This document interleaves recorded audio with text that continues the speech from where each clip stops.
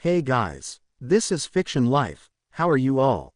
Please support to subscribe this channel for watching new interesting stories. So in this video, we will see second part, what if Harry's rescue awakened a magical bond stronger than fate.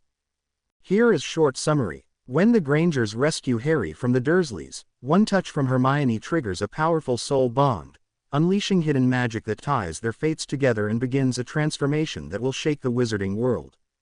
But before we start, if you want more stuff like this, then be sure to subscribe and like this video. And if possible, share this video with your friends. Now let's start the story. Despite the fact that the two children had obviously had a good night, breakfast in the kitchen had been a subdued affair. After Harry and Hermione had gone to school, Jean Granger had done the washing up and was quickly tidying the house before leaving to join her husband in their dental practice when she discovered the book lying on the tea table in the lounge. International Statute of Wizarding Secrecy. 1692. 94 Revision. 1964.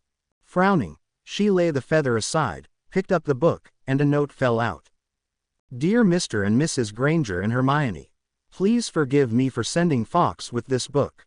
As I said last night, the law was written for good reason. I have borrowed this book from our History of Magic teacher. I hope it will help you to understand the reasons I had to act as I did. Please understand, there are times when even I have no choice. Sending the book had been the result of a frantic meeting the night before between Professor Dumbledore, Professors Flitwick and McGonagall, Madame Pomfrey and Remus. I seem to have offended the Grangers again, Professor Dumbledore began. It seems that no matter what I do, I cannot earn their trust.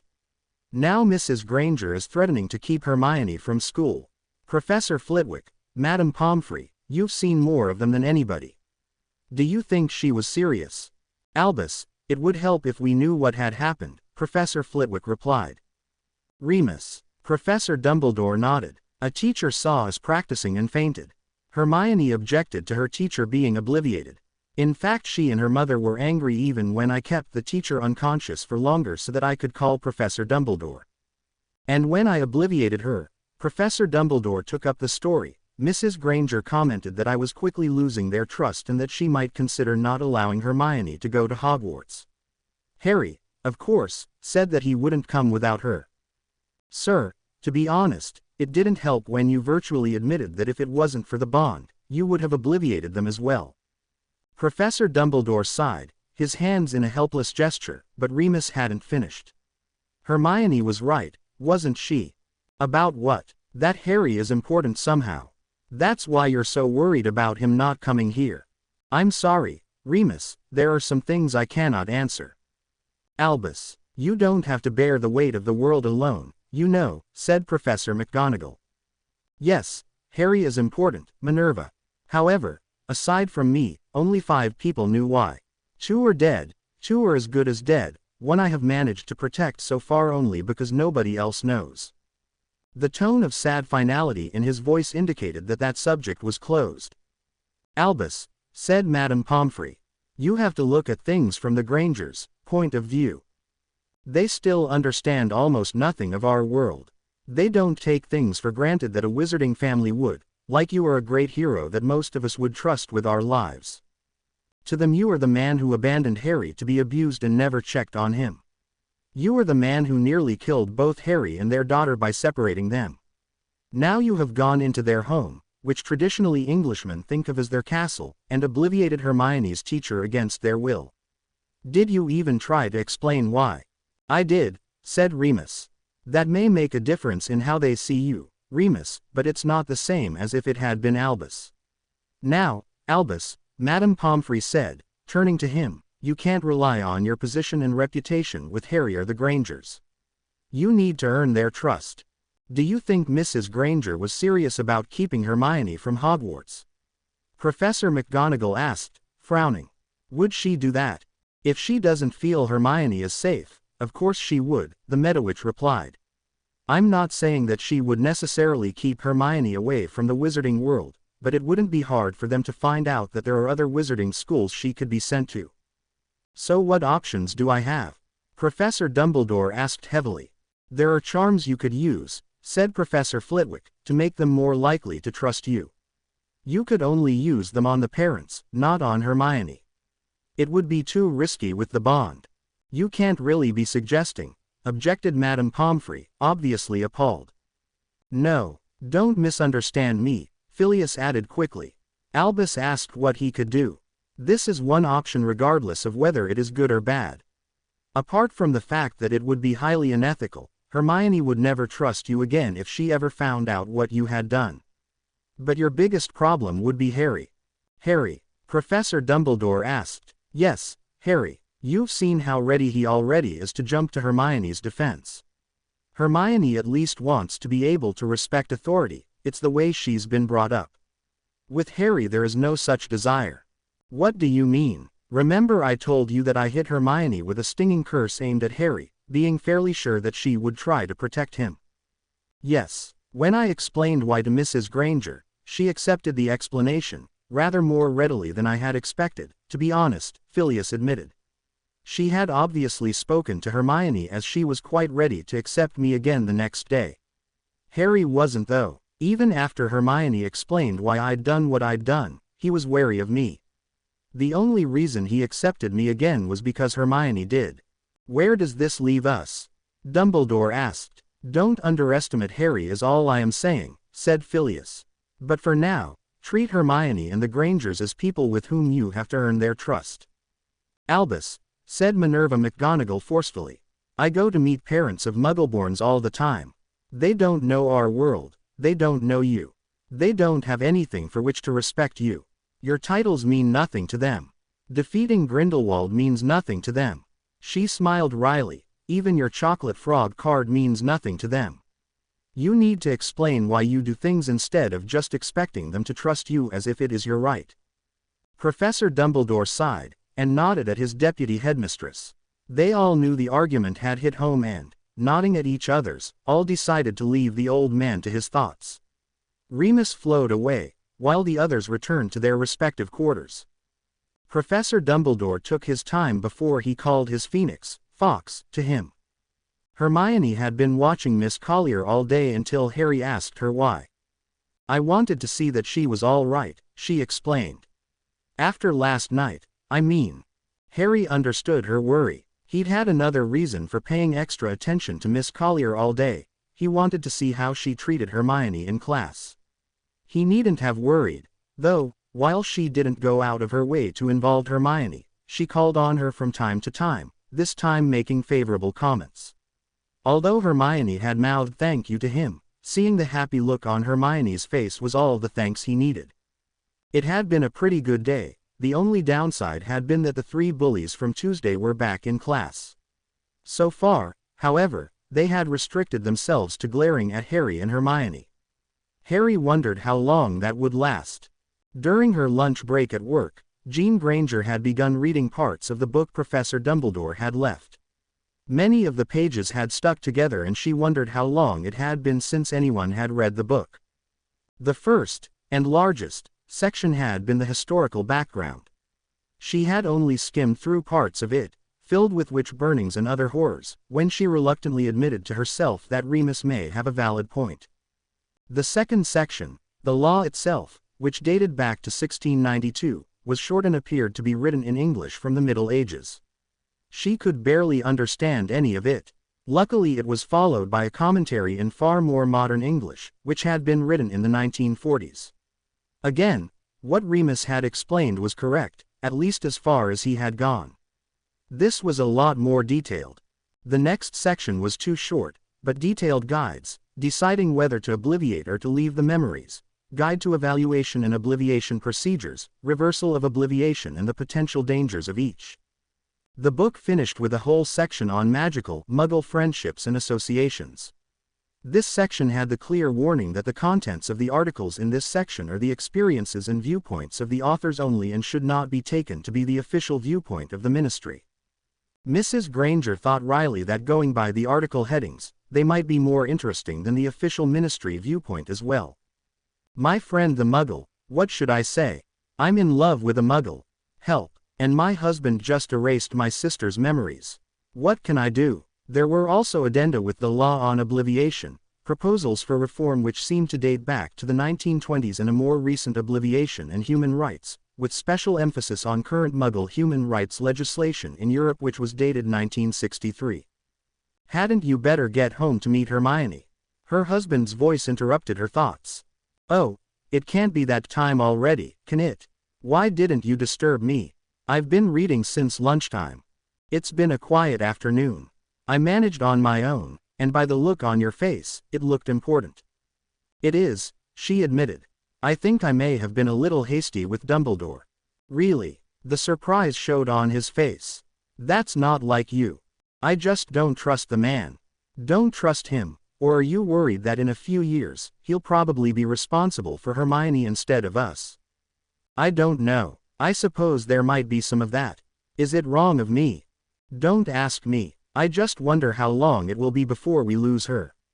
Seeing the shocked look on his wife's face, David Granger added quickly, I don't mean it like that. But it's a different world from ours. Whether we like it or not, it's her world, and we're not part of it. After arriving home from school and having something to eat, Remus had arrived to take Hermione and Harry to the Burrow for a training session. Hermione had been given the book Professor Dumbledore had left and she took it with her. Of course the twins didn't miss anything. What's that? Assuming they were wearing their correct jumpers, that was Fred, as his jumper had a big letter F on the front. A book on wizarding secrecy, Hermione explained. Professor Dumbledore borrowed it from the history of magic teacher for me. Bins! Exclaimed George, looking at the book. He had a book from this century. According to Charlie he never does anything except old Goblin Wars. He's probably so ancient he was in some of them. Shouldn't that be Professor Binns? Said Hermione sternly, expecting Remus to back her up, but Remus was only smiling. George was saved the trouble of answering when Ron and Ginny burst in, quickly followed by Mrs. Weasley. Ron, Ginny, come out of there. They are training and don't need you two interrupting them. Why can't we train too? Asked Ginny. You're too young, she replied. I'm older than Harry, Ron pointed out. I don't mind them joining us if you don't, Remus offered. I can just as easily teach 6 as 4. Mrs. Weasley didn't look pleased at the prospect. Well, maybe Ron, but not Ginny. She's too young. No arguing, Ginny. Come on. Ron, you can watch. I'll have to ask your father when we can manage to get you a wand. That won't be necessary, Mrs. Weasley. If they are helping me train Harry and Hermione, I'm sure Hogwarts will foot the bill. Ron then, but not Ginny. Ginny cried. That's my final word. Please Mrs. Weasley, said Harry. Can't you let Ginny join us? When I lived with the Dursleys I was always left out of everything and it's horrible. Seeing the earnest look on his face, coupled with what she had been told of Harry's background, made Mrs. Weasley cringe at the mere thought that anyone could have treated him like that. All right, Ginny, you can join them, but you do exactly as Mr. Lupin tells you. That goes for all of you. Today they can only watch, Remus replied, but if it's all right with you, I can take them to Diagon Alley to get wands tomorrow, once I've got funds from Professor Dumbledore. Late that night, Harry lay awake thinking for a while. The look of joy on Ginny's face when he'd persuaded her mother to let her join them had made him almost as happy as Ginny. And Ron had pretty obviously been happy for her as well.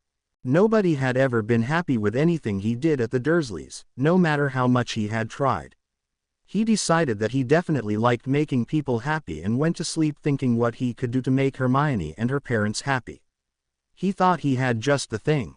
To the surprise of Harry and Hermione, it was Mrs. Granger who had gone into work early the next morning, while Mr. Granger stayed at home. Hermione, he said, could you call the Weasleys for me please? I'd very much like to speak to Mr. Weasley. Okay, Dad, what shall I say it's about? David Granger smiled. He'd spotted that this was his daughter's way of finding out for herself what he was contacting the Weasleys about. Let's just say I want to chat, father to father.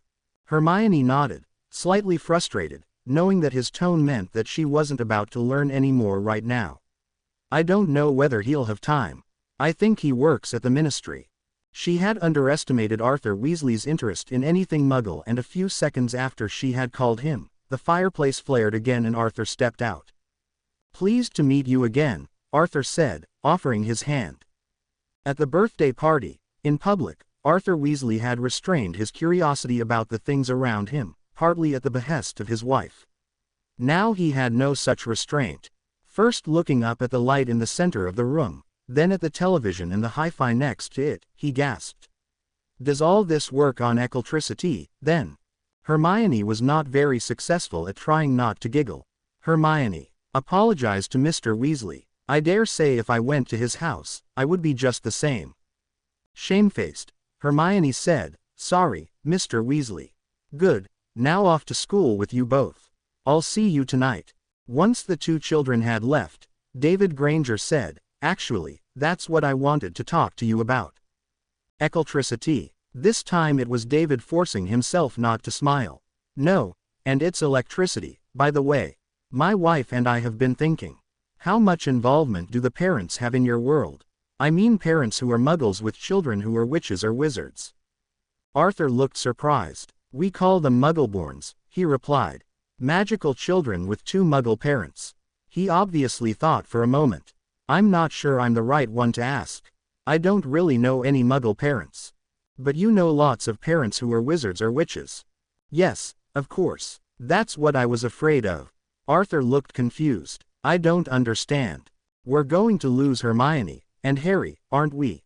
To your world, I mean.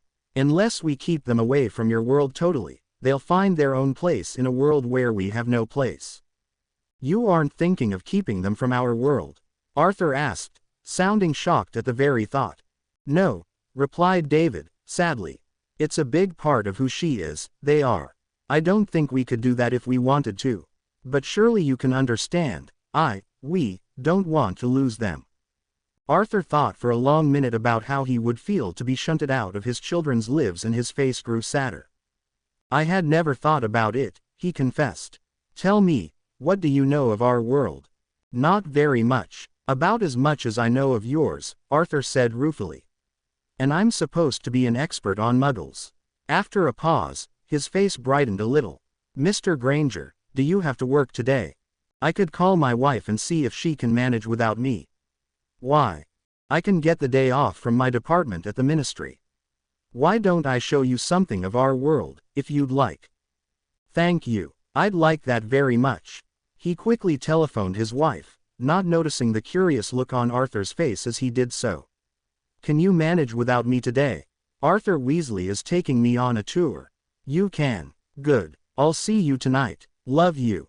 Better than a flow, Arthur commented. Can you talk just anywhere? Not with this, I'm afraid, said David, with a smile.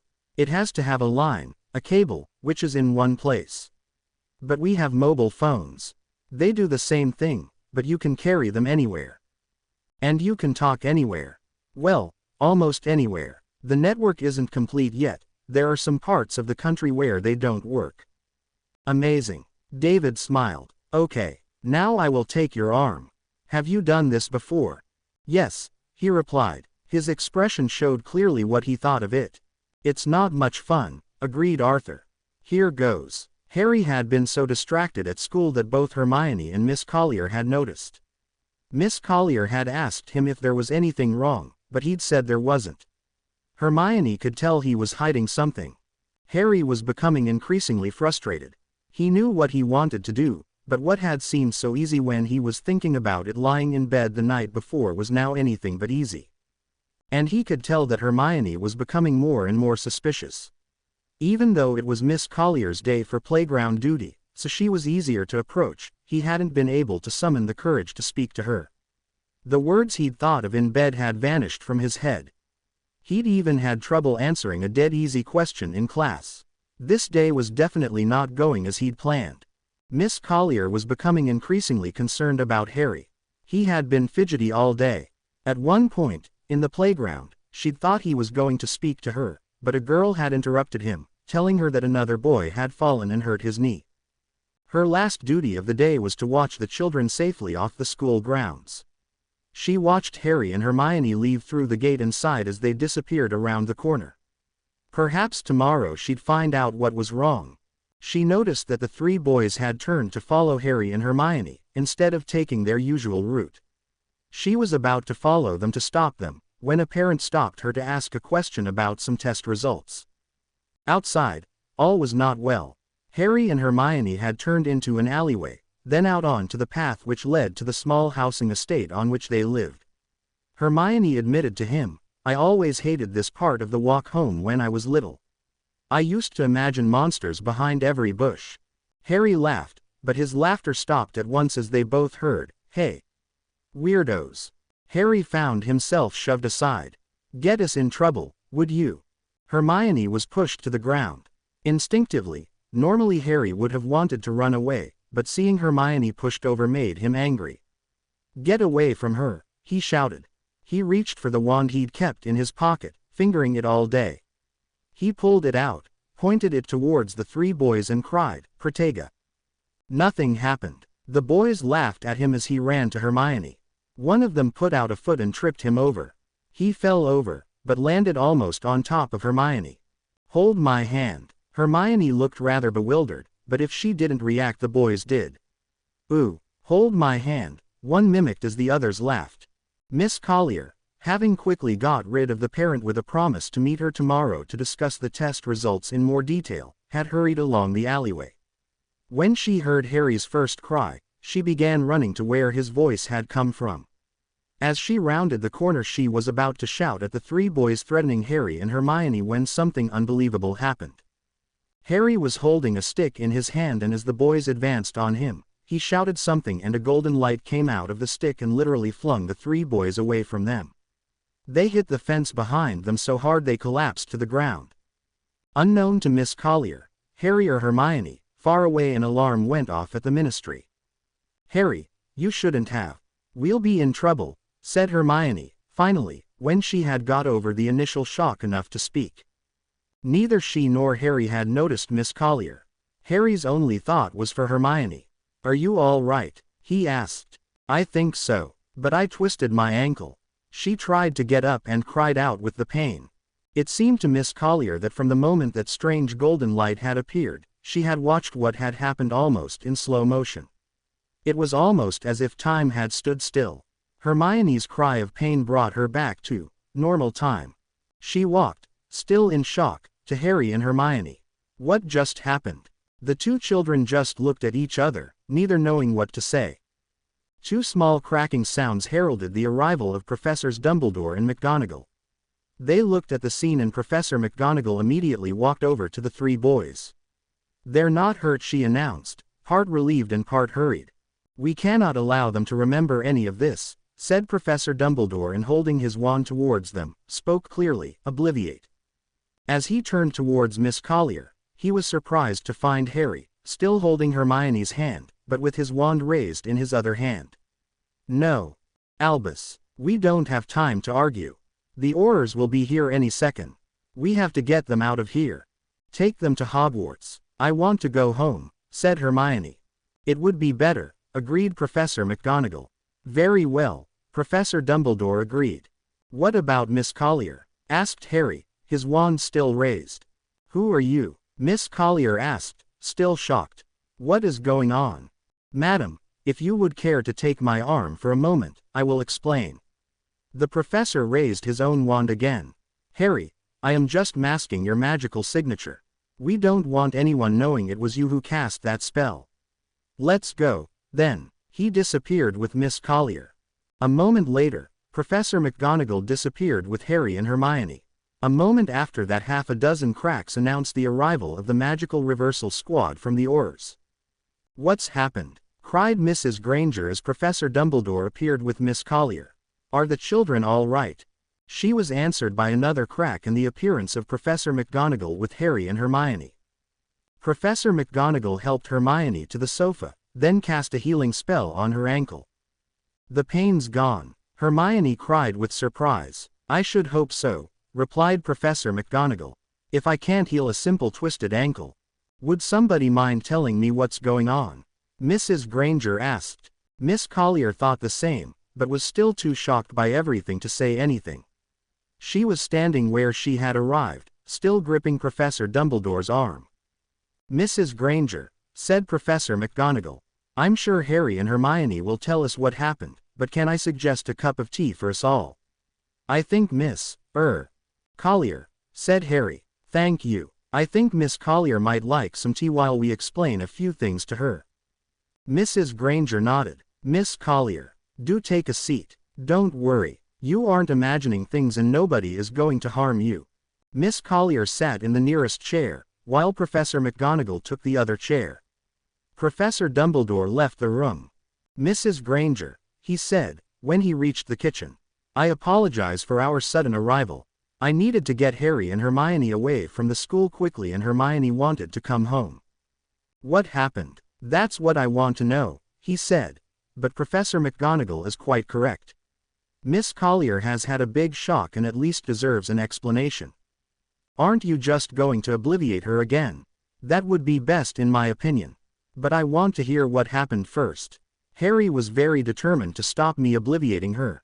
He smiled. He was actually ready to try to duel me, I think.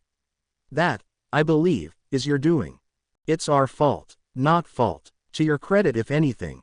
Harry was too scared to open his mouth a few months ago. Now he is prepared to take me on if he has to. Now, can you contact your husband? After the events of this afternoon, we are going to have to decide what to do and it would be better if he was here as well. Okay. Mrs. Granger went to the phone. While Professor Dumbledore insisted on helping Mrs. Granger prepare the tea, Professor McGonagall was beginning her explanation. Miss Collier, Harry and Hermione are, for want of a better word, magical. Magical. The professor smiled. Yes, magic is real, as you have just seen. Harry is a wizard, like Professor Dumbledore, the man you brought you here. Hermione is a witch, like me. Not sure what to say to this apparently crazy woman, Miss Collier decided to play along, so she asked, Are there many of you? In Britain there are several thousand. We are a small, but we like to think significant minority. How come we never hear about you? We tend to live mostly separately from non-magical people, who we refer to as muggles. We also keep our world secret, it is one of our highest laws. Then how come Hermione? Hermione's parents are muggles. Every year a few magical children are born to parents who are not themselves magical. Hermione is one of them. Normally, this shows with some minor outbursts of uncontrolled magic, but when they reach 11 years old, they are invited to come to our magical school, Hogwarts, to begin to learn to control their magic. But I saw Harry do something. And he's nowhere near 11.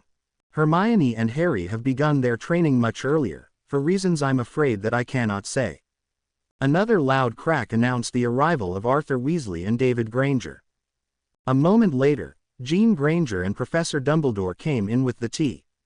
More chairs, I think, said the professor, conjuring 2 more armchairs, which barely fitted into the lounge.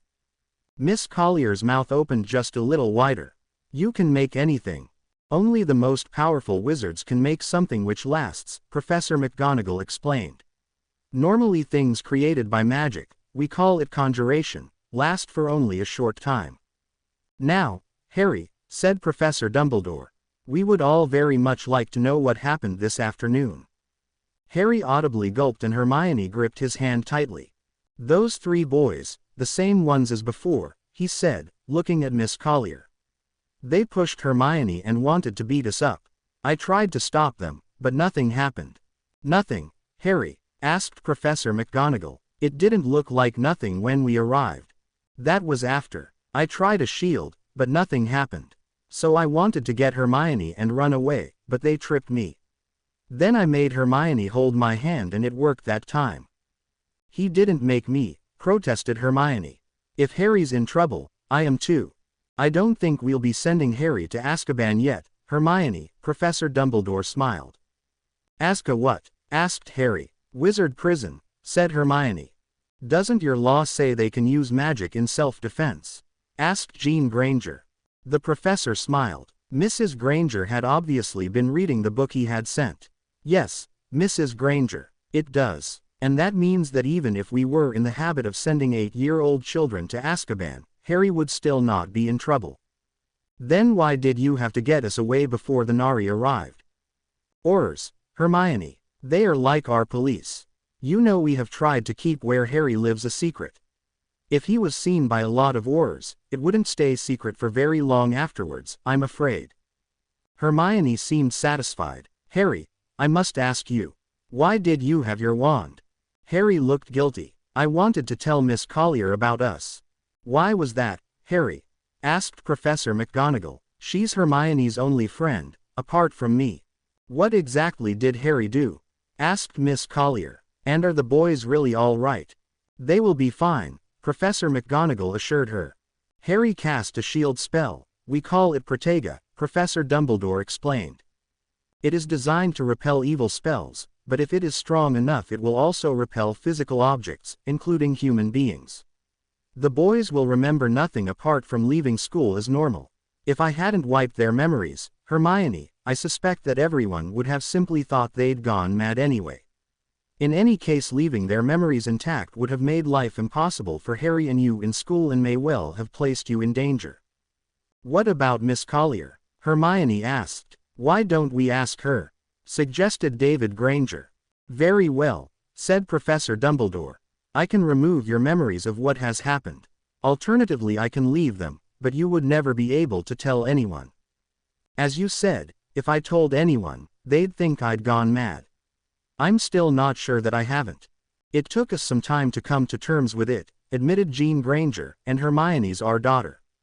It might be easier if I didn't remember any of this, Miss Collier admitted, but wouldn't it be better to have someone at school who knows?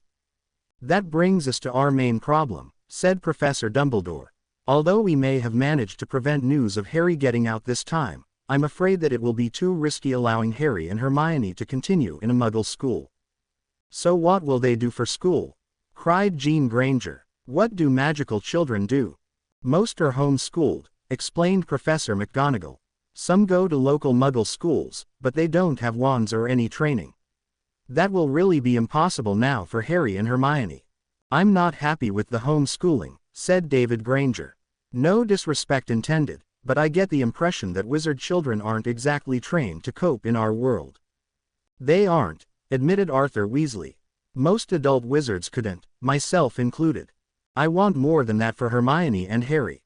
They will probably choose your world as they grow older, but I want them to at least have the choice. It seems to me that Muggle-born children, that's children like Hermione, David added to his wife, are at a disadvantage right from the start in the wizard world, while magical children know nothing of our world. So, how does that help us? His wife asked. Arthur and I have been discussing this, and obviously this afternoon has brought this to a head. How would you feel about Harry and Hermione spending a week at the Weasleys, learning what it's like to actually live in the wizarding world? Then the Weasley children could spend a week here, to learn about our world. Hermione's look of excitement was not matched by the expression on her mother's face. I think it's a good idea, but it still doesn't solve the problem of schooling.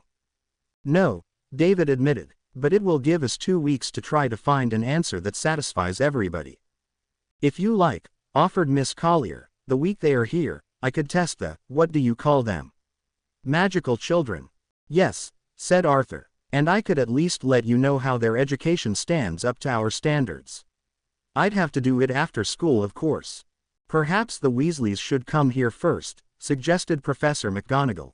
I'd be quite interested in seeing how our form of early education compares with a Muggle school, and that would give us time to try to find a solution before the 2 weeks of exchanges are finished.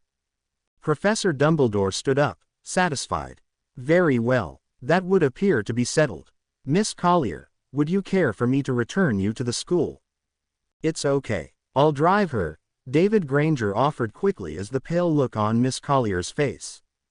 Okay, I will go back to Hogwarts and check if there are any repercussions from this afternoon which need clearing up.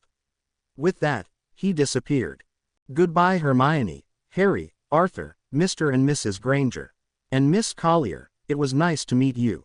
I look forward to meeting you next week. And Professor McGonagall was gone as well.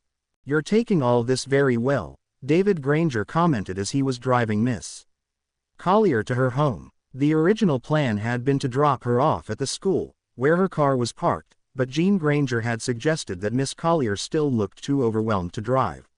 She had agreed with that assessment. To be honest, I still think I'm going to wake up at any moment and find this is all some weird dream.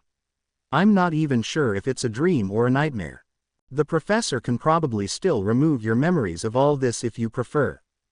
No, she replied firmly. I stayed on in education because I wanted to know more, to study more. My father always said I was too curious for my own good. She laughed slightly. Very like your Hermione. Now I have the opportunity to know a world I never knew existed, that was right under my nose. How could I turn that down? David frowned. They aren't insects, to be studied, you know, just because they are different. I know that. You know why I went into teaching, especially the younger ones, when I could have easily had a job in a university. I want to instill that curiosity in a new generation of children. To make them as interested in what is all around them as I was, as I still am. Most of them can't wait until 4 o'clock and it's time to go home. And the class 1 had last year was the same. And the class 1 will have next year will probably be the same. Now maybe, just maybe, I have the chance to make a real difference. You think I'm going to give that up? David almost laughed as he pulled the car to a stop outside Miss Collier's house. I'm sorry. It's not that anything you've said is funny. It's just you sound so much like Hermione. I'll take that as a compliment. It was meant as one. You gave Jean your number, didn't you? Yes. Okay. As soon as we know what's happening, I'll be in touch. I'm not sure I deserve this, she replied. I really messed up with Hermione. You must have done something right. Harry seems to trust you, and believe me, that is quite an achievement.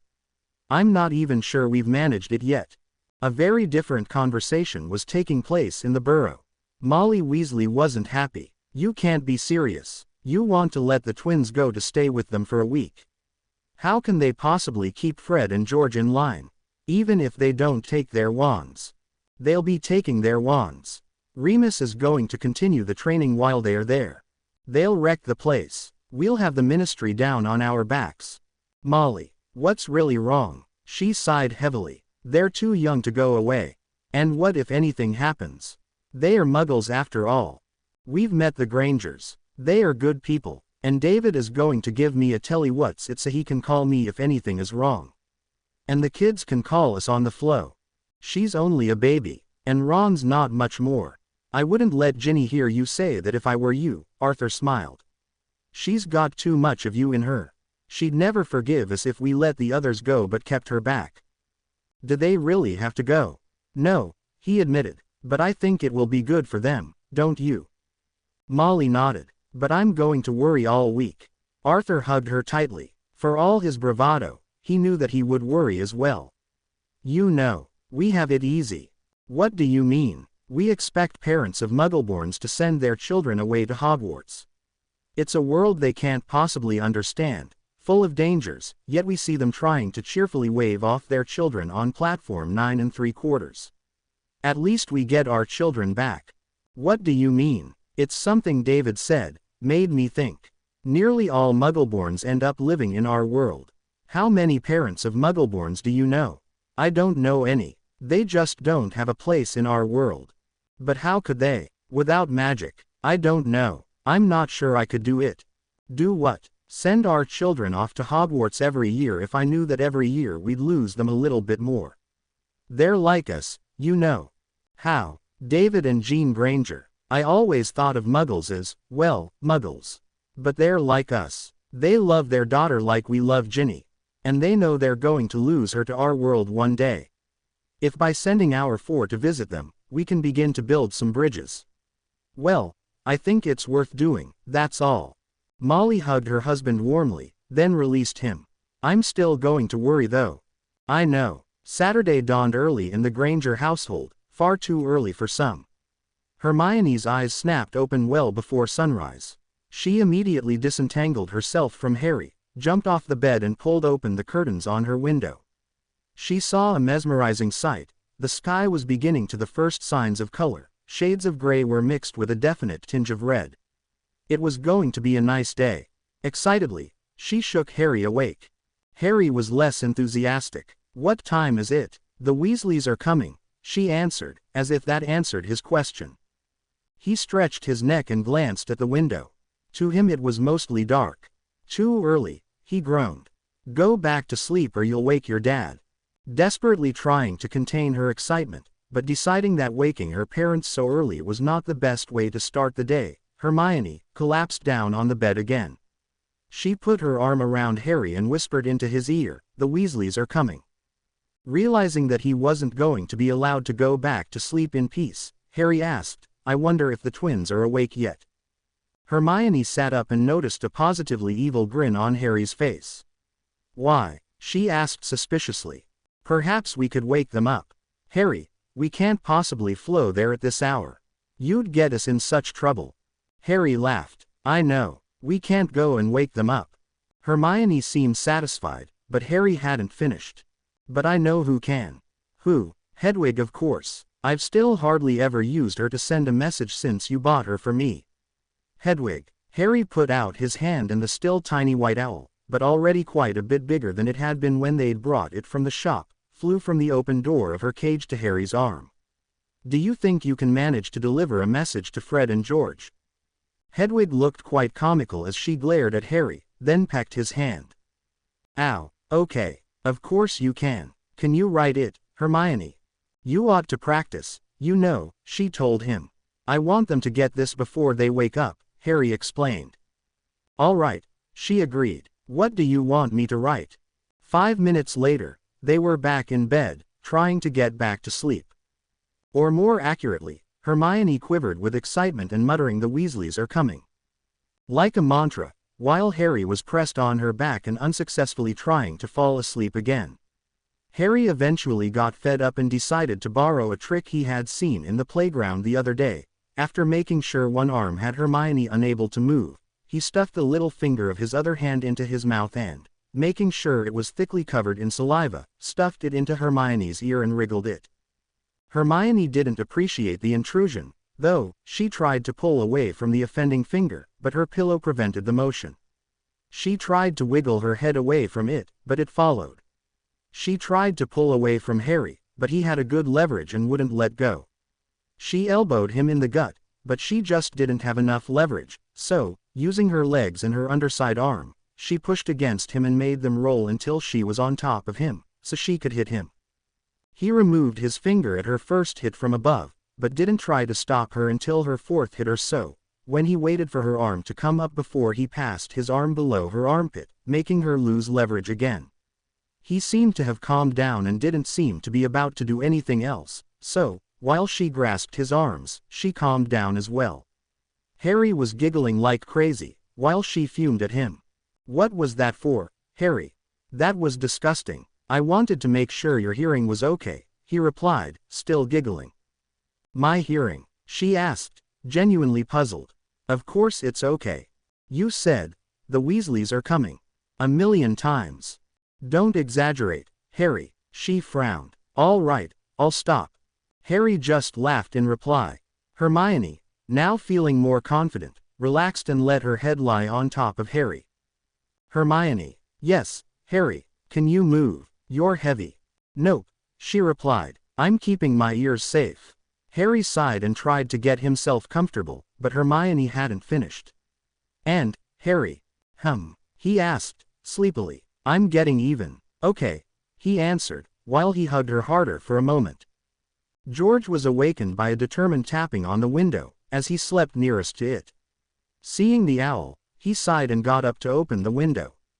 Hedwig flew around the room, landing on Fred, who was still sleeping, and promptly pecked him on the head.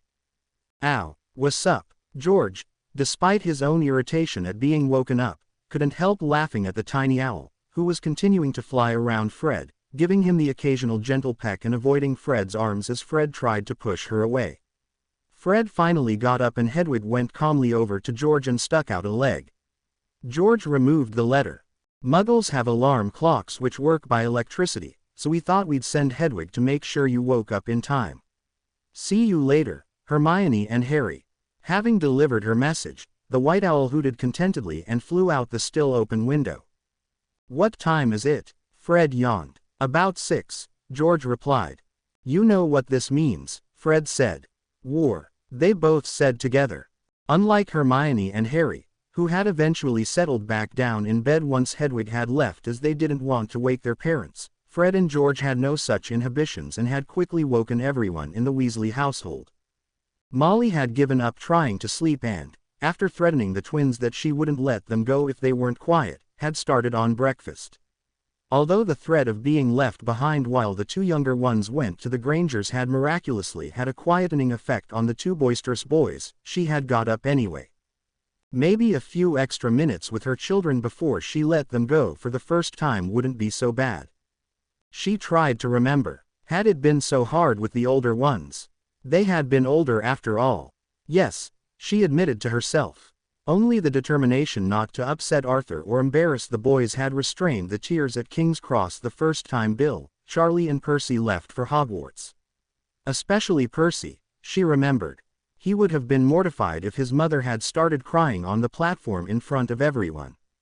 And now this was Bill's final year at Hogwarts. She wondered if she'd feel the same when he left for work for the first time. She suspected that she would, even if he still lived at home, which seemed increasingly unlikely considering his interest in working for Gringotts. Even the twins seemed to sense Molly's mood and became quieter. "We'll be okay, Mum," Fred said seriously. "I know you will." She turned back to frying the bacon. This house was going to seem quiet for a week. She'd been shocked by Arthur's comment the night before, about how Muggle parents had to let their children go, perhaps forever. He had obviously hit it off with Mr. Granger. What was his name? David, she thought. She decided that she would have to get to know Mrs. Granger. She couldn't remember her name. Arthur couldn't resist teasing his wife as she piled food onto the children's plates. "They will feed them, you know." Even Harry was up and had eaten breakfast well before the time the Weasleys were due to arrive. Arthur was first through the flow, followed by the twins, one at a time, then Ron, then Ginny and finally Molly. Shortly after the Weasleys had arrived, the telephone rang. "Hello." "Oh, hello. Yes, of course you can, but Remus will be doing a training session." "That'll be fine. We'll see you later then. Bye." Jean Granger put the phone down and announced, "Miss Collier will be visiting us this afternoon to see you all. She seems quite eager to meet you all. You will be staying today, won't you, Arthur?" "Molly. If you're sure it's not too much trouble," Molly answered. "It's fine. I'd better get on with lunch. Do let me help." "I can manage," Jean began. Then seeing the look on Molly's face, she added, "But I'd welcome some company in the kitchen. Funny how everyone seems to avoid it when there's work to do." Arthur laughed. "Not everything's different in the Muggle world, then." Jean laughed with him, then said, "In that case, you can join David after lunch for the washing up, without magic." Both Jean and Molly laughed as the two women made their way to the kitchen. Lunch was a slightly stilted affair, the twins being silenced by a stern look from Molly almost every time they opened their mouths. As soon as they'd left the table, Hermione pulled Ginny upstairs to her room. "Can I ask you something?" "Yeah, what?" Hermione quickly explained what Harry had done that morning. "So I wondered if you could think of a way I can get my own back." At Ginny's enthusiastic grin, she added, "Nothing too much. He's still not really recovered yet." "Recovered? What from? Didn't your parents say anything?" "No." "What?" Hermione quickly explained how they had found Harry and didn't even notice how the younger girl's face had paled as she heard of Harry's life at the Dursleys. "But he's okay now he's with you, isn't he?" Hermione hesitated. "Isn't he? He couldn't trust anyone, Ginny. Not even me, even though we were bonded. They hurt him so much he nearly ended up killing us." Only now, she stopped, realizing Ginny was looking stunned. "You're bonded with Harry?" Hermione nodded. "But that means..." Whatever it meant, Hermione wasn't to find out as the door opened and her mother came in to tell them that Remus had arrived. "Now," Remus began, "I've shown you the basic spells you'll be using. We'll start with 3 teams of 2. Harry and Hermione, then. I think we'll split the twins up, George with Ron and Fred with Ginny. As soon as you get 3 hexes through the shield of another team, that team is out." "We'll never get anything through their shield," complained Fred. "Good point. Harry, Hermione, no holding hands." "Of course," said George. "Little Ginjan will never get Harry anyway." Ignoring the glaring looks from both his mother and Ginny, he continued. "What was her favorite, Fred?" Harry Potter and the Hungry Horntail. Or was it Harry Potter and the Mermaid Menace? No, Fred, I think it was Harry Potter and the Wicked Werewolf myself. Stop it, Ginny screamed at them. What are all those? Hermione asked. You mean you don't know? You live with Super Harry and you don't know? Fred answered. They're all children's story books, explained Arthur. And we got them all for Gingen, laughed George. She loves hearing about Harry Potter. Gin's face was bright red with anger and embarrassment. She reached for her wand, but her mother grabbed it first. So she turned round and ran up the stairs, slamming the door behind her. Molly looked almost as embarrassed as her daughter. I'm sorry about this. I'll go to her, she told Jean. Harry looked shocked. Are there really books about me? Yes, Harry, Remus replied. When you disappeared from our world, storybooks about your adventures became a real craze. And the twins did get all those books for Ginny, Arthur admitted. What they didn't tell you was that she refused to have them read to her. But I thought Harry was her favorite story, Hermione asked. The real story, yes. But she hated all the other stories. She got annoyed when she saw anything about the boy who lived.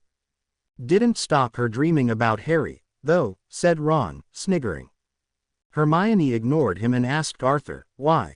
She said Harry lost both his parents when he was a baby and it wasn't right to make up stories about him.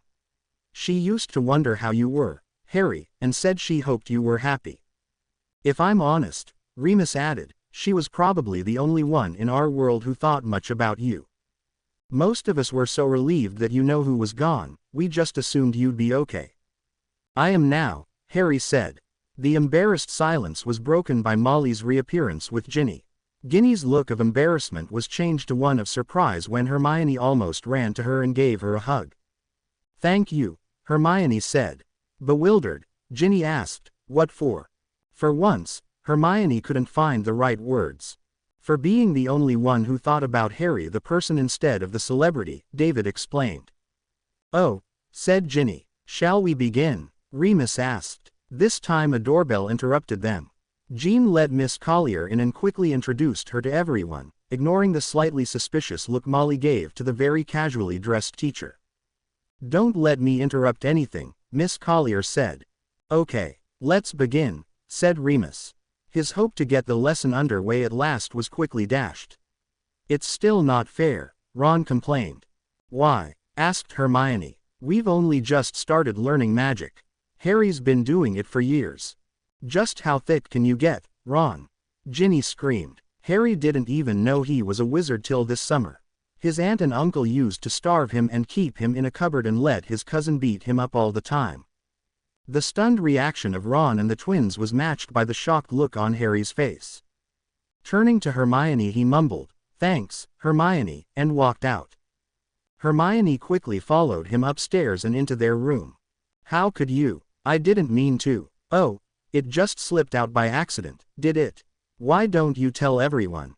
Harry, please, listen to me. Why don't you go back downstairs? I'm sure they'll all love to hear you. Please, Harry, it wasn't like that. Then how was it? I was talking to Ginny. I know, and now she's told everyone. Not about that. I was asking her how I could get you back for this morning. Well, you did. All right now. Ignoring his interruption, she went on, and I told her it could be anything too much as you still hadn't really recovered from the Dursleys. I didn't want you to stop trusting me again. I'm sorry, Harry. You wanted to prank me. Hermione nodded. I'm sorry too, Harry, came Ginny's voice. Ginny had quietly slipped in and hadn't dared to interrupt. Ron just made me so mad. It's okay, he replied, staring at the roof. We ought to go back down, said Hermione. I'm not going down, Harry said. I don't want them all being sorry for me. My brothers aren't like that, said Ginny, but Harry refused to budge. The three of them sat on the bed until they heard thundering footsteps on the stairs. Come on, said the twins in unison. It's not the same without Super Harry. Not giving him a chance to refuse, they each grabbed an arm and began to carry him downstairs, laughing. At the bottom of the stairs they let him go. They followed Remus outside and he quickly conjured thick cushions behind them. The twins insisted that Ginny go in between Harry and Hermione. This way they can't hold hands by accident, they explained. Right, now it's payback time, Ginny said, pointing her wand at each of the twins and Ron in turn. Remus reapplied the charm on Harry and Hermione's wand to allow them to cast shield spells on their own, then did the same to the other 4 wands. Miss Collier watched, fascinated, as they cast spells on each other. They were all fairly evenly matched as the charms gave each of their spells approximately the same level of power. Ginny, however, was faster, and quickly took out Ron, so the twins ganged up on Ginny to remove her from the team. Then they turned to Hermione. Harry was so busy shielding Hermione that he didn't notice a quick look between the twins, which preceded a sudden switch to attacking him instead. The twins emerged victorious. Weasley's rule, they chanted. I can see the headline now, George, said Fred. Yes. Daily Prophet Special Edition. The End of a Legend. The Boy Who Got Defeated by the Weasley Twins. Autographs may be available later for a small fee. For a second almost everyone looked shocked and turned to see Harry's reaction. Ginny looked ready to explode. At first Harry didn't seem to know how to react, then he seemed to shake and burst out laughing. Are they always like that? Miss Collier asked Molly. Always, the twins answered her themselves.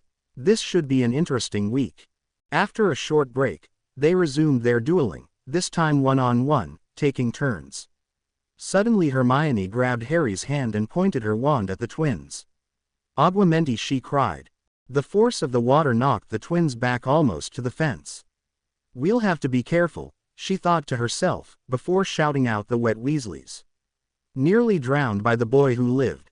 This is becoming a habit, commented Fred. It's okay, said Ginny. They've just learned that my brothers are big drips. To everyone's surprise, still holding Harry's hand, Hermione cast the drying spell on the twins. What? She asked. I just copied what Professor Flitwick did last time. And I read up on it just to make sure I was doing it right. She's mental, that one, commented Ron, to murmured agreement from the twins. Later, as they ate tea, Fred commented, you know, George. Know what, Fred? It's a pity we have to keep Harry here, a secret. Why's that, Fred? It would make a great new book. That it would, Fred. Harry Potter and the Escape from Azkaban. Not forgetting his friend Hermione Granger, Wonder Witch. Don't worry about my brothers, said Ginny, trying not to laugh. Dad always said the Medowitch must have dropped them on their heads when they were born. You know, Fred, I think we've been insulted. You could be right, George. You could be right. She'll be throwing us out of the Harry Potter fan club next. She wouldn't, would she? She might, but that would only leave Gingin and Ronnikins here. And about a million others. True. Their flow of words was interrupted at this point by Remus, who had been struggling not to laugh before he managed to swallow his tea, finally failing and unfortunately spraying tea as he did so. I'm really sorry, he said as he quickly waved his wand and cleaned up the tea which he'd managed to get everywhere. Hermione had been getting increasingly annoyed at the twins teasing Harry about his fame, as she knew he'd already begun to hate being famous, but at this point Harry started laughing. That's my brothers, said Ginny. Doesn't matter how famous you are, you'll still get teased. They're brilliant, said Harry.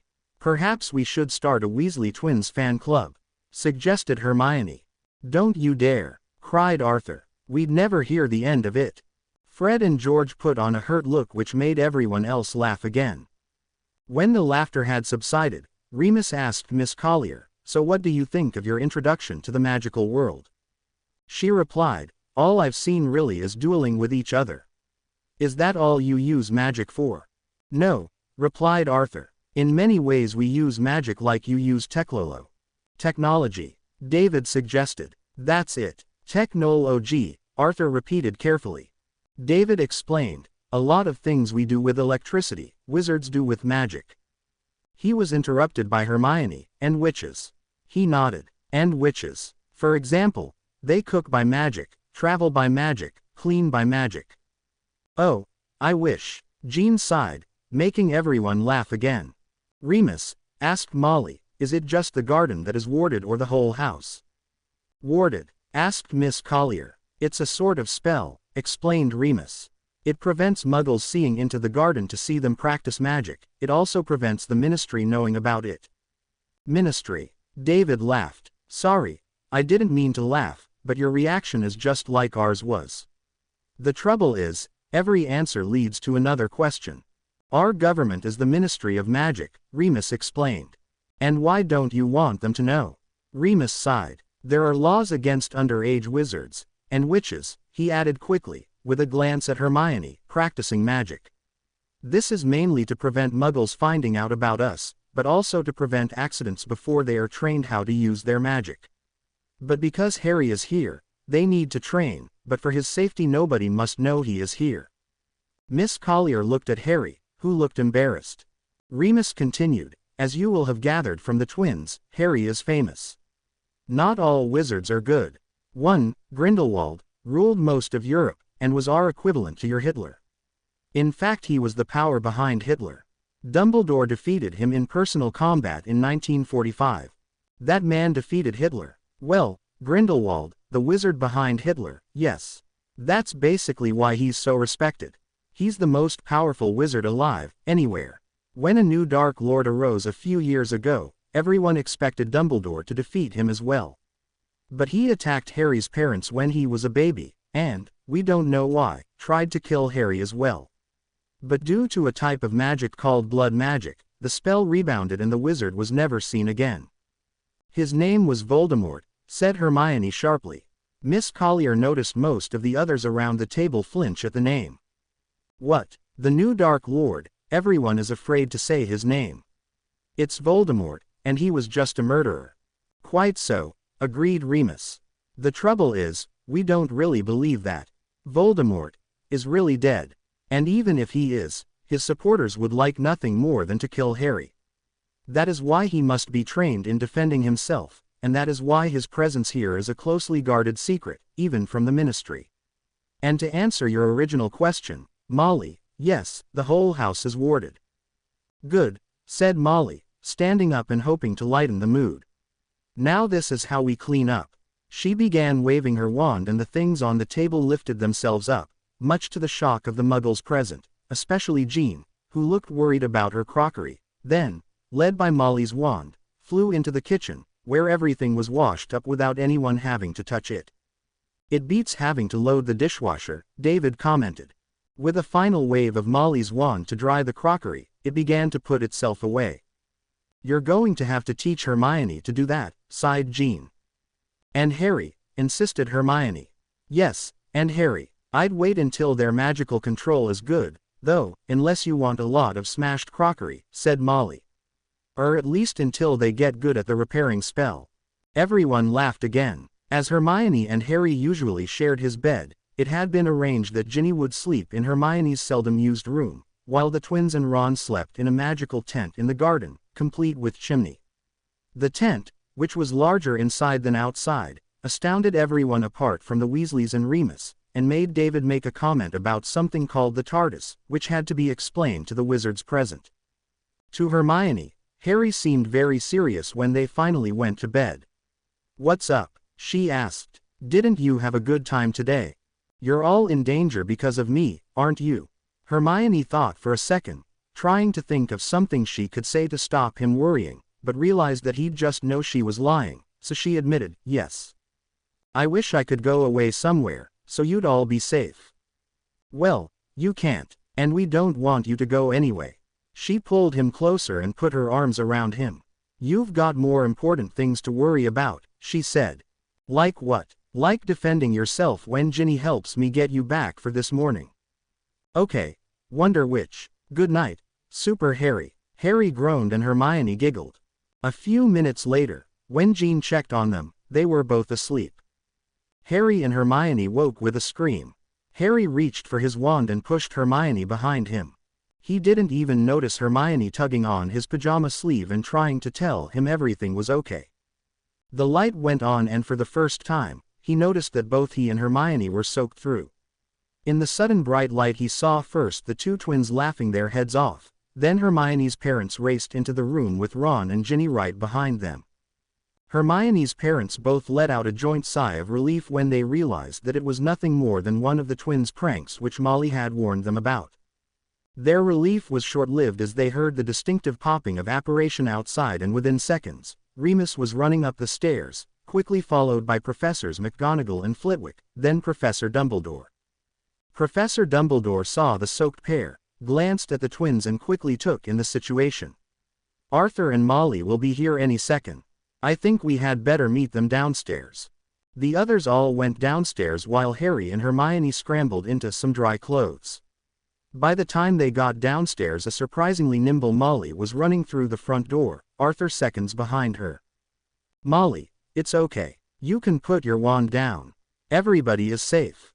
"What happened?" She saw the professor glance at the twins. "Fred, George, if this is one of your pranks, don't be too hard on them, Molly," Professor Dumbledore said. "They meant no harm and they weren't to know." "Yeah, Mum," said one of the twins. "They sent Hedwig to wake us up early yesterday." "That's no excuse for raising the alarm like this, especially at 1 in the morning and waking everyone up." "I'm sure they had no idea this would happen, right boys?" said Arthur. The twins shook their heads. "What's this about you two waking up the Weasleys yesterday?" demanded David Granger, and nobody was sure if he sounded angry or impressed. Hermione looked sheepish. "It wasn't her fault," said Harry. "It was my idea to send Hedwig." "Then I trust that honors are now even," said Professor Dumbledore sternly, but nobody could miss the amused twinkle in his eye. "They had better be," said Molly. "Perhaps all wands should be kept safe with Hermione's parents at night," suggested Professor McGonagall. The sternness in her voice was obviously not put on. "That is an excellent suggestion, Minerva," Professor Dumbledore replied. "Excuse me, Professor, but how did you all get here so quickly?"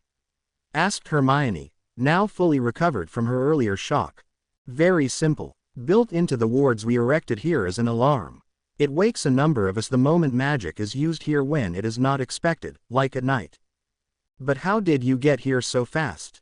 she asked again. "We apparated, of course," he replied. "But you can't apparate from Hogwarts. It says so in Hogwarts, a history."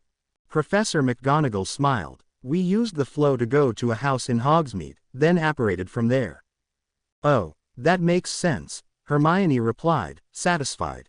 "We had better arrange what hours the alarms are set for," said Professor Flitwick.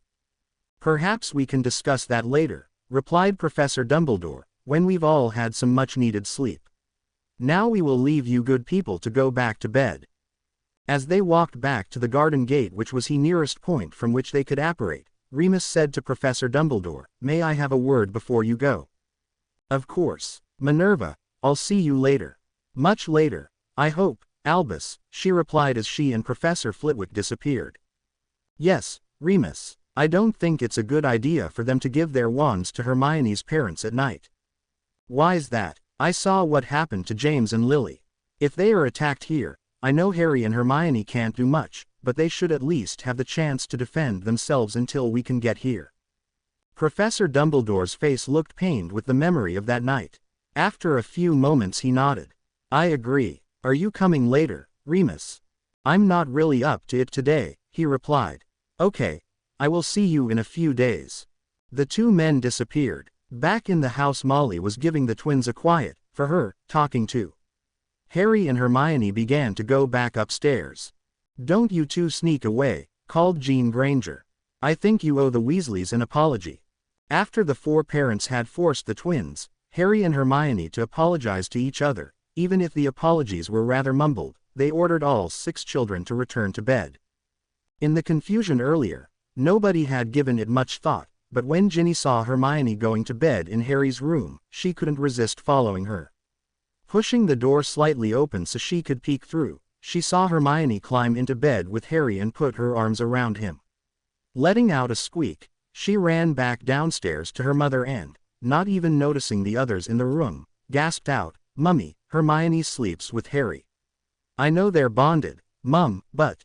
Her mother was almost as startled as Ginny had been and couldn't keep the surprise from her face. Jean Granger looked embarrassed, so David explained. "Yes, Ginny, they do sleep together. You've heard about how Harry was treated." Ginny nodded. Madame Pomfrey told us that Harry found it difficult to trust anyone after that, even his bond mate, so difficult that the bond wasn't forming properly. This time it was Molly who looked startled, but that means they nearly died, David confirmed in a flat tone of voice. So Madame Pomfrey and Professor Flitwick ordered some things to help the bond form correctly. One was them receiving some early training together, which is where you and your brothers come in, the other was sleeping together, for the time being at least. Ginny still looked somewhat shell-shocked at the thought. Molly was also shocked, but was still able to ask, what about when they are older? We hope the bond will be formed enough by them that it won't be necessary. Molly nodded. David turned back to Ginny. So do you think you can help them by training with them? Ginny nodded. Yes, Mr. Granger, she replied seriously. After Ginny had gone to bed, Molly spoke to Jean alone. You must have been so worried. Remembering the day they had learned of the bond and Hermione running out and being missing all day until Harry found her brought tears to Jean's eyes. For some time after Arthur had apparated home and David had gone to bed, Molly sat with her arms around Jean as she told her everything that had happened. Hermione had also taken longer than usual to get to sleep, thinking of how Harry had tried to take all the blame for pranking the Weasleys, and how he'd forgiven her so easily for telling Ginny about his treatment at the Dursleys, how he'd spoken to Miss Collier because he knew she was hurt and how he'd defended her at school. The thought of a bond with Harry all her life, something which had scared her at first, didn't seem so bad anymore. Hermione woke up to find that Harry had already got up and dressed without waking her.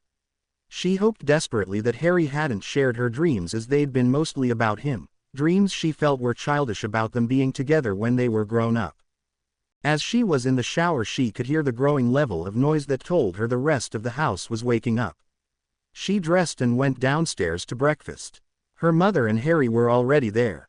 As they sat down to eat, Hermione looked at Harry for any sign that he knew of the dreams she had been having. Thankfully there was no such sign.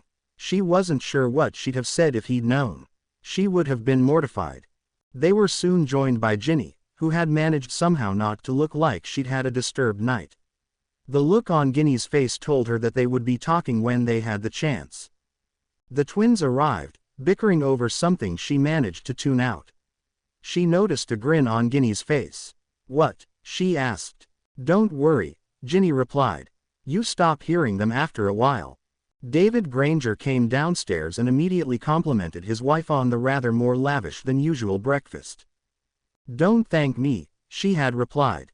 Harry did everything. I tried to help but he didn't need any help. I swear he's better in the kitchen than I am. Harry looked embarrassed and didn't notice the look of sadness in Jean's face as she said that. Last to arrive was Ron, still in his pajamas and rubbing sleep out of his eyes. Ron's just like the Cannons, said Fred. Yes, Fred, George replied. Always last.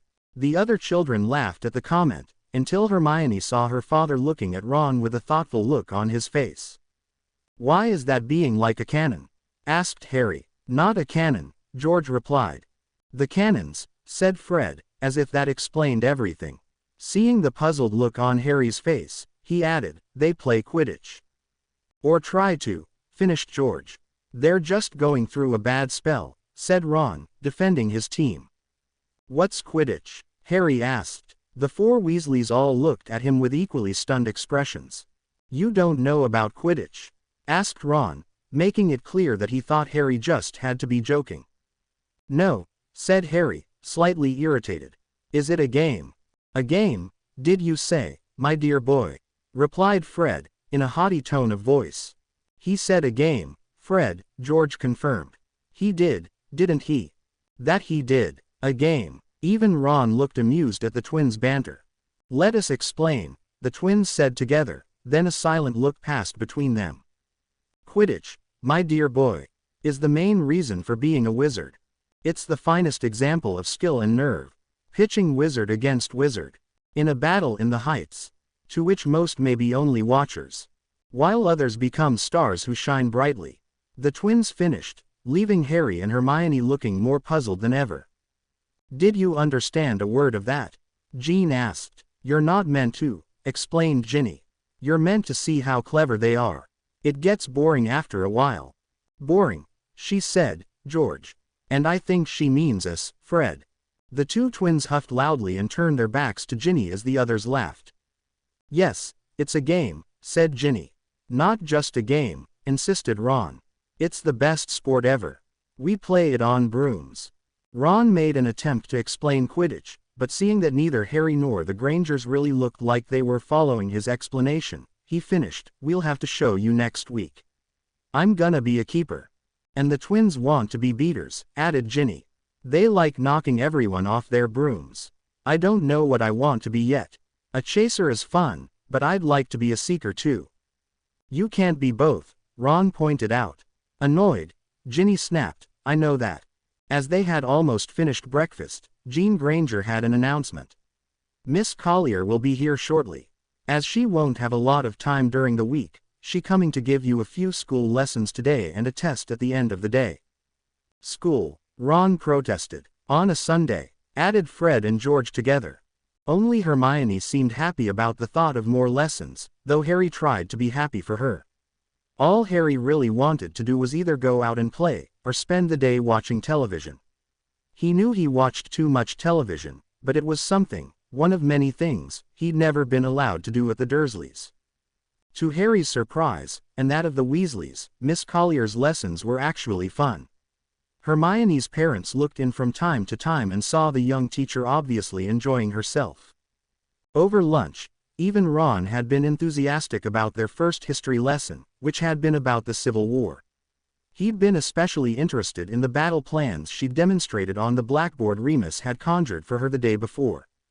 At the end of the afternoon lessons came the tests which most of them had been dreading. Gathering up the papers, she said she'd take them home to mark and return later that evening after the children had gone to bed. When she returned, as previously arranged, she found David and Jean Granger had been joined by Arthur and Molly Weasley. Molly, may I call you that? Molly nodded, uncertain about how she felt about this young woman almost half her age who was about to give judgment on all she had taught her children. Thank you. Firstly, can I say that you've done brilliantly in the subjects you have taught your children? The twins and Ginny are quite a way ahead of where they should be in maths and English. Ron is a little behind, but I think I know the reason for that. Why is that? Arthur asked. You have, I think, 7 children. 6 boys and 1 girl. Arthur nodded in reply. Can you tell me a little about the older 3? How they are at school, I mean. Well, Molly began, Bill is head boy at Hogwarts. He is brilliant at charms, in fact he helped Professor Dumbledore with the wards on this house, she added proudly. He could go for any career in the ministry if he wanted to, but he's more interested in working for Gringotts as a curse breaker. She sounded disappointed about that. Miss Collier didn't understand what Gringotts was or why they'd need a curse breaker, but she understood enough to say, so he is quite brilliant academically, then. Yes, Molly agreed, although we think Percy, he's our 3rd, will be better. He's much more studious. He gets top marks in almost every test in almost every subject. Although he isn't as good on the practical side, Arthur put in. And the other one, Charlie, he's not so good academically, although he's still above average, replied Molly. But he is brilliant at Quidditch, that's our main sport, Arthur explained. He's captain of the Gryffindor Quidditch team. They are all in Gryffindor House at Hogwarts. Miss Collier was nodding. So all 3 excel in some way.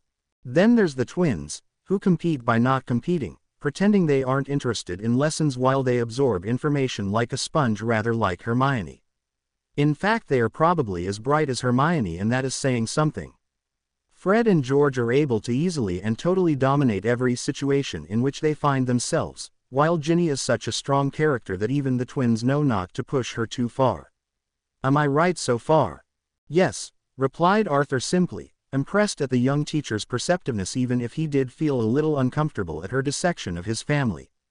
So there's Ron, the youngest son, desperate to shine like his older brothers, so desperate that he tries to be funny like the twins and from what I have seen so far, just manages to appear gauche and even rude. If the twins say something rude, everyone laughs, it's just the twins, but if he says something out of place it just isn't the same somehow. But we don't treat him any different to the others, Molly argued. No, I'd be surprised. I was determined not to, and even I found myself laughing at some of the things the twins said, but when Ron tried to be funny, it just fell flat. He's actually quite intelligent, but he tries to copy the twins and it doesn't work. If I were teaching him, I'd want to find the things he can shine at. Maybe I'm saying too much, she faltered. No, said Molly slowly. Ron is a problem, she admitted. To come back to the other subjects for a moment, in geography none of them had any idea whatsoever. I assume that it's not very important in the wizarding world. Not really, given that we tend to apparate or flow to most places instantly, said Arthur.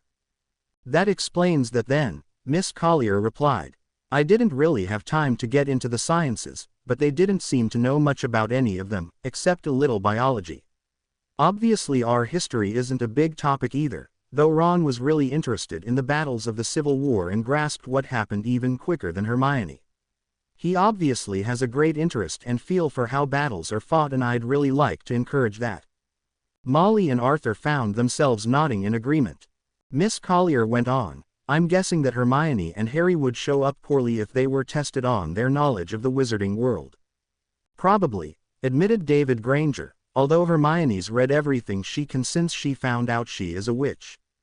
I'm still guessing here, but I suspect that places them at a disadvantage in the wizarding world, just as wizard children would find it difficult to function in our world. The difference is that probably your children will never need to survive in our world, whereas Hermione and Harry will almost certainly need to live in yours. In some ways it's a pity. The twins would be natural scientists. They even took apart the ballpoint pens to see how they worked. Luckily, Ginny knew your cleaning charm, Molly. Molly smiled at that. The discussion between the parents about what to do went on late into the night. Jean Granger woke up early. After turning over to try to get back to sleep and finding that she couldn't, she finally got up and went downstairs to make herself a cup of tea. She opened the door to pick up the milk and looked up and smiled. Hermione was at her bedroom window, looking into the distance, just as Jean had known she would be. Quietly closing the front door, she went into the kitchen to put the kettle on. The early morning was almost silent, except for the distant rumble of traffic on the motorway half a mile away, which was never totally silent. The rest of the houses in their street were as quiet as their own. As she poured out her tea, she smiled to herself. It certainly wouldn't be quiet later today at the Burrow. She really wondered how Molly coped, but she seemed to be in her element in total chaos surrounded by children. It may have been David's idea, but Molly had been the driving force. First she had offered to teach Hermione and Harry everything she could about the wizarding world, while David had paid Miss Collier a few hours a week to give them normal lessons. Arthur and Molly had been reluctant to allow their own children to attend Miss Collier's lessons, as they didn't have the money to help pay her, until David pointed out that Molly was teaching Hermione and Harry without charging them. Jean smiled to herself as she remembered that after that they'd only been able to keep Arthur out of the lessons himself by giving him his own set of books and having the children do their homework under his supervision, which basically meant that they spent most of their homework time explaining to him what they had learned. David had wished that they could hire Miss Collier full-time, but it was impossible. They simply couldn't afford it. Hermione had overheard them and burst in, saying, can't contact parents of other Muggleborns." She had asked to share the costs. After Jean had told Hermione off for eavesdropping, Molly had said that that was quite possible and had flown Hogwarts at once. The hour or so after Professor Dumbledore had arrived had convinced Jean that she never wanted to be on the wrong side of Molly Weasley. The professor had refused to give Molly access to Hogwarts records of future students, saying that it was important for Harry's safety that the fewer people possible had contact with him.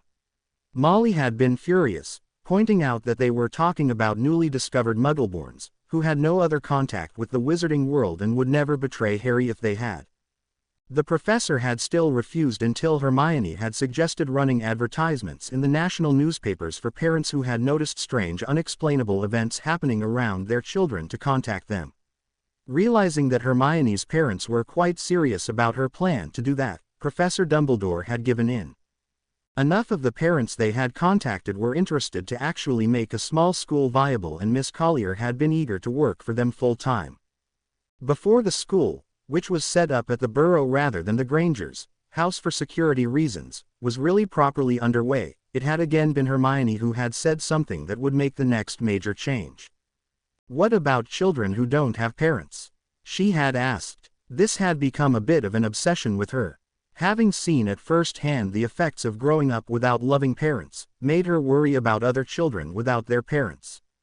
Once again it had been Molly who had taken Hermione seriously and suggested that they find out how many there were and see if they couldn't find people to adopt them. Once again, Professor Dumbledore had tried to say no, until Molly had asked him whether he thought it was a good idea to have a wizarding child growing up in a children's home. As she had said firmly, without the influence of good parents, who knows how they might turn out. Molly had been as surprised as Jean had been as the professor's face blanched almost white and he had agreed without another murmur. Molly, of course, had wanted to take in those they hadn't been able to find adoptive parents for herself, and she had been upset because she knew she couldn't care for the younger children and teach the wizarding side of their school. She and Arthur also didn't have the money to support more children. When David pointed out that there was enough money to employ Remus to teach full-time as well as Miss Collier, that obstacle had been overcome.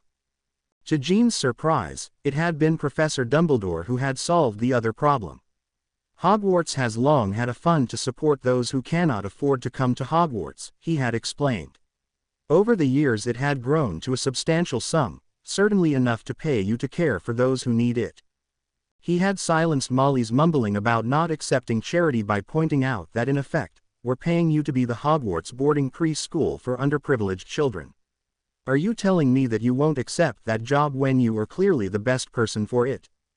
Molly's other objection was about the effect on her own children. It had been Charlie who had argued against that objection. "Mum, you never loved us any less when the younger ones were born. Why would you think that you wouldn't have enough love to go around if you do this?" "It's all right for you," Molly had replied. "But what about the twins and Ron and Ginny? I simply won't have as much time for them." "We'll be all right, Mum," Ginny had answered. "Yeah, it'll be great not being the youngest boy," Ron had added. So the always noisy burrow had gradually become noisier. A sudden noise behind Jean Granger brought her out of her reminiscing. "Morning, Harry. Tea?" "Yes, please, Mum." She smiled as she kissed him on the cheek, and managed not to laugh when he tried to pull away saying, "Mum, I'm too old for that." It had taken him almost a year to call her that, and that was only thanks to Hermione and Remus.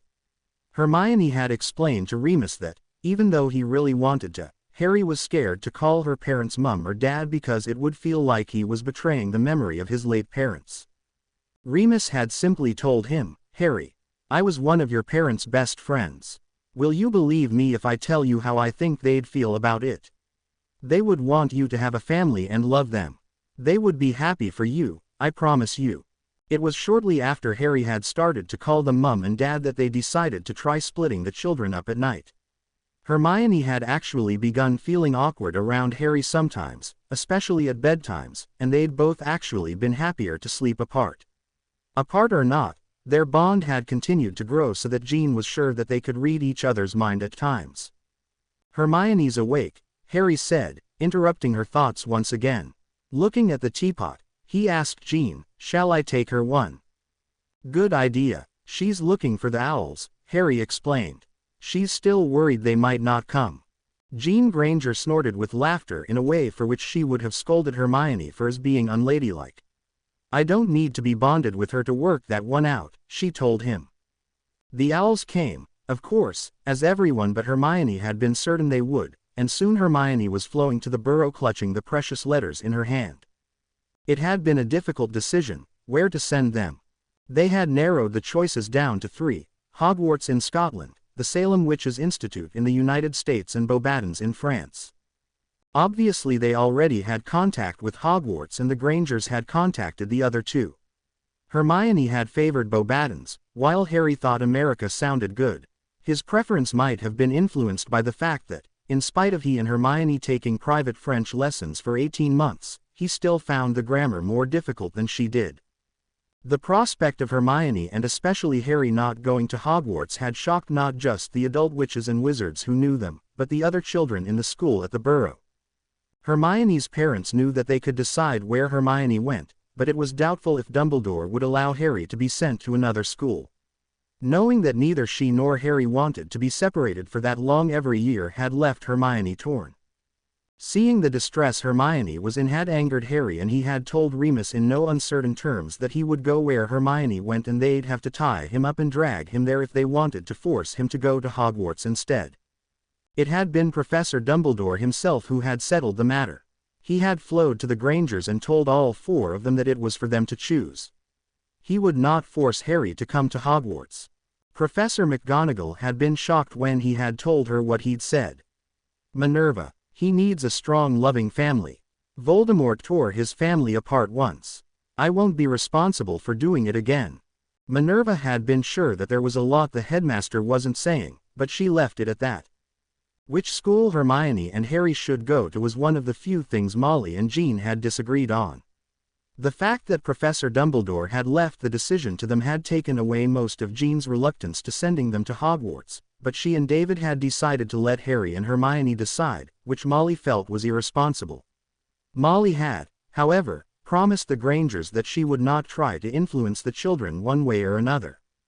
Harry had grown in confidence over the intervening 2 years and no longer simply followed Hermione's lead on everything.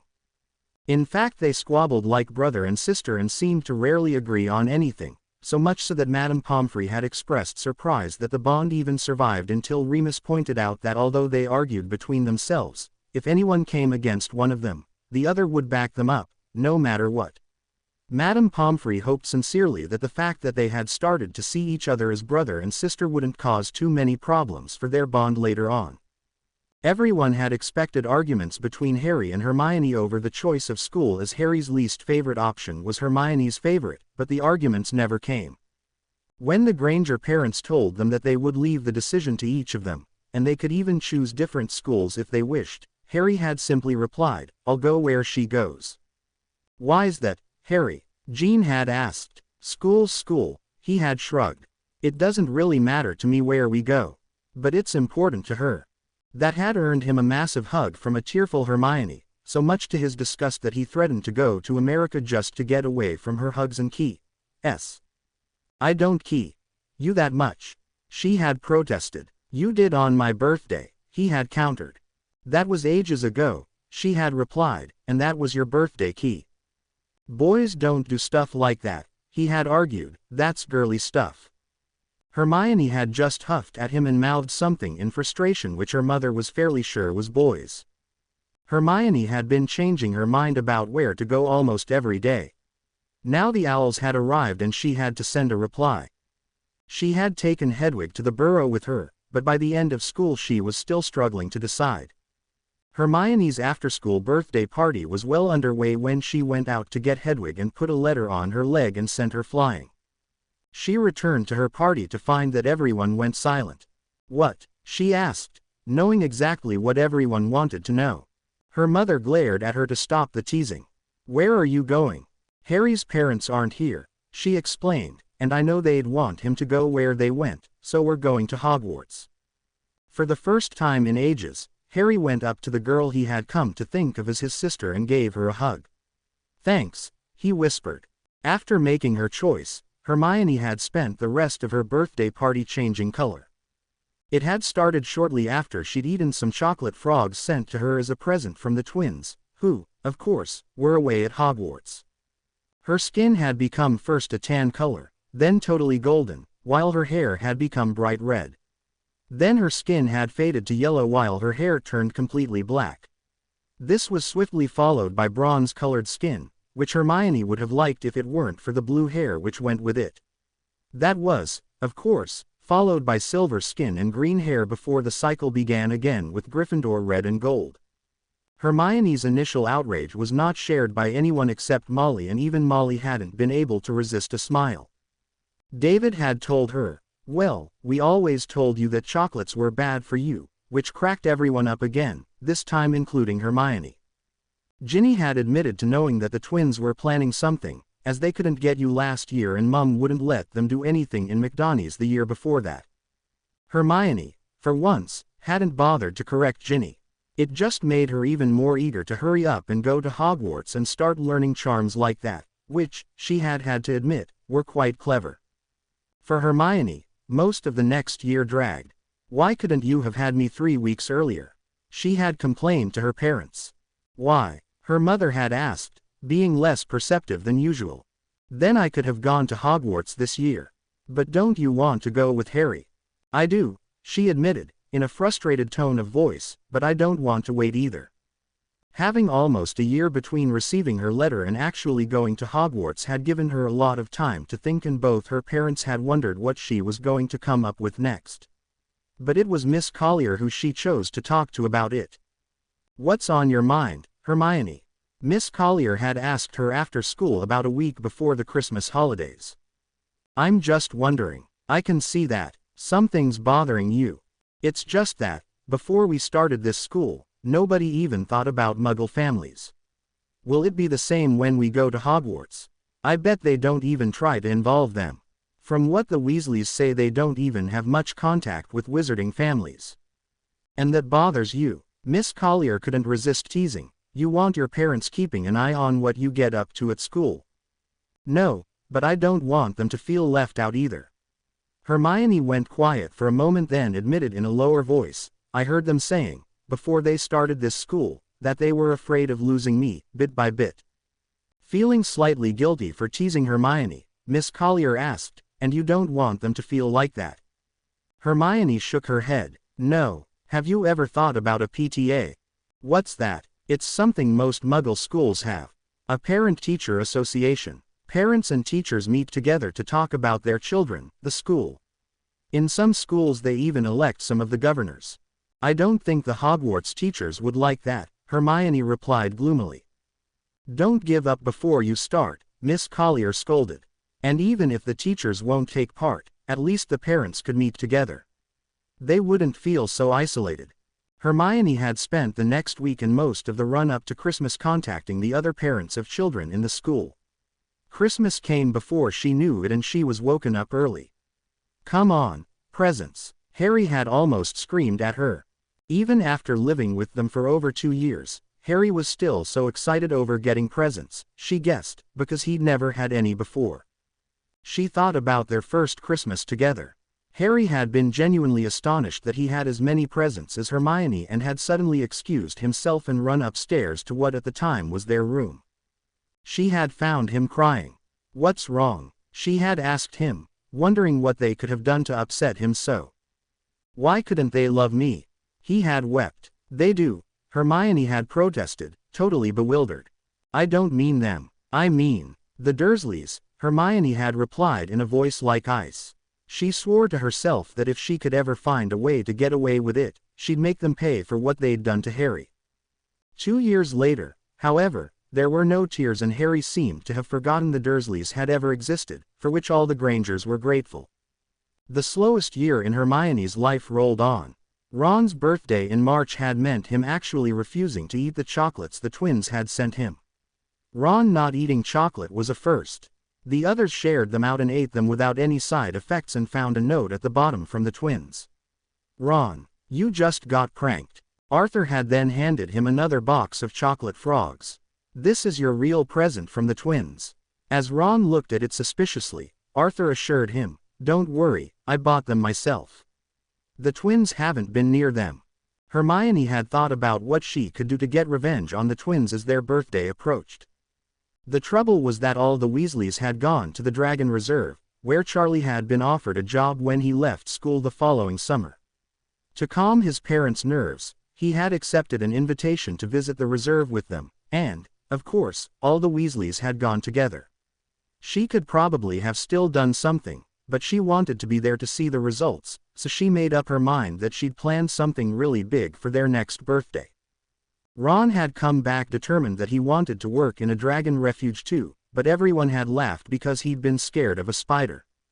Harry's 11th birthday was another huge party. This time, as it wasn't during the school year, it was held at the Grangers' house. Jean and Molly had made all of Harry's favorite things, and of course the twins celebrated in their own unique way. Harry, suspicious of any sweets the twins made, had enjoyed his slice of Molly's treacle tart, not realizing that as he'd brought it out from the kitchen, Fred had quickly sprinkled some powder on it. In seconds Harry had sprouted yellow feathers and his nose had lengthened to a sharp point. The twins hadn't been happy. "It still needs work," George said sadly. "It was supposed to turn you into a canary," said Fred. "Turn him back right now," Molly ordered. "We can't," the twins had replied. "But don't worry," added George. "He'll change back in a minute or two," Fred finished. After the children had gone to bed, Jean Granger checked on her daughter, and smiled as she heard her sleeping daughter murmur, "Only one more month." The very next day, Hermione had gone with Ron and Molly Weasley to buy the things she and Harry needed for school. Then she had been like the proverbial cat on hot bricks until the first day of September arrived. "Come on, get up. We'll miss the train." Hermione's excited voice shattered the peace of the Granger household. Despite Harry's insistence that we've got ages yet, Hermione continued to rush everyone until they were breakfasted, packed and on their way to London. After a short drive to the station, their train took them directly to King's Cross, which meant they wouldn't have to use the underground to get there, a relief to Hermione's parents given the size of the trunks, not to mention Hedwig's cage. They had arranged to meet the Weasleys but were beginning to wonder if they'd somehow missed them, when, at less than 10 to 11, Molly Weasley came puffing up to them. "Go on, Percy, you first." Even though they'd been told about it, Harry and the Grangers were still amazed to see Percy disappear through the wall. After the twins had gone through, Hermione gave her mother and father a final hug and ran at the wall, quickly followed by Harry, who had just been hugged by Jean Granger, but had insisted on shaking David Granger's hand as he wasn't a little boy anymore. Hermione was so eager to get to Hogwarts that she was even impatient on the Hogwarts train. She had snapped at a blonde-haired boy called Draco Malfoy who had come into their compartment wanting to meet the famous Harry Potter and pulled her wand on him when he had asked why Harry Potter was friends with those low-life Weasleys. She had spent half the journey trying to get the older students to tell her what she had to do to be sorted, but none would do so. Ron was quite terrified as the twins had told him that they had to wrestle a troll, but Hermione had thought that was just silly. "I hope I read the right books," she said desperately to herself. When they finally arrived at Hogsmeade Station, she was first out of their carriage and almost fell into the arms of the biggest man she had ever seen. "First years, this way," he was calling, so she, Harry and Ron followed him. As they each struggled with their trunk, she noticed a porter pulling the trunks belonging to the blonde boy, who was sauntering along behind. After the porter had deposited the boy's trunks at the station entrance, told everyone else to leave their trunks there and been ignored when he put out his hand to the boy for a tip, Hermione asked him, "I thought this was Hogsmeade Station." "Aye, that it is, miss. Where's the village?" "About a mile down that road, miss." "Why didn't they build the station nearer the village?" she asked. "Well, miss, it was like this. They thought the station be better near the railway." Before Hermione could decide if she was being made fun of, the porter had walked away, so she continued following Hagrid down to the lake, where they climbed into the most precarious-looking boats she had ever seen, let alone had to ride in. Her worries about the boats' safety was driven out of her mind, however, at the first sight of Hogwarts Castle. Nothing they had seen on their visits to the hospital wing had prepared them for the sheer majesty and beauty of the castle. She wished the moon had been up, but even without it the lights from the castle lit the building up in a golden hue. "Hermione Granger." Hermione eagerly ran forward to sit on the stool and put on the sorting hat. Hermione heard in her head. "Where's the other half of you? Are you the hat talking to me? I don't see anyone else here, do you?" "Oh, no, I suppose not," she admitted. "You haven't answered my question." "What do you mean? The other half of your bond? I should sort you together. Is he here?" "You can't do that," Hermione nearly squeaked. "Why on earth not? If you are sorted separately, who knows where you might end up?" "It doesn't matter. Nobody's supposed to know about the bond. Well, apart from Professor Dumbledore, and McGonagall, and Flitwick, and the Weasleys." "All right, you can stop. I get the picture. Plenty of brain. Knows quite a lot. I studied like mad so I could get into Ravenclaw," Hermione replied. "Really?" The hat sounded interested. "Why's that?" "Well, I want to learn everything possible and show that Muggleborns are just as good as pure bloods. Then I want to help the werewolves." I mean, it's hardly fair that. All right, the Hat nearly shouted in her head. The Hat yelled out loudly, Slytherin. The Slytherins began to cheer, until they noticed the strange reaction from the head table and from Hermione herself. It would be hard to tell who was most shocked by the Hat's pronouncement, the professors who knew Hermione, who were unable to keep the surprise from their faces, the Weasleys, who just stared at her, for once even the twins unable to think of a thing to say, Harry, who felt a lump in his throat and wanted to run up and give her an uncharacteristic hug, or Hermione herself, who remained sitting on the stool, unable to believe what she had just heard. Finally, Professor McGonagall took the Hat from Hermione and told her, Miss Granger, go and take your seat, please. Still feeling half stunned, Hermione got down from the stool and walked over to the Slytherin table, barely noticing the sorting as it continued, not even as Draco Malfoy was sorted into Slytherin and ended up sitting next to her. She didn't take any real notice of the continuing sorting until the name Harry Potter was called out. Ah, the other half. I had quite a conversation with your other half, you know. How could you put her in Slytherin? Harry asked, outraged. They hate Muggleborns. She should be in Ravenclaw, she's clever enough. I put her where she belongs, the Hat insisted, and now we must see where you belong, as she refused to have you sorted together. You'd better put me in Slytherin, Harry said, reluctantly, hoping the Weasleys wouldn't hate him. But you don't want to be in Slytherin, the Hat commented. Nor did Hermione. Very well, the Hat called out loudly, Hufflepuff. You can't do that, Harry argued. Harry, your own words told me where you belong, just as hers did. You were terrified of being placed in Slytherin, but your loyalty to Hermione made you request it. Your strongest characteristic is your loyalty, Harry, just as Hermione's is her ambition and wanting to prove herself. Before Harry could argue further, Professor McGonagall had removed the Hat from his head and he was being welcomed warmly by the other Hufflepuffs. Ron, as he had hoped, and everyone else had expected, was sorted into Gryffindor.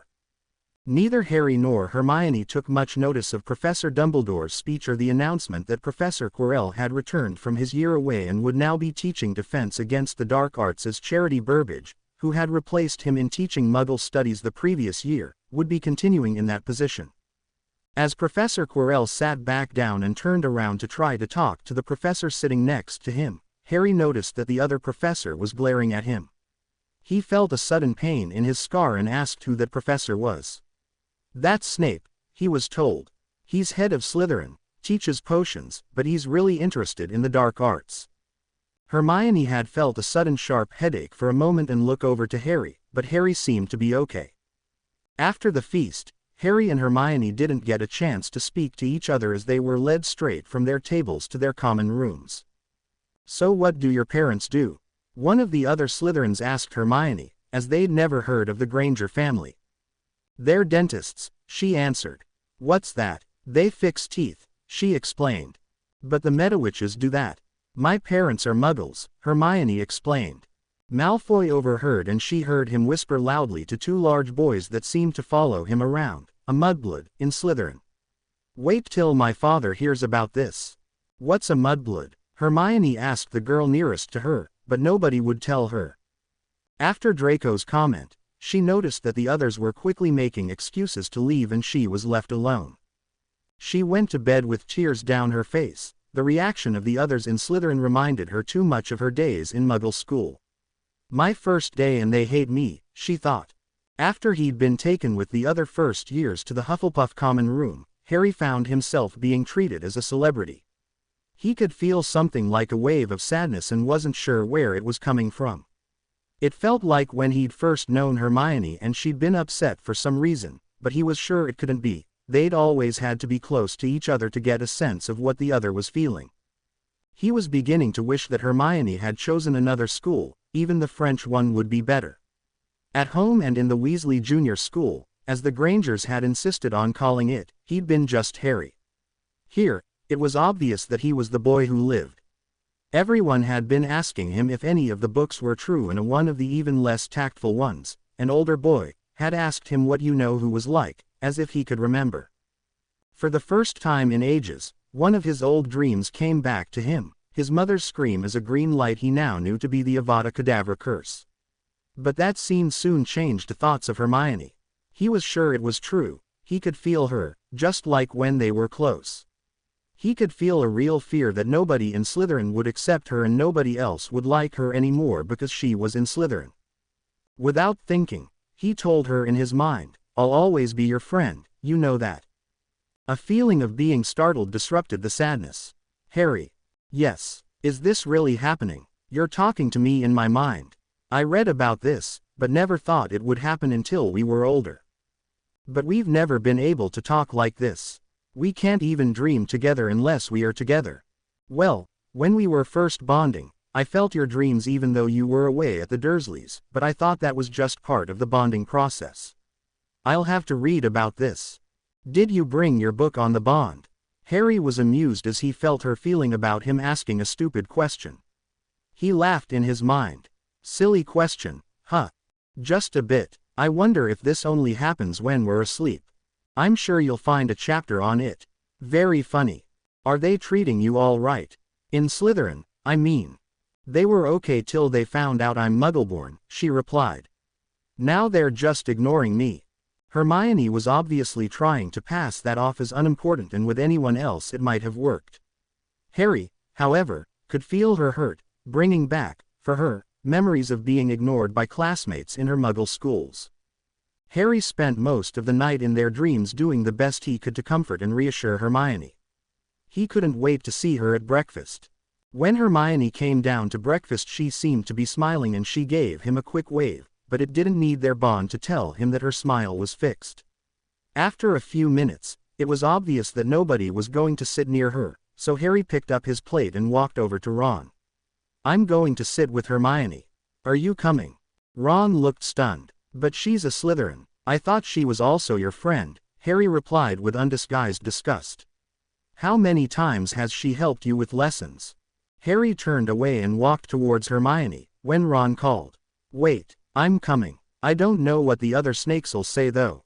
Hermione was looking down and picking at her food when they got there and hadn't seen them coming.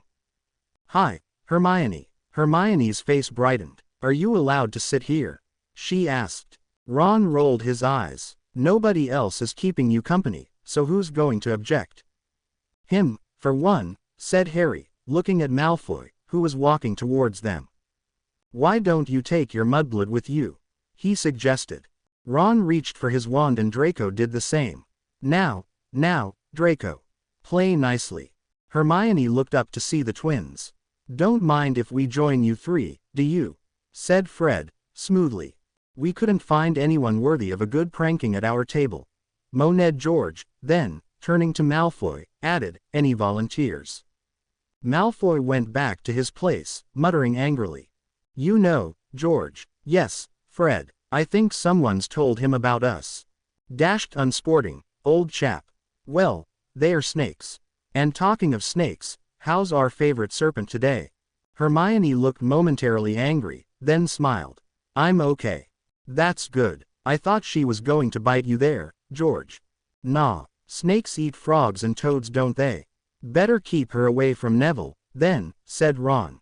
Who? Asked Hermione. Neville Longbottom. A kid in my dorm. He's always losing his toad. At this point they were interrupted by an older Slytherin called Marcus Flint. Get back to your own table. Is there a problem here, Flint? No, Flint replied shortly, before going back to his place. Percy, I never thought I'd say this. George began. But we're actually pleased to see you. Well, if that's how you feel.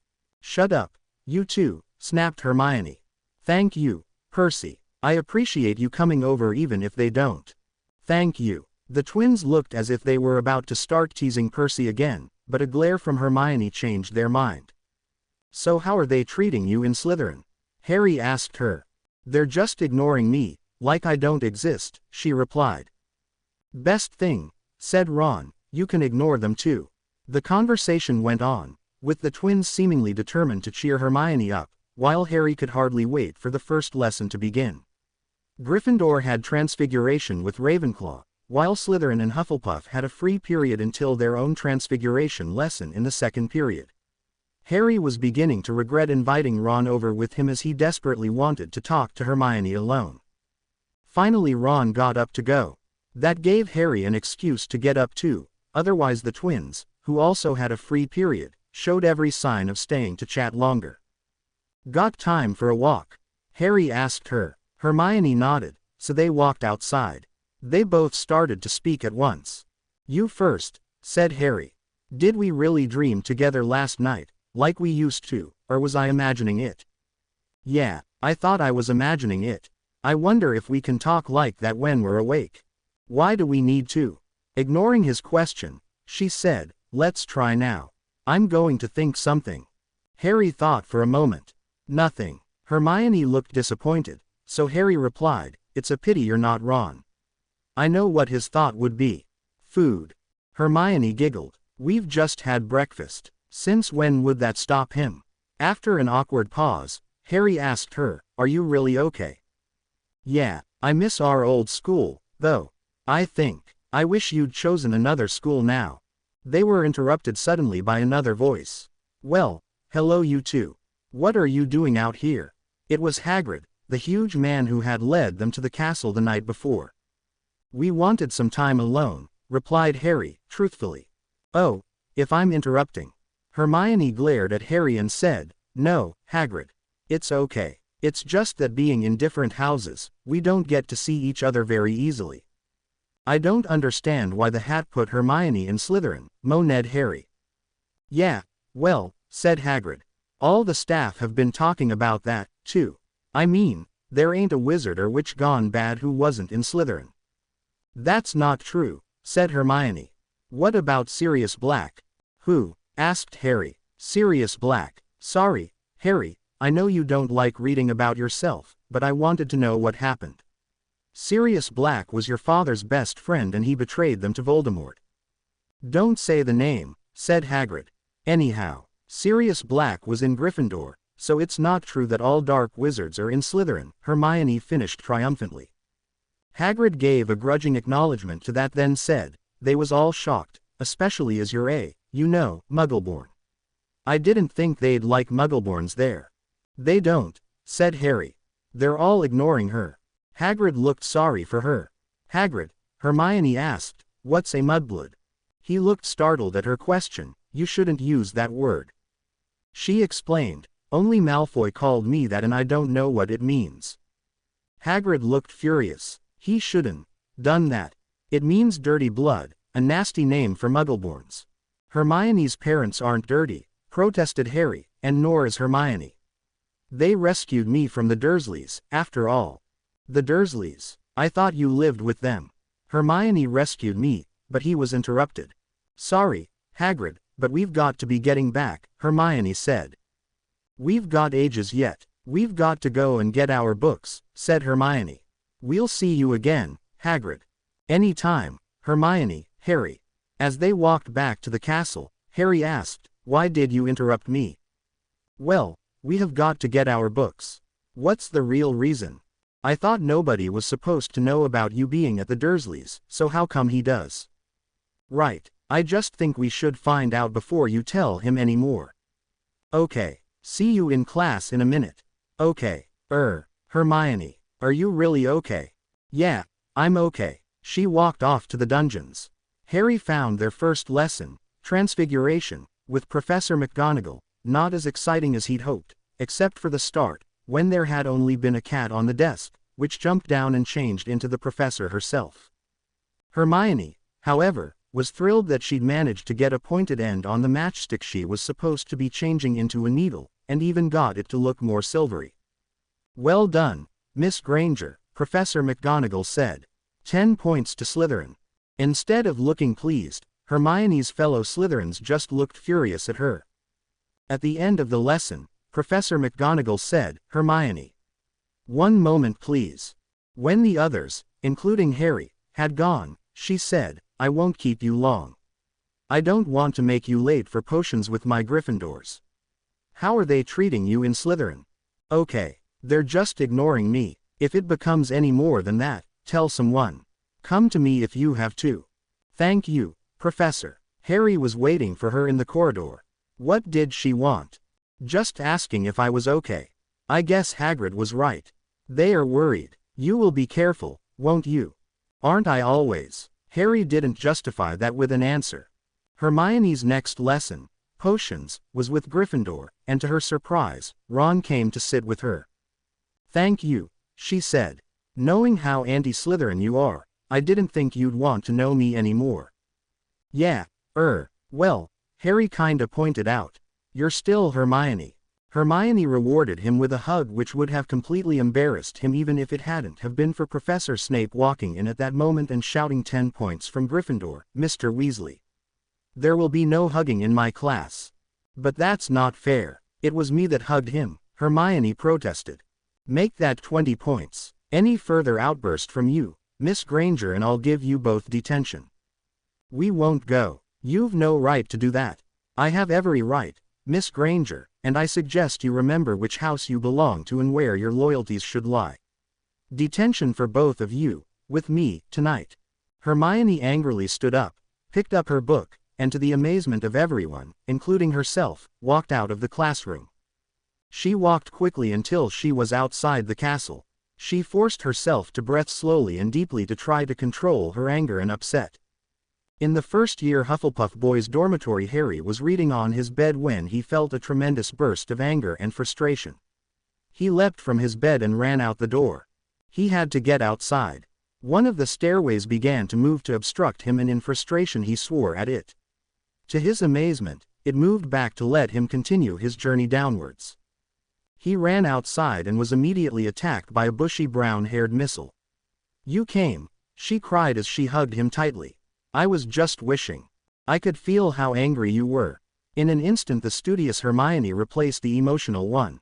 Releasing the hug, she faced him. You could. Where were you?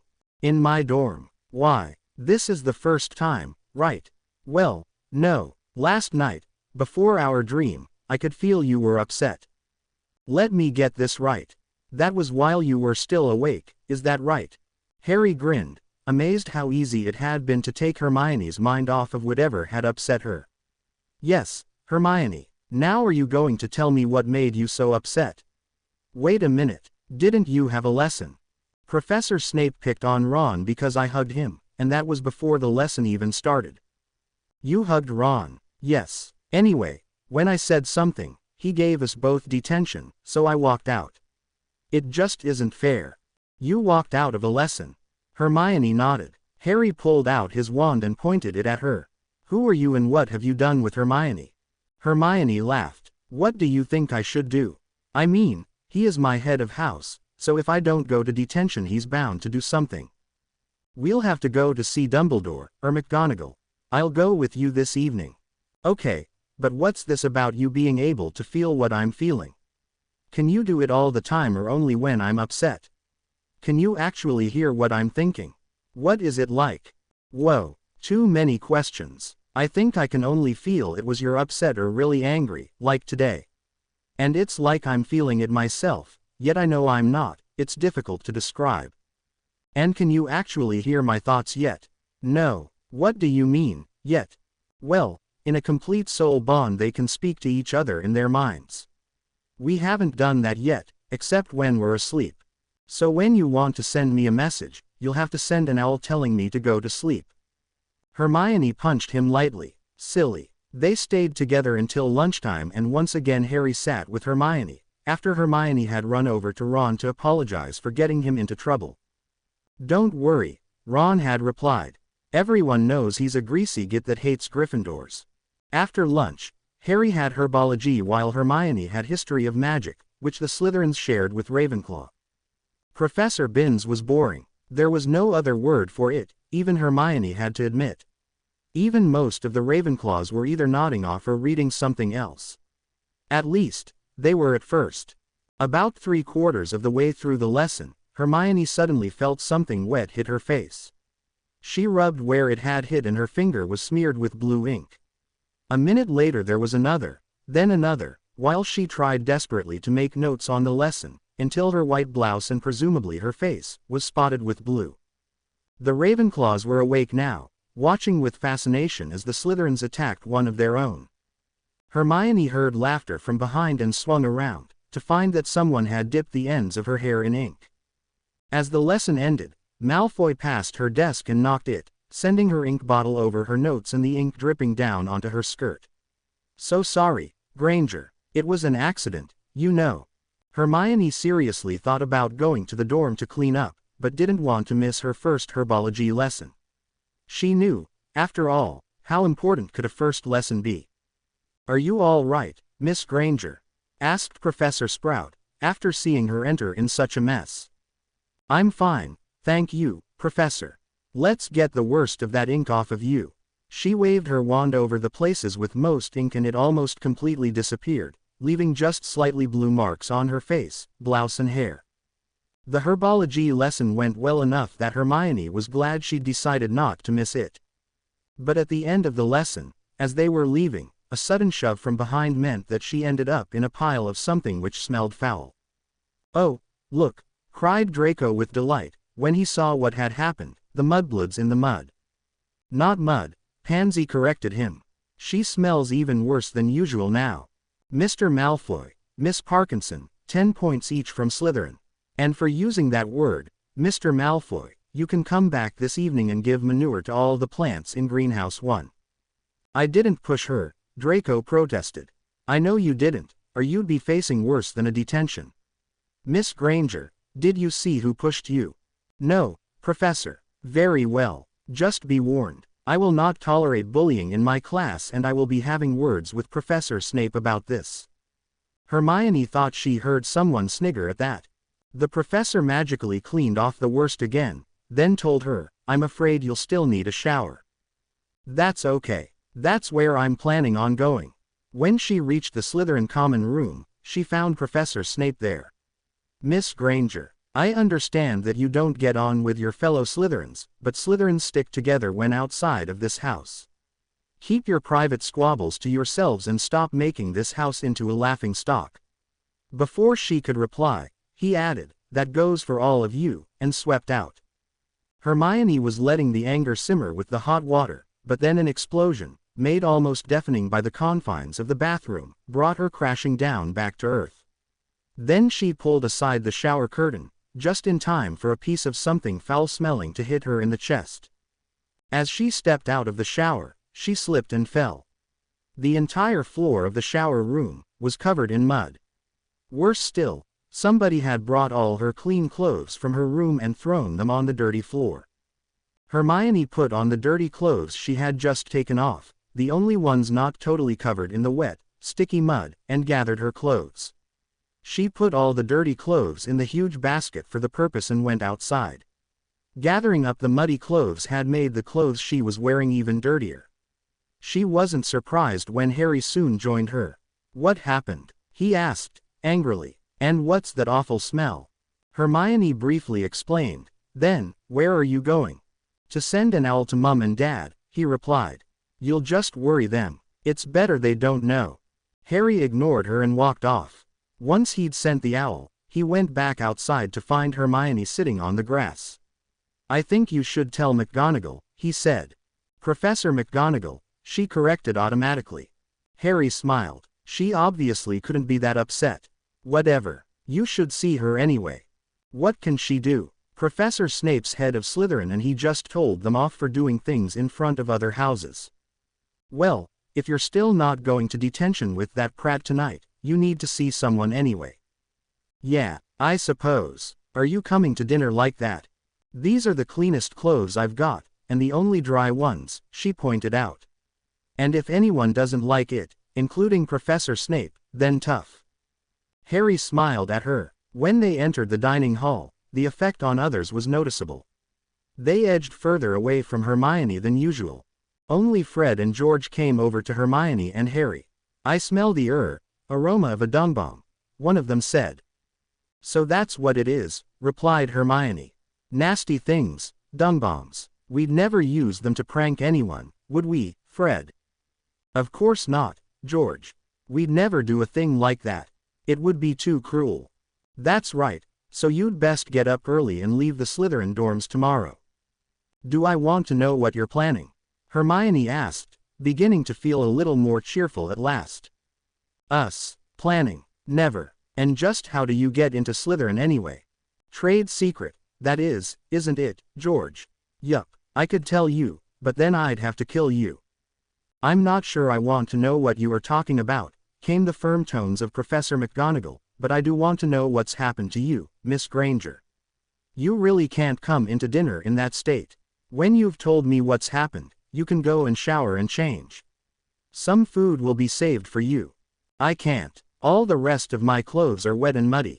Professor McGonagall's eyes narrowed dangerously. What happened today? I want to know all of it. Don't forget Snape this morning, Harry reminded Hermione. The professor was about to say something when Hermione turned to Harry and said Professor Snape, so Professor McGonagall had to cover her mouth to avoid them seeing her smile with amusement. Harry might be something special in the wizarding world, but Hermione seemed determined not to let it go to his head. There's no point. Professor Snape is head of Slytherin, so you can't do anything. I think as deputy headmistress, I might have a little influence in this school, Professor McGonagall replied smoothly. When Ron came over to sit with me when nobody else would, I gave him a hug. So Professor Snape, Hermione managed to make professor sound like a swear word, took 10 points from Ron. When I said that was unfair, he doubled it, then gave us both detention. So I told him I'm not going to do his detention and walked out of his class. While I don't agree with what he did, you should still do his detention.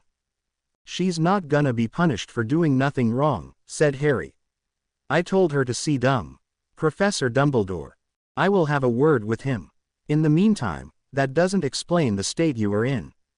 Hermione briefly described the events of the afternoon's lessons and Professor Snape telling them all off afterwards for making the house a laughingstock and not sorting out their squabbles in private. Harry hadn't heard that bit before and he looked ready to explode. So it's okay to bully you if nobody else knows about it. When Hermione told about what happened afterwards when she was in the shower, Professor McGonagall looked almost as angry as Harry. She cast a few cleaning spells on Hermione. I'll ensure your clothes are cleaned and returned to you at once. Without saying anything further to Hermione, she walked to the head table and had a word with Professor Snape. The whole school stopped to look as the two teachers left the hall, some students muttering about the unaccustomed look of thunder on the face of Professor McGonagall. As she reached the door, she called out, Mr. Weasley, Miss Granger, you are to report to me with your books at 7:30. Oh, and Mr. Weasley.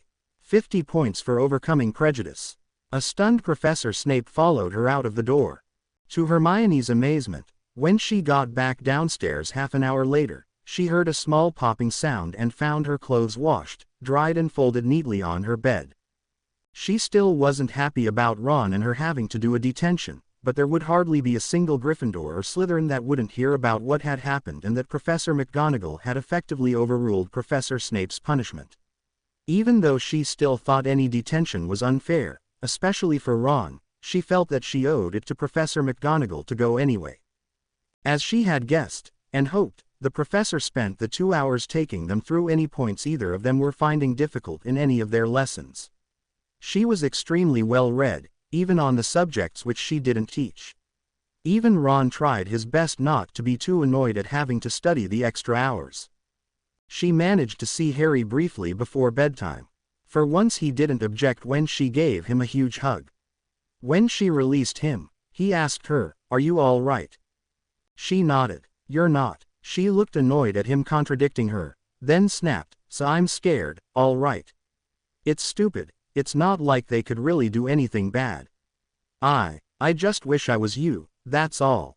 "Me?" asked Harry incredulously. "Yes, you. If I were you, they'd never let anything happen." "What do you mean? Do you remember? Back before we started the school, and we were all arguing with Dumbledore about obliviation."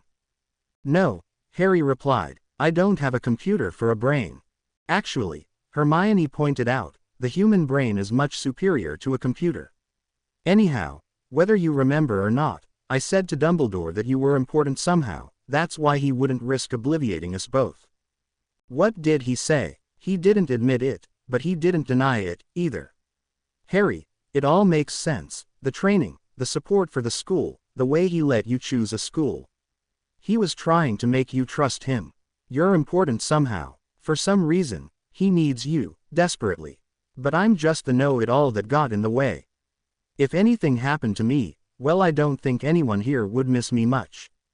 Hermione said all this quite calmly, but it was the fact that Hermione missed something obvious which told Harry just how upset she was. "Hermione, we're bonded. If you die, I die. They can't let that happen to you." Hermione brightened a little. "That's true. Get up early tomorrow and I'll meet you 20 minutes before breakfast, okay, her?" "Okay." She laughed, "but don't think you can get away with calling me her." There was a minor irritation when she tried to get into bed. Her bed had been apple-pied, meaning that the sheet had been rearranged in a way that she couldn't get into it properly. It took a minute, while the other girls in her dorm sniggered, for her to remake the bed. It was 10 minutes before breakfast and Hermione hadn't arrived. Harry felt himself beginning to panic. This wasn't like Hermione. 5 minutes before breakfast and Hermione still hadn't arrived. Walking outside, Harry desperately tried to remember the technique Professor Dumbledore had taught them to reach each other's minds, but they hadn't practiced it since their bond had stabilized and become safe. That was almost 2 years, and they had always been close to each other, or even touching, then. "Hermione, Hermione," he said in his mind, desperately searching for her. Nothing. He barely noticed the twins come into the hall. "Oh, hi, Harry. You didn't see anything, okay?" "What?" Harry replied with frustration. "We're going to prank the snakes." "Forget it. Hermione's in trouble. I'm going to Slytherin. Go and get Dumbledore or McGonagall or someone." The twins stared at him for a moment as if he were crazy. Then George spoke up. "Fred, go get McGonagall." "I'm going with Harry." Still concentrating as they left the hall, Harry finally heard something. "Harry, is that you?" Almost tripping over with relief, Harry asked her, "Are you all right?" "No, I can't move or see and I'm itching all over."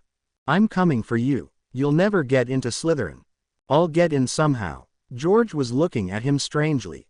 "I'm talking to her. She's hurt." With that they ran the rest of the way.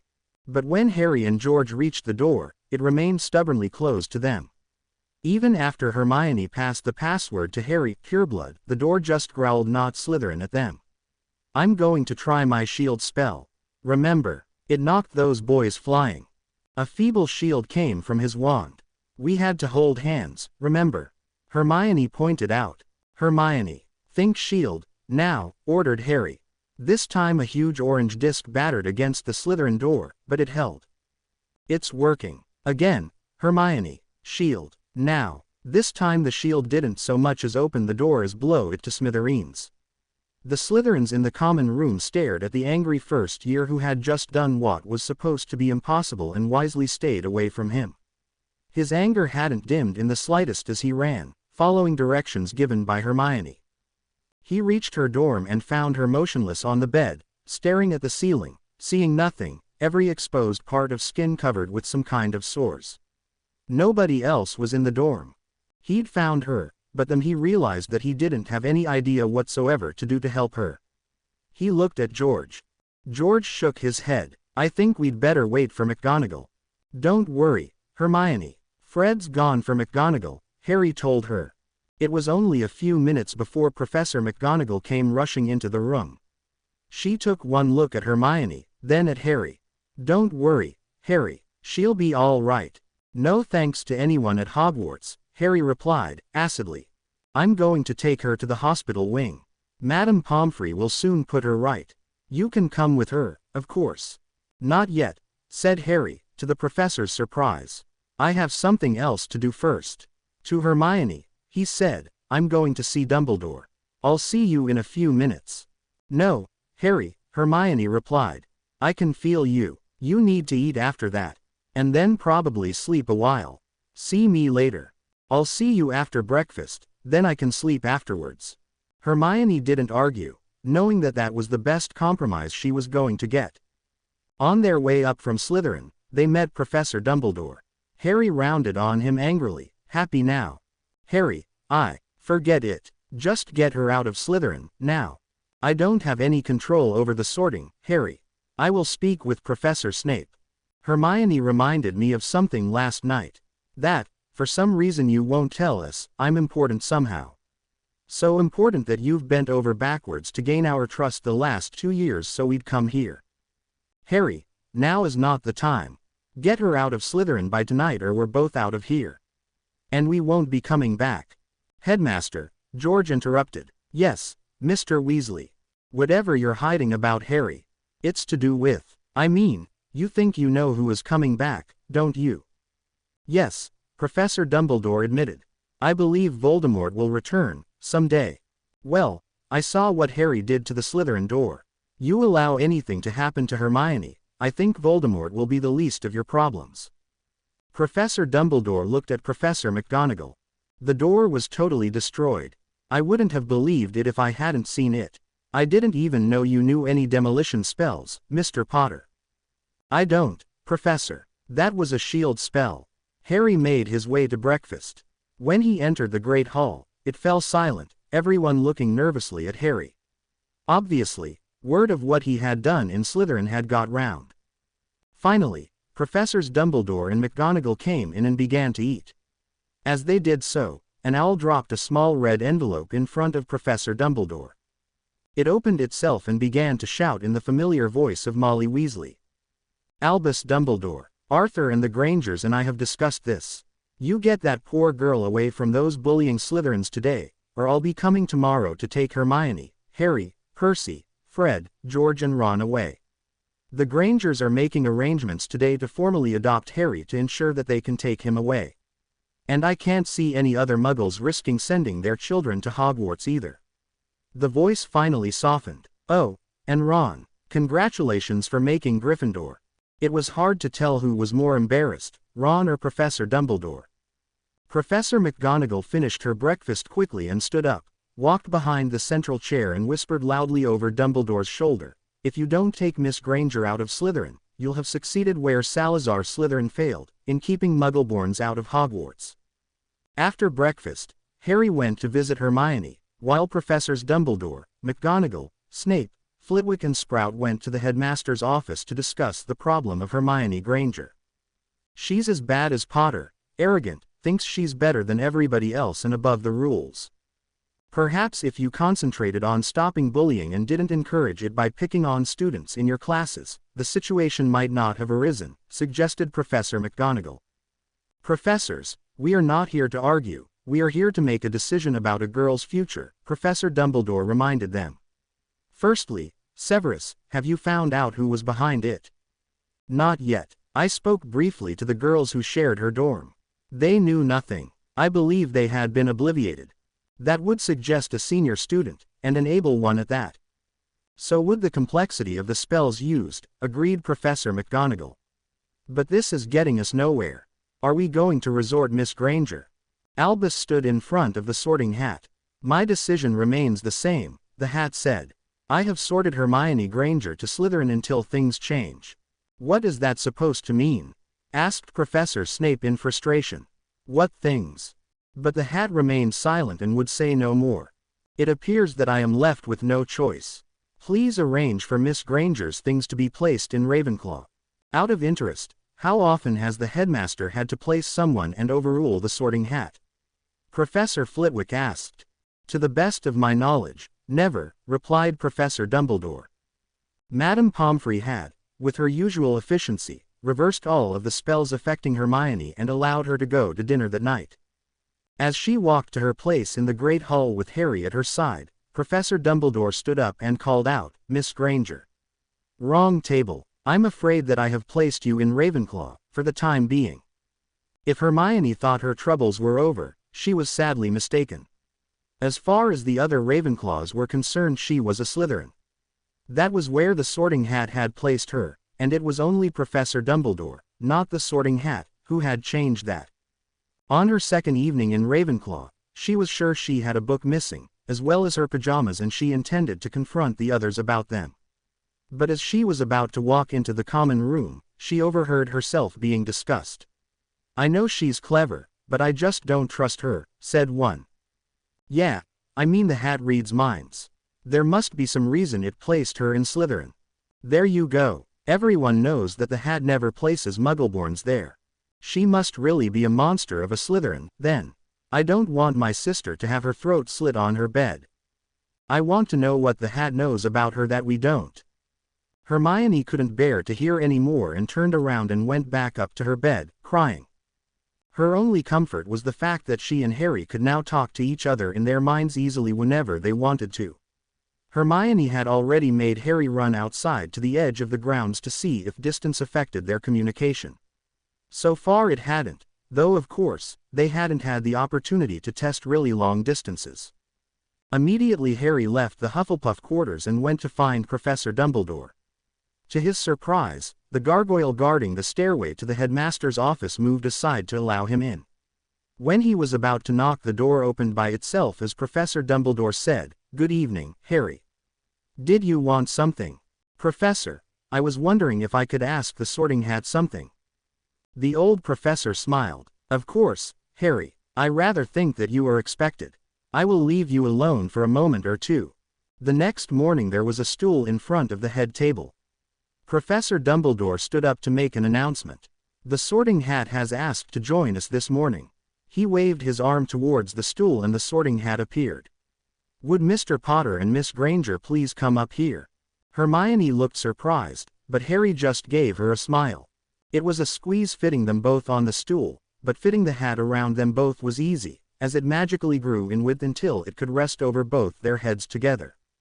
"That's better," the hat said. "How can I possibly sort a bonded married couple when you aren't together?" "Married," Hermione squeaked. "Of course," the hat replied. In shock, Hermione pulled off the hat and ran out of the Great Hall, leaving a stunned Harry still sitting on the stool alone. Harry wasn't the only one that was stunned. All around the hall murmuring could be heard. "Married? How?" The teachers were just as surprised, though for different reasons. Most had no more idea about Harry and Hermione being bonded than the students, while Professors McGonagall, Flitwick and Dumbledore were surprised by Hermione's reaction. "They have a soul bond?" Professor Snape asked Professor Dumbledore. "They have had for over 2 years, Professor Dumbledore replied. "Trust a Potter to show off and do something that's never been done at his age." Professor Sprout, who was looking over at the stool where Harry still sat thunderstruck, turned back to face Professor Snape and snapped, "Severus. For once in your life, shut up." She went down to the stool and took Harry's hand. "Harry, come with me." Harry got up and followed her without a word. She led him to the nearest classroom and closed the door. "Are you all right, Harry?" she asked. Harry just nodded slightly. "You don't look all right. Was the idea of being married such a shock?" "Huh, no, I guess I knew really. They said we'd always be together." "Then why are you so obviously upset?" asked the professor, puzzled at his reaction. She didn't know, did she? It didn't take the professor much to work out that he was talking about Hermione. "Judging by her reaction, I'd say not. She doesn't want me. That's why she ran away." The professor tried to ignore the bitterness in his voice as she replied, "I'm sure that's not true, Harry. It just came as a shock, that's all. But if she'd really wanted me, it wouldn't, would it?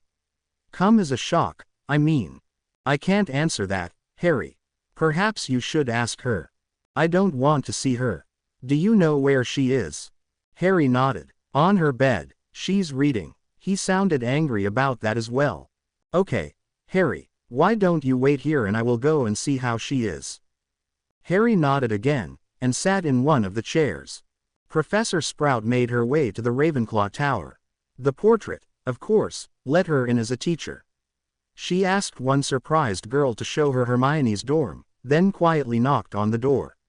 It was closed properly and swung open. Hermione was laying on the bed, as Harry had said, reading a thick leather-bound tome. She looked up. "Professor, I'm sorry I ran out. It was a shock, obviously. I can't believe I didn't know. How could I have missed it?" "Hermione," said Professor Sprout in a sterner tone of voice than she usually used. "Right now there is a little boy downstairs who thinks his bond mate doesn't want him. But that's not true. That's not true at all. I even dream about being with him." She looked embarrassed at what she'd just admitted and added, "You know, when we're older." The professor replied gently, "I believe I can imagine, but it's not me you need to be telling this to. I didn't mean to upset him." I just panicked, I guess. I'll tell him it's okay. She tried desperately to send him a message mentally, but was met with a blank wall. I can't reach him. He's shutting me out. He's in the charms classroom, pointed out the professor. I need to go and see him, don't I? Do you want me to come with you? No, Hermione replied as she got up from the bed. Then she changed her mind. Yes, please. Hermione couldn't remember ever being as nervous in her life as she was as she walked downstairs to talk to the boy who'd come to mean so much to her, yet who she knew she'd just hurt badly without ever meaning to. Harry was sitting with his back to the door. Harry. He didn't turn around. I'm sorry I ran off. I didn't mean. Now he turned around. He'd obviously been crying, but the expression on his face was anger, not hurt. Yes, you did. You don't want me. You're just like everybody else. Mum and Dad only want me because I'm bonded to you. And you don't want me either. Shocked as if she'd been slapped, Hermione could only cry. That's not true. Any of it. Yes it is. If you'd wanted me, you wouldn't have run off like that. I panicked. The two children just stared at each other, Hermione, for once, at a loss for words, Harry, his anger exhausted but the hurt behind it remaining. Harry, said Professor Sprout. I've only known Hermione for a very short time, but what's the first thing Hermione does anytime she's faced with something she doesn't know or understand? Harry almost managed a grin. Almost. Then his expression hardened again. Goes to find a book and tells us everything it says about it about 5 times. And Hermione, you were reading. Why did you feel you had to run out like that to consult a book? I don't know, she replied desperately. It was such a shock. I couldn't believe I'd missed it. I wanted to know if it was true. And is it? I didn't have time to find out. A shock. If you really wanted me, it wouldn't be a shock. It wasn't to me. I began Hermione helplessly, then stopped, unable to think of anything to answer him. Hermione, said the professor. You need to tell Harry how you feel about him. Start with what you told me. Hermione looked at her doubtfully. The professor nodded. I dream about you, she admitted, her face beginning to go pink in places with embarrassment. So we share dreams sometimes. That doesn't mean anything, Harry retorted. I mean, I dream about us being together, when we're older, like Mum and Dad. He looked at her suspiciously. I love the way you want to protect me. She couldn't resist adding, even if you were annoying sometimes. Ironically, it was the bit she added that began to convince Harry that she meant what she was saying. She went on. I can't imagine being without you and I don't want to. Even just now, when I tried to send you a message from upstairs and you blocked me out, she almost shivered at the memory. I thought I'd lost you. Then why? And I've dreamed about the day you'd ask me to marry you, and when the hat said that. Hermione seemed at a loss for words again. Harry could see the struggle in her face. Harry, the professor interrupted. Almost every little girl dreams of some wonderful man sweeping her off her feet and asking her to marry him. But I'll never have that, Hermione said sadly. We're already married, if the hat is right. If you have a soul bond, the hat is right, the professor confirmed. It's like I got what I already wanted and I was so excited, but felt like I was missing something. The chase, perhaps. Hermione and Harry looked at the professor, puzzled. There is nothing more exciting than knowing someone wants you and will, the old-fashioned word is, court you. To try to make you want them and say yes to them. Hermione understood some of what the professor was saying but could see that Harry didn't. Harry, for the last 2 years, off and on, I've dreamed that one day you'll ask me to marry you, and me saying yes, and how we'll live after that. I want to be married to you. I just wanted it to be my choice. She grimaced. Oh, that sounds awful. Harry couldn't resist a smile at her frustration as she fell into silence again. So what happened when you put on the hat, Hermione? The professor prodded her verbally. I felt like the hat had seen all my dreams, and when it said we were married, I thought everyone would think I was just a stupid little girl, dreaming like that. Even Harry would know I was being girly again. Her eyes widened with a sudden thought. Oh my God, did everyone hear what the hat said? Yes, the professor replied. You could have heard a pin drop. But Hermione, nobody knows about your dreams but you and now me and Harry. It doesn't matter now, I've ruined everything, Hermione sobbed. I doubt it, the professor replied with a smile. Harry, take the block away please and let Hermione show you how she feels about you. To Hermione's surprise, Harry did so and she could feel a little growing hope in his mind. As she deliberately flooded him with her love for him and images from her dreams about him, she could feel that hope grow, until Harry's eyes opened wide, before he looked away and reddened. You dream about us doing that? He asked. Hermione went even redder. Well, Mum and Dad do, she defended. How do you think I got here? Not till you're both a lot older, I hope, the professor said, trying to sound stern and failing. Hermione quickly changed to showing him other dreams of them living together. For a minute Hermione just reveled in the warm feelings coming back from Harry, until she suddenly said, what are the others going to think? A cheery grin spread across the professor's face. I wouldn't worry, most won't understand. Some of the girls will be fascinated or jealous, and you'll probably get a lot of teasing about being Mrs. Potter. That must be what the goblin said.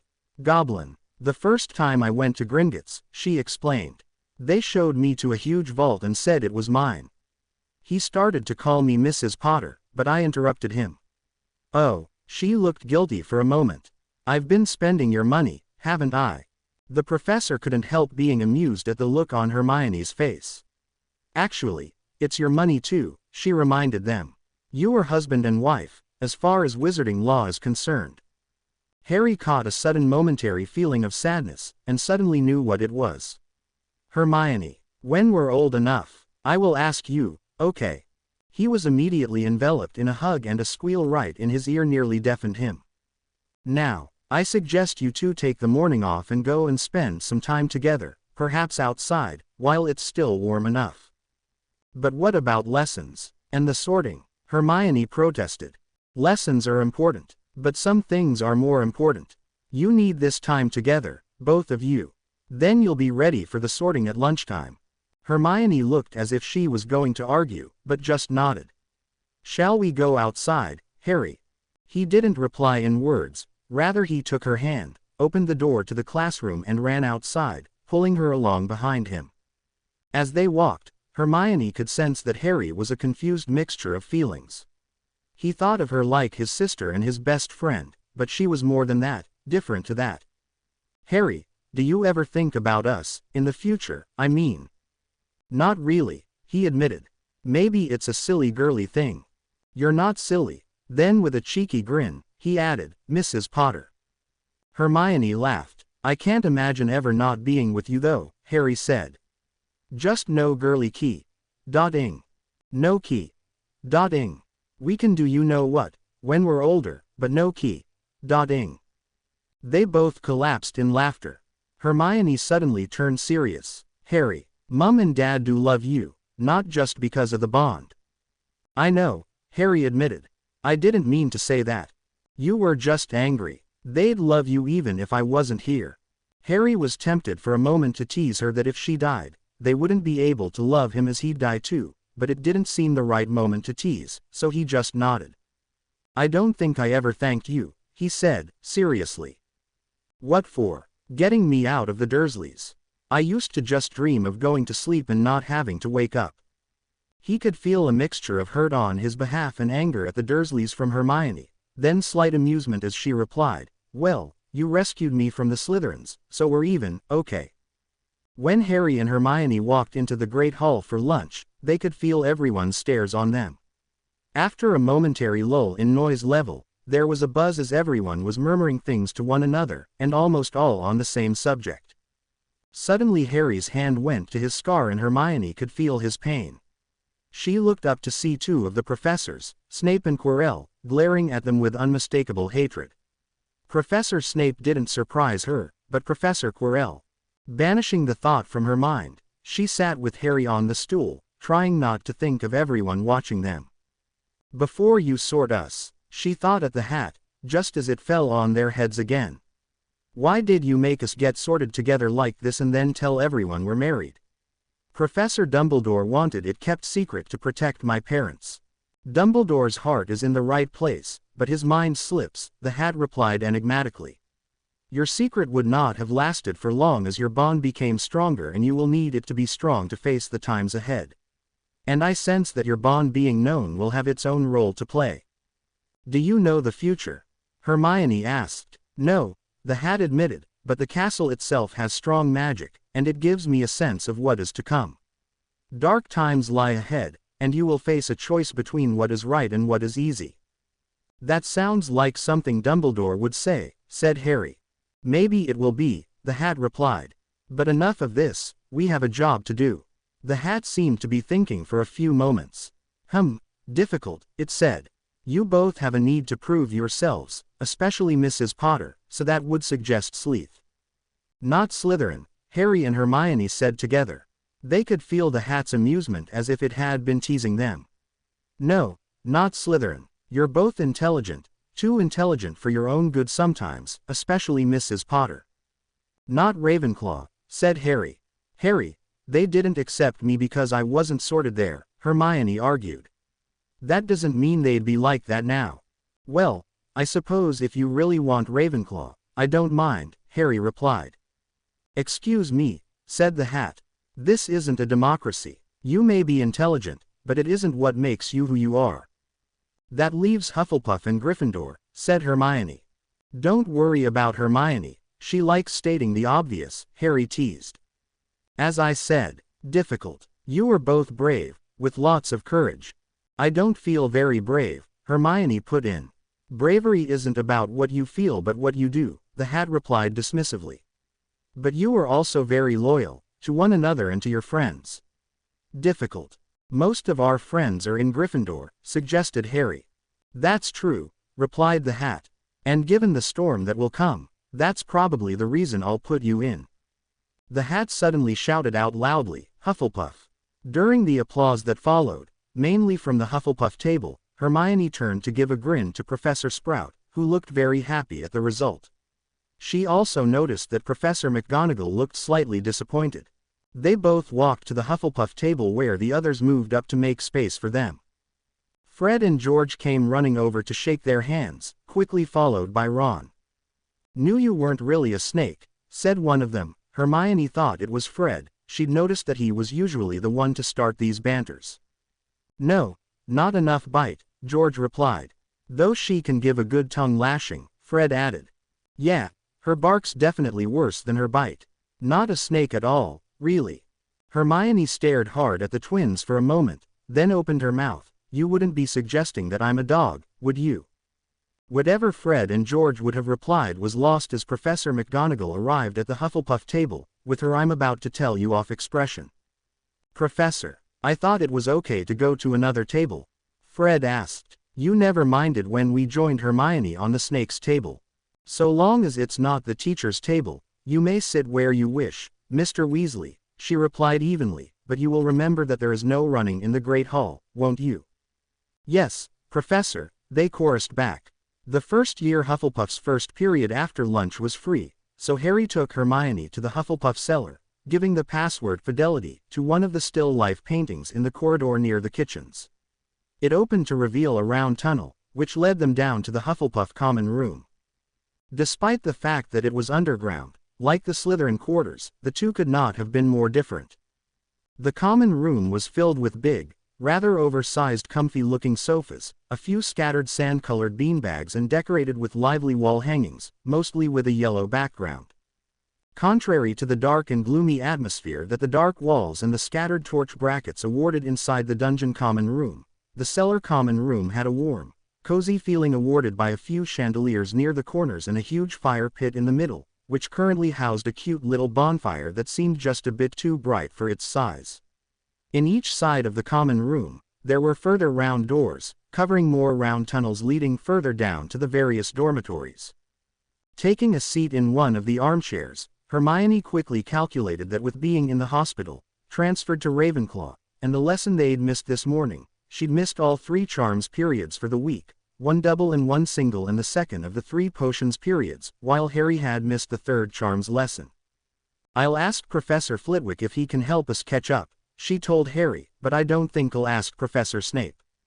No point, Harry agreed. You can see my notes, what little there is of them. Luckily, Susan Bones, one of the other Hufflepuff first-year girls, had made more extensive notes of their double potions lesson, and it didn't take her long to read through them. By the time she was finished, it was time for her first lesson as part of Hufflepuff, which happened to be herbology, which Hufflepuff shared with Gryffindor. Professor Sprout couldn't resist taking the opportunity to welcome Hermione to Hufflepuff, knowing that some of the Gryffindors had assumed that the couple would be sorted there. At the end of the lesson, Hermione asked Professor Sprout if she could ask Professor Flitwick about some charms lessons for the ones she had missed. After a break, they had defense against the dark arts, and Professor Quirrell was still stuttering on about vampires, much as he had been in the lesson Hermione had taken in her one day with Ravenclaw earlier in the week. At the end of the lesson, which they shared with Ravenclaw, one of the Ravenclaw girls, who Hermione hadn't got to know in her short time with them, came up to Hermione. Harry was at her side instantly, but she only said, "I wanted to say sorry, you know, for how we were." Hermione just said, "It's okay. You knew I'd been sorted Slytherin and not Ravenclaw."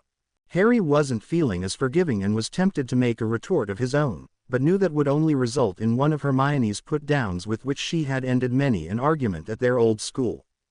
Dinner was interrupted by gasps and screams from the Slytherin table as each of the students there began to burst out with sores. No sooner had the Slytherins gone running en masse to the hospital wing than further screams disturbed the evening meal, this time from the Ravenclaw table, as their outer clothes disappeared. One of the Ravenclaw boys sat untroubled, in his underpants, still eating, but the remainder of his house also ran out of the Great Hall. Professor Flitwick walked over to his one remaining student and suggested that he go and get dressed again and then return to finish his dinner. The professor then took out his wand and swept it a few times over the table, quickly stopping by one of the pitchers. He sniffed it, poured out its contents and then peeled out a piece of sticky tape from its inside. For some reason, he then glanced over to the Gryffindor, directly where Fred and George were sitting. His expression could only be described as satisfied. He crossed to Harry and Hermione and said, "I'm sure you have no idea whatsoever who did those pranks." "No, Professor," they dutifully replied, quickly followed by Harry adding, "Your guess is as good as ours, though."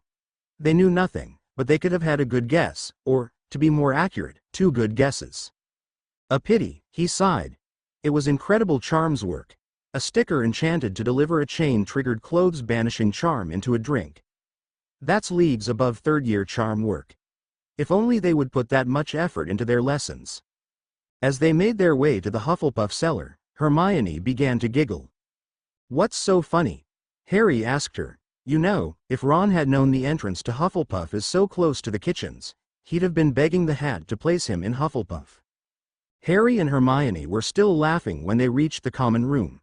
Going briefly to her dormitory, she was pleased to see that everything had been moved there for her. She quickly found her old book on bonds and, as it was no longer exactly a secret, walked back up to the common room to look through it. "It must be here somewhere," she said, frustrated, after the small section on soul bonds had said nothing about them being married.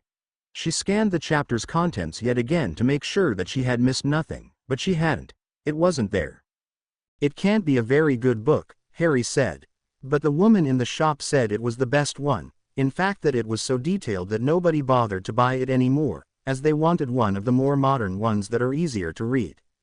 Frustrated, she turned to the index again, then flicked over to the appendix entitled Legal Implications. Finally, she cried out, "I've found it," and began to read out loud. "All types of marriage bond, including soul bonds, which, with the single exception of the temporary kind occasionally formed by combatants fighting together in a war, are considered legal proof of marriage, are considered to be absolute proof of maturity, and thus any bond person is treated under wizarding law as an adult, regardless of age. This used to be of more concern in past centuries when girls especially were expected to marry in their early teens, but it was never changed as the argument went that if they were mature enough to form a marriage bond, they were mature enough to be treated as adults, especially under the guidance of their, usually older, husbands." Hermione sniffed her disagreement at this point, then carried on reading. It remained controversial, however, but became unimportant as the tradition of early marriage for girls was slowly abandoned and marriages before the age of adulthood became increasingly rare. "That's why I didn't find it," she cried. "It wasn't even under soul bonds, It was simply a comment in a paragraph on the legal implications of marriage bonds. But what difference does it make? Asked Harry. Well, for a start, it means that nobody can force you to go back to the Dursleys even if they wanted to. He promised he wouldn't, anyway, Harry pointed out. We could learn to apparate if we wanted to. Harry almost snorted. Hermione, I can't even manage Wingardium Leviosa yet. It's Leviosa. I was just saying, that's all. I bet there's one thing the book doesn't say, said Harry, with a smirk. What's that? Asked Hermione, honestly puzzled, her faith in the book having been restored. How we're supposed to tell Mum and Dad we're married? Some of the color left Hermione's face at the thought. Then she closed and reopened the book and began reading the index again.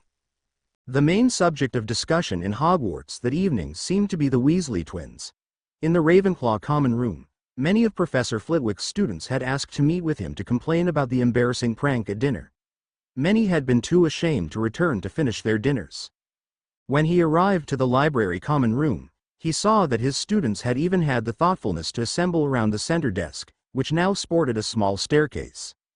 Once on it, he opened the meeting and asked whether it was about finding the culprit of the dinner incident. Everyone knows it was the Weasley twins, one shouted loudly. Almost certainly, agreed the professor affably. They seem to get away with anything and nobody ever does anything to stop them. I don't know. They spend rather a lot of their evenings in detention, the professor pointed out. They should be expelled, another student demanded angrily. That won't happen, replied the professor firmly. Gryffindors seem to do what they like. Even you won't do anything. No, I won't, he agreed. And the reason nobody takes their pranks too seriously is that they tend to prank those who deserve it. And how did we deserve that? One of the girls asked. Let me see, now. A first-year girl, literally tortured while she was in Slytherin, was released from the hospital and placed here. Did any one of you offer her any friendship?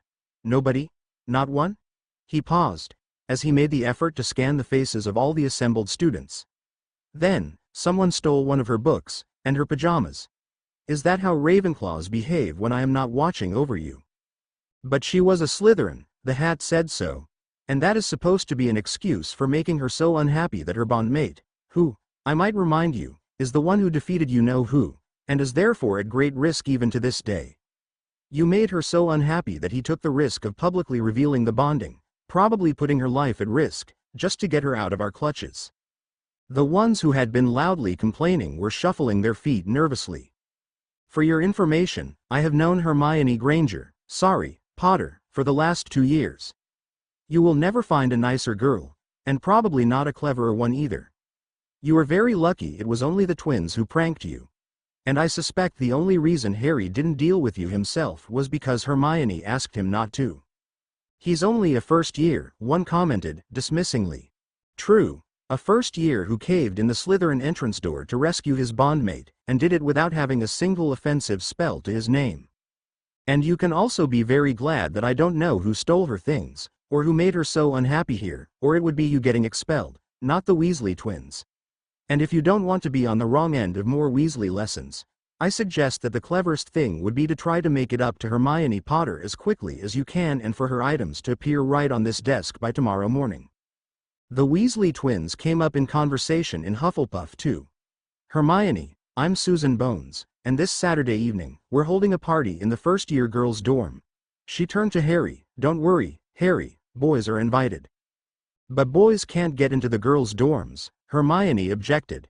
Why? Harry asked, then pointed out, I got into your dorm at Slytherin.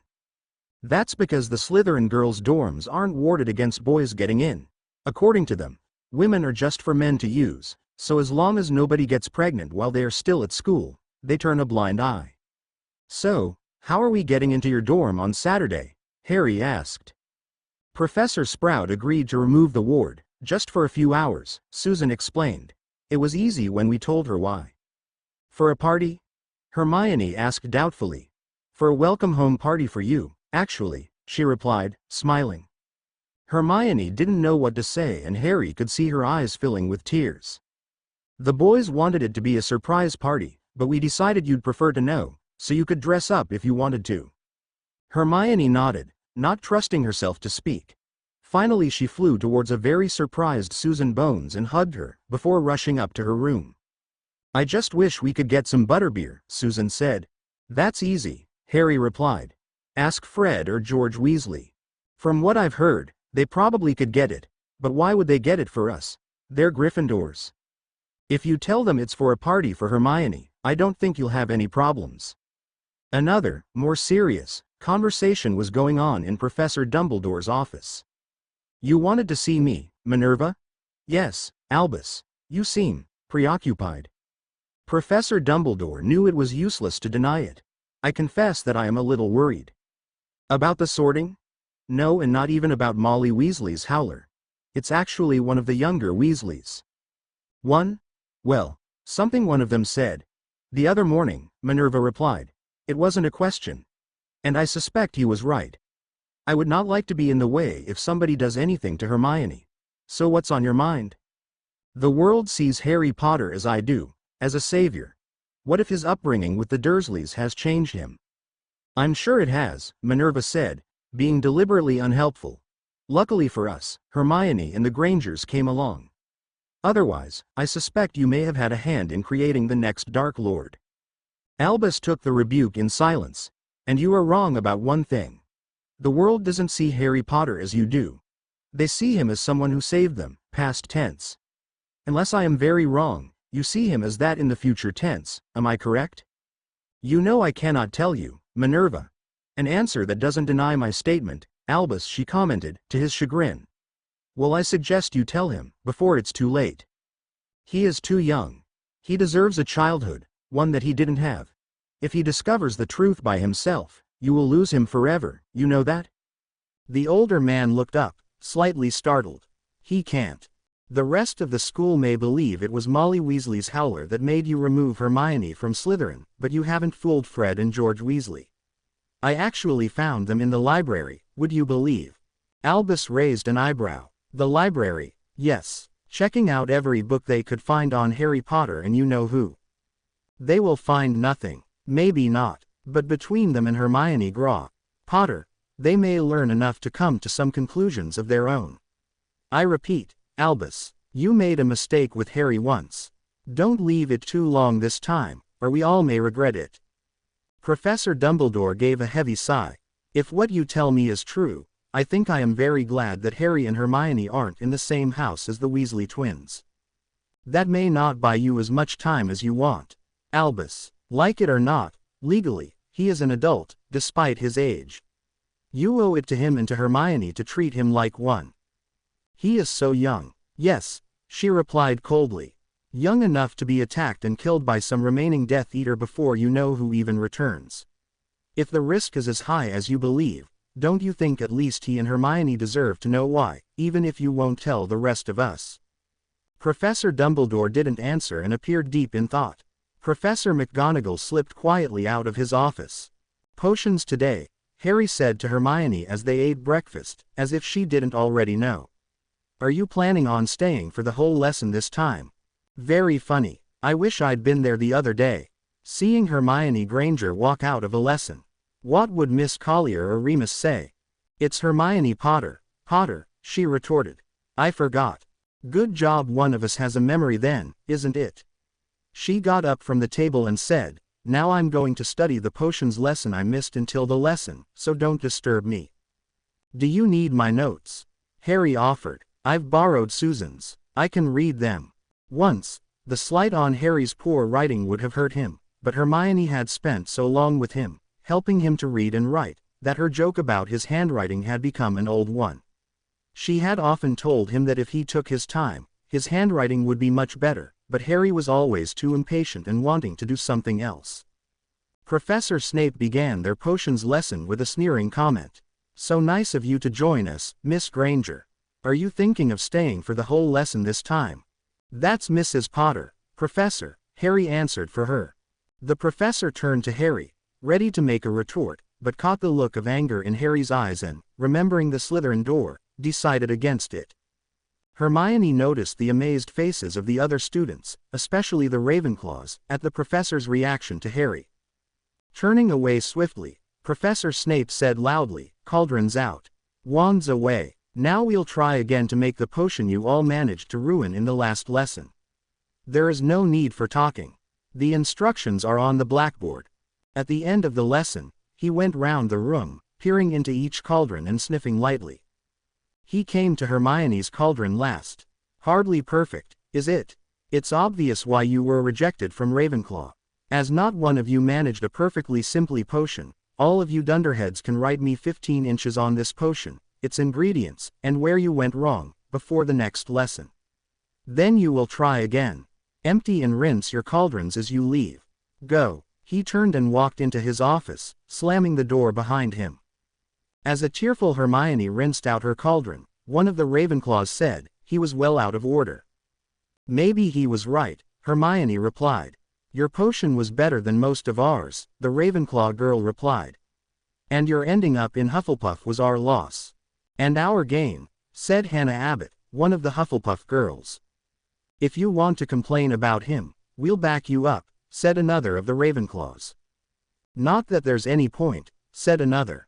People complain about him all the time and Dumbledore won't do anything. Come on, Harry said. I know someone who will. We've got time to see them before History of Magic, if they're not in a lesson.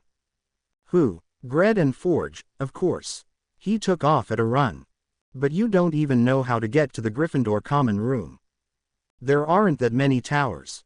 It can't be that hard to find. But Harry was wrong. An unconvinced Hermione allowed herself to follow Harry. He was only defending her, after all, and soon wished she hadn't. Harry, what? I don't think this is the way. No, he agreed. Maybe it's spelled so nobody else can find it. With those staircases I don't think that's necessary. Where are we? I think this is the third floor corridor, the one we're not supposed to be in, she replied. She almost jumped, then said, what's that noise? Filch's cat. He ran down the corridor to the door at the end. Damn, it's locked. We're done for. Oh, come here. Hermione pushed him aside and pointed her wand at the door. Alohomora. The door opened. They ran inside and slammed it shut behind them. Harry checked that the door was properly shut and put his head to the edge of the door to listen for Filch. I'll have to remember that one. I wonder why it was locked. Shish. You'll wake it, Hermione hissed. What? Harry turned. Facing them was a huge dog with 3 heads. One eye slowly opened. A moment later both eyes on all 3 heads were glaring at them. All 3 heads bared their teeth. Harry pulled the door open again and they ran out as the dogs' heads barked and tried to bite them. With some effort, then forced the door shut again. What the hell are they doing, keeping a thing like that in a school? Didn't you see? Hermione replied. It was standing on a trapdoor. It's guarding something. I didn't notice its feet. I was more worried about the heads. What would it be guarding? Hermione pondered. I don't know. We'd better get back. I hope you know the way down, or we'll be late for History of Magic. Like he'd notice, Harry retorted. That's not the point, Harry, and you know it. Only Hermione wasn't bored in History of Magic and she was filling page after page in her notebook with notes. As she was packing up her notebooks, Harry said, come on. We still have to see the twins, and I want to see if they know about that 3-headed dog. They might be in a lesson. I need to write these notes neatly. Why don't we just ask them at lunch? Unless you want to risk getting lost on your own. Harry decided against that, but was impatient until they could see the twins at lunchtime. When Harry and Hermione went to join the twins at their table, glares from some of the Gryffindors, especially at Hermione, made the twins decide to get up and sit with Harry and Hermione at the Hufflepuff table. The Hufflepuffs moved up willingly, hoping to hear about more pranks on the other houses. But for once the twins were serious. A 3-headed dog, you say? Asked Fred. They looked at each other and said together, Hagrid. What about him? Hermione asked. Oh, replied George, you haven't been here long enough to know yet, but Hagrid's obsessed with strange animals, the more dangerous the better. He's bound to know about it. Will he say, if it's guarding something? Hermione asked. What makes you think it was guarding something? Asked George. It was standing on a trapdoor. Fred. Didn't one of the firsties say they met Hagrid in Gringotts, and he said he was getting something for Dumbledore, to keep safe? Yeah, Fred replied. Wouldn't say what it was though. Could be coincidence, said George. Could be, Fred agreed. Then they both said together, nah, and shook their heads. We're free this afternoon, said Harry. Why don't we go and see him? Can't, George replied. We've got herbology, Fred explained. You two could go though, George suggested. He'll be less suspicious with you two anyway. He always seems to think we're up to something, Fred said in a hurt tone of voice. Because you usually are, asked Harry. Us, the twins asked together, then added, we're sweet and innocent as firsties. Hermione giggled and Harry retorted, you weren't sweet and innocent even before you were firsties. As we've been insulted, said Fred, I think it's time for us to go. The twins got up and with a pretend sniff into an invisible handkerchief, they left Hermione and Harry alone. Hagrid, Hermione began, after being attacked and licked on the face by Hagrid's dog, Fang. We wanted to ask you something. Anything you like, replied Hagrid. Then Hermione surprised Harry by asking, you know about Harry at the Dursleys? It was supposed to be secret. How did you know? Hagrid looked upset and for a moment they thought that he was going to cry. It was me that took you there, Harry.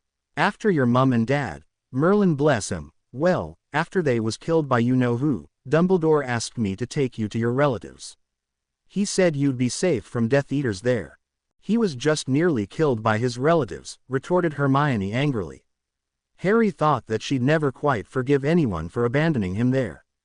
I know, now, we didn't know then. If I'd known, I'd never, Avenue took her. I know, Hagrid, it wasn't your fault. Dumbledore trusted me to take you. I was so proud. If I'd known.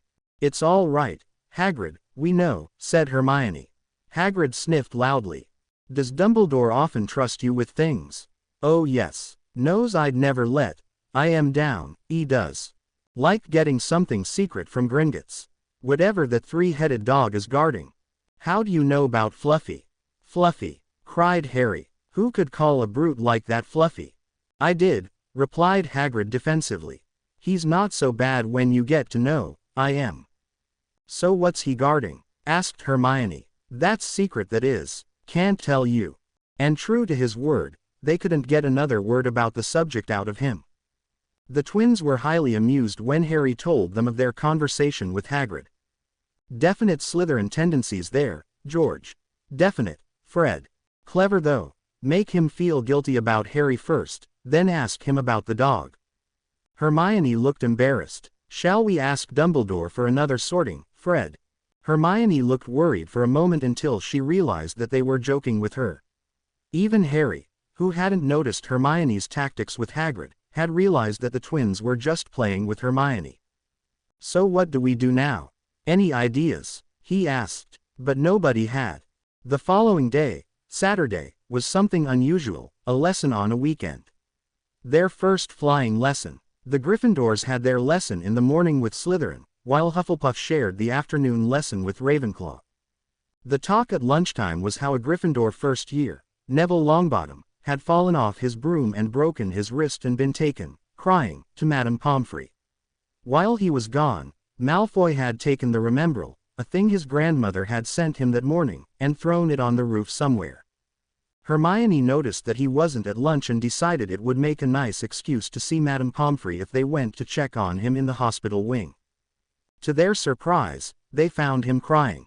Surely it's not still hurting? Hermione asked him. No, he sniffed, wiping his eyes, obviously embarrassed at being caught crying again. What's the matter, then?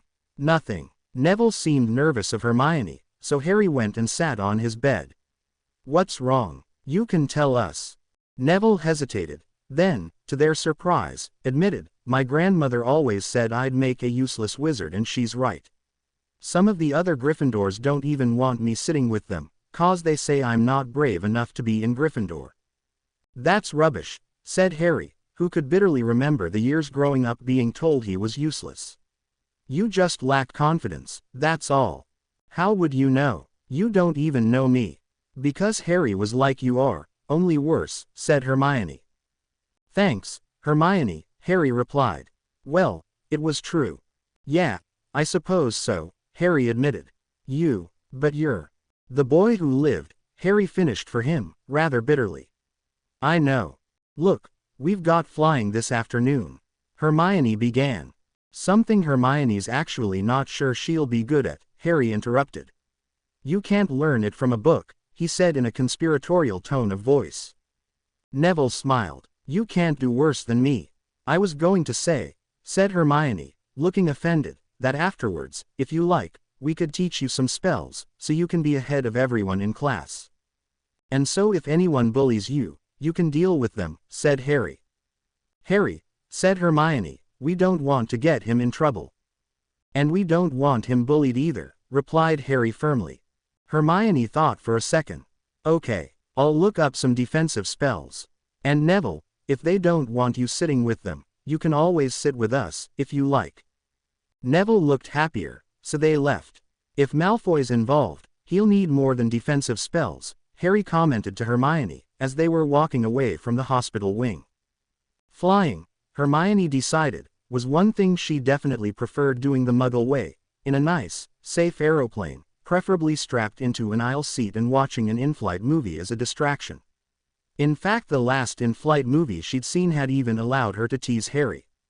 It was a movie called Troll, in which a dark-haired boy called Harry Potter discovered magic and had to fight a troll. Right now, Hermione thought, she'd rather fight a troll than trust her life to this rather decrepit piece of wood. Her broom seemed to be ignoring her command to rise, making her wonder if it could somehow know that she didn't actually really want it to. Harry's broom, however, had flown instantly and effortlessly into his hand. Hermione noticed that everyone else had their broom in their hands already and most of them were looking impatiently at her. Up, she almost shouted in desperation, and to her surprise it flew up into her hand. While Harry, much to his own surprise, had already soared into the sky, until he was called back down by Madame Hooch, and most of the rest of the class were beginning to do circuits around the courtyard, Hermione was barely leaving the ground, pushing herself up, then, as the broom began to gather a little speed, panicking and forcing it back down again. Hermione looked at the others and among the sympathetic looks were some grins at her predicament. She supposed she must look funny, the girl who did everything best, barely able to find the nerve to get off the ground. She was startled by a noise behind her and turned around quickly. Oh, Harry, it's you. Come on, he said. Follow me. No, I can't. Yes, you can, he insisted. Stay beside me. I won't let anything happen to you. She was about to argue but she could feel waves of reassurance coming at her from Harry. She just couldn't disappoint him in this. She had to try. Just push off, and point the broom upwards. Forcing herself to push harder, she rather overdid it and quickly found herself shooting higher, far faster than she'd intended. Hermione screamed loudly, then realized that Harry was right beside her. It's okay, he shouted, at least that's what it looked like as the wind took the sound away. As she looked into his eyes she felt her panic subsiding until she almost began to enjoy herself. He was trying to say something to her and his eyes looked worried. Suddenly he barged into her so that she almost fell and put his arm around her waist. They shot straight upwards together and she noticed the branches of a tree sweep below them. He slowed down and steered them gently to the ground. What did you do that for? She shouted at him. It's a good idea to look where you are going, he replied calmly. You nearly hit that tree. Oh, she said, deflated. Come on, try again. Oh, no, that's enough. Come on, and watch where you're going this time. Harry took off expecting her to follow him. It was easier the second time and they left the courtyard far below. As they flew over the lake, the almost setting sun was dipping low over the mountains causing the clouds to light up in a range of spectacular colors. Without thinking, she stopped to look. Harry turned around. What's wrong? It's beautiful. He saw she had tears in her eyes. He turned his head to look at the sky. It was okay, he supposed, and decided that he'd never understand girls. We'd better get back, he said. After a minute or so, Harry suddenly dived down towards the roof nearest to the courtyard. Hermione shrieked, fearing he was going to crash, but he landed lightly on the roof and picked something up, then flew down to the courtyard, where Hermione jumped off her broom and ran at him angrily.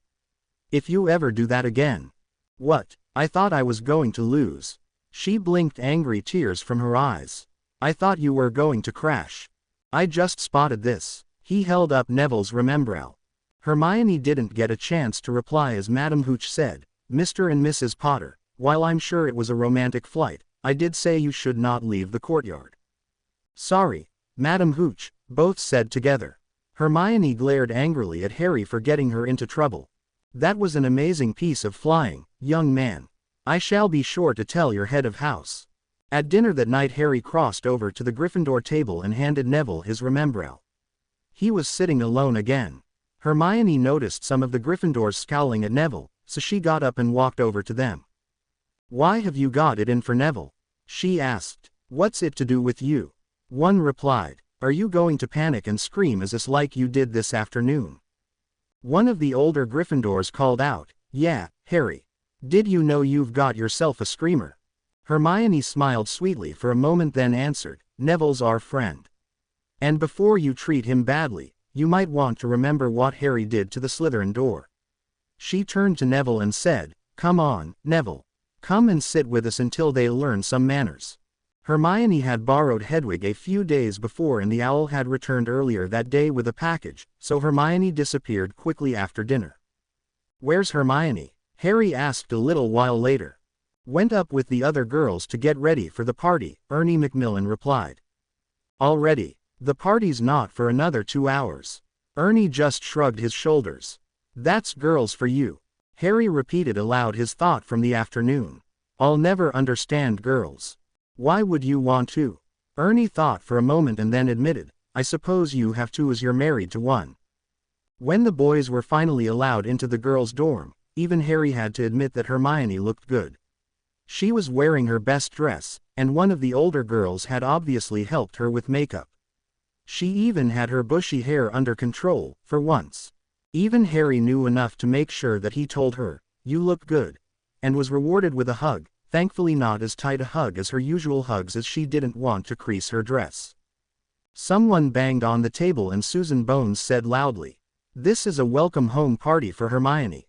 The Ravenclaws were too stupid to accept her, she wasn't evil enough for Slytherin, so were her family now. And the Gryffindors weren't brave enough to take her, said Harry, causing a laugh, even from Hermione. But Susan hadn't finished. Some houses don't think much of us in Hufflepuff, but we have a tradition. You stay loyal to us, and we will be loyal to you throughout your time here and beyond. Some of the older Hufflepuffs have commented on how Hermione has already begun to help those who need it, to be a friend, regardless of house. Has everyone got a butterbeer?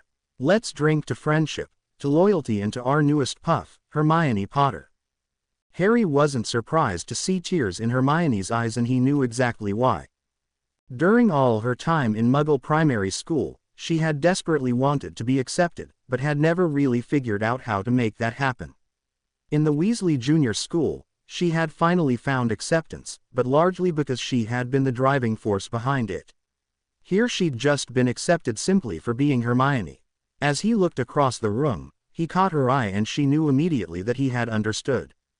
The party went on until Professor Sprout came to break it up around 9:30 and send the boys back to their own dorm. She turned to leave and then paused and said quietly, Oh, Harry, Hermione. Can you come and see me sometime tomorrow? You're not in trouble, she added, seeing the look on their faces, but I have something to discuss with you. They were both curious, but knew that she would say nothing further until the following day. Sunday dawned with a weak sun barely shining through the early morning mist, which made the castle seem almost like a spooky island. Almost at the end of breakfast the post arrived. The professors began reading their Sunday newspapers, then Professor Sprout got up and walked over to Harry and Hermione. She looked worried. Can you come with me please? Have we done something wrong? Hermione asked, as they followed Professor Sprout into an empty classroom. No, dear. There's no easy way to say this, but I thought you'd better read this before someone else tells you about it. She handed them her copy of a newspaper. Sunday Prophet. Boy Who lived, married at 11. By Rita Skeeter. In a dramatic turn of events this week at Hogwarts, it was learned that Harry Potter, more commonly known as the boy who lived, is married. Of course, To marry at the age of just 11 years old would normally be illegal, but sources close to the couple tell us that his young bride is devious and clever, enough so to find a loophole in the law. So who is the girl who somehow snared probably the most sought-after young man in Hogwarts? She is Hermione Granger, a Muggle-born, who has previously been studying at the secretive school for Muggle-borns set up by Molly Weasley, wife of a minor Ministry employee. Everyone is asking how Miss Granger, or as we must now call her, Mrs. Potter, managed to snare Mr. Potter. It certainly wasn't by her looks, said one prominent student. Indeed, the new Mrs. Potter is a rather plain girl with somewhat uncontrollable hair and rather unattractive buckteeth. Surprisingly for the wife of the boy who lived, she had been sorted into Slytherin, and other students who knew her from there confirm that she is clever and manipulative. Apparently manipulative enough to force her new husband into demanding an unprecedented new sorting. That he wasn't brave enough to stand up to her unreasonable demand is shown by the fact that, contrary to widespread expectations, Harry Potter was not sorted into Gryffindor, but Hufflepuff.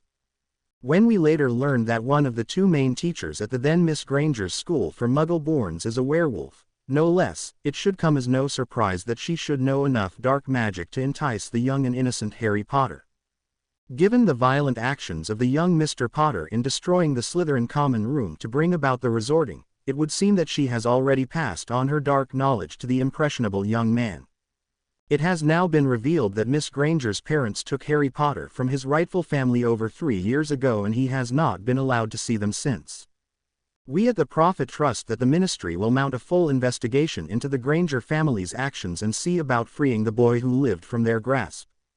Another investigation, we are sure, will be studying how a secretive school was set up and why it was allowed to have a dark creature as a teacher. It should be noted that Mrs. Hermione Potter née Granger is rather older than her new husband. Harry Potter is, of course, heir to the Potter fortune, which, it is believed, consists of not only a vast amount of gold, but a considerable number of valuable properties. This raises questions about whether the young lady, and I use the term loosely, is nothing more than a gold digger. Knowing the uproar which would rightfully occur when her secret marriage became a matter of public knowledge, we can only speculate on whether she has already taken the purity of the young heir and savior of the wizarding world, thus making it impossible to annul the marriage. As a Muggle-born, it is possible that any children of the marriage may not be magical, in which case the fortune of one of the oldest and proudest wizarding families may be lost to the wizarding world forever.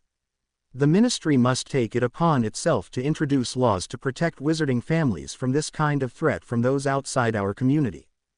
Harry was still reading when he noticed Hermione, staring at Professor Sprout in disbelief, her face masked with hurt and anger and her eyes full of unshed tears. "Why?" Hermione gasped. "What did I do?" Professor Sprout pulled Hermione into a hug and said quietly, "Nothing. Some people are just full of hate and prejudice."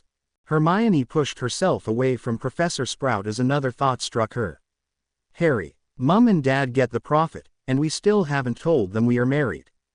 Harry opened his mouth to speak but was too shocked to think of a reply. "Don't worry, Hermione, I'll check with Professor Dumbledore and then we'll contact your parents." She left Harry and Hermione alone. Harry was still finishing the article and Hermione noticed his face growing harder and harder. "She makes it sound like Mum and Dad kidnapped me so you could marry me for my money. Not to mention it makes you and Remus look evil," Hermione pointed out. Harry snorted. "Violent am I? Where is their office? I'll go there and show her, Violet." "Harry, don't be silly," Hermione replied in a somewhat bossy tone of voice. "You can't, and if you could it would only make things worse." "Worse?" he cried. "How could it be worse?" They were soon to find out. They had just sat down to lunch when Professor Sprout walked up to them. "Harry, Hermione, after lunch, if you come to my office, we can go and see your parents. I understand their house is on the Flow network." "Yes, Professor," replied Hermione. "Very well. Take your time eating. There's no hurry." As she walked to the teacher's table, a solitary owl flew into the great hall. It dived down to Hermione and dropped a red envelope. "It's a howler," gasped Susan, backing away. Just as Hermione reached for the envelope, it opened by itself and a woman's voice began to scream. "You foul, evil, mudblood slut. How dare you steal Harry Potter from his family? Stay away from decent wizarding folk and go back with that werewolf friend of yours. Some of the students at the Slytherin table laughed, but the rest of the school was in shock. Suddenly the howler exploded, sending a shower of something foul in all directions. Some of it landed on Harry's arm, a little on Neville's cheek, a considerable amount even went as far as across the table where it splattered both Susan's arms, but most of it caught Hermione full in the face and her hands were covered too. Everywhere it touched, the skin blistered painfully and began oozing from white pustules. A faint odor of petrol also permeated the air around them. Hermione cried in agony as she tried to wipe the ooze out of her eyes, yet she only made the situation worse, getting even more of the secretion in her eyes. Harry looked up and saw about 20 more owls headed for Hermione. "Let's get out of here," he said urgently, pulling at her arm. "I can't see," she cried, her eyes swollen shut from the oozing sores. "We'll help you," said Neville, then added nervously, "if you'd like. I've got to go to the hospital wing myself." Students were running to get away as the owls began to descend on Hermione and more red envelopes began to fall towards her. Professor Dumbledore was by their side far quicker than Harry would have thought possible and waved his hand towards the other howlers, which immediately disappeared in a flash of bright flame. He then turned his hand to all the owls still streaming into the great hall. Once the headmaster banished their deliveries, they all turned away and flew back outside. "If you don't mind, Harry, I will take Mrs. Potter to the hospital wing. You three had better come along as well. Is anyone else hurt?" he asked, noticing there were others that got hit with the pus. Nobody else was, so he waved a hand and Hermione was suddenly stiff as a board. "It's Petrificus Totalis, Harry," answering Harry's unspoken question. As Hermione fell, the headmaster waved his outstretched hand again. "Wingardium Leviosa, Harry. It's easy, once you get the hang of it." Seeing Harry's startled look, he explained, "This way she won't feel anything until I get her to Madame Pomfrey." As soon as they reached the hospital wing, a shocked Madame Pomfrey had the headmaster place Hermione on a bed, then handed white gowns to the other three and ordered them to get changed and get into beds. As she drew curtains around Hermione, Harry insisted on staying with her. When Madame Pomfrey released her from the Petrificus spell, Hermione screamed as the pain returned. Harry went to take her hand, only to find himself abruptly pushed aside. "Don't touch the areas with sores, it will be agony for her." He nodded and placed a hand on her shoulder. "I'm here, you'll be all right soon." "It hurts so much," Hermione mumbled through her swollen lips. "It won't for longer, Mrs. Potter," Hermione, Madame Pomfrey assured her. "I want you to try to open your eyes so I can wash them out first. That's it, good girl." A gentle stream of cool water came from the end of Madame Pomfrey's wand. When she had finished with Hermione's eyes, she rinsed off the rest of her face, then moved to her hands. "Does it hurt anywhere else?" Hermione pointed to her chest. "I see. It looks like the pus soaked through your clothes. I will have to undress you. Harry, perhaps you could wait outside. Go and change into the gown I gave you while you were waiting." Harry slipped away quietly through the curtains. As Madame Pomfrey helped undress Hermione, she said, "I hope you don't mind me asking him to go outside. I know he is your husband, but I didn't think you'd want him to see you like this." "We don't. We haven't. It would be none of my business if you did, Hermione, although I would suggest waiting a few years." She quickly rinsed off the few places where the pus had seeped through Hermione's clothes, then helped her into a gown. "Now, I'm going to put some liquid into your eyes. It will feel strange, but it will heal the sores quickly. Your eyesight will be blurry for a day or so from the liquid, but that's nothing to worry about. You'll be back to reading your books in no time." Hermione wondered at the warming sensation from the liquid. It felt surprisingly comforting. "Now, I'm going to cover the worst places with this cream. Please leave it on at least the rest of the day, but you may have a shower before you go to bed tonight. After your shower, come back here and I will reapply it." After she had applied the cream she suggested, "Now rest for a little bit, while I treat the others." She treated the sores on Neville's face first and, as Hermione had found, he discovered that the cream eased the pain considerably. "What was that stuff?" Susan asked, as Madame Pomfrey smoothed cream on her arm. Bubotuber pus, Madame Pomfrey replied. Correctly processed, it is very useful in curing acne, but in its raw state, well, you can see. Very painful indeed. I'd noticed, said Neville, dryly. Harry was last, but when Madame Pomfrey finally let him go, he went straight to Hermione. Hermione was sitting up, her face and hands smothered with cream, but otherwise she seemed okay. I'm all right, Harry. Okay, the four of you can go. Miss Bones, could you go to your dorm and bring Mrs. Potter some fresh clothes? These will need to be soaked a long while to remove the bubotuber pus before she can wear them again. Okay, Madame Pomfrey. Susan took her own clothes into the toilet to change into them and then went out, leaving Harry and Neville to change as well. However, it wasn't Susan who returned with Hermione's clothes, it was Professor Sprout. Hermione, how are you feeling? Sore. Then Hermione gave a little gasp and said, Professor, we were supposed to be going to see our parents. And you still can, but I think they'd prefer it if you got dressed first. But how can she? Asked Harry. If they see her like that, they'll go ape.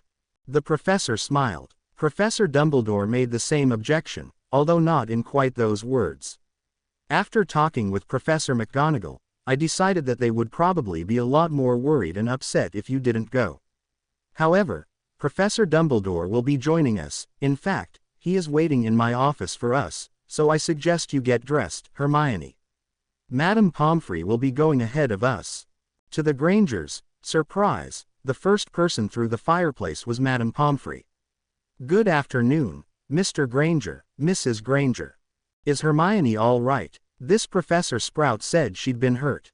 That's why I'm here. She was hurt, but she will be all right.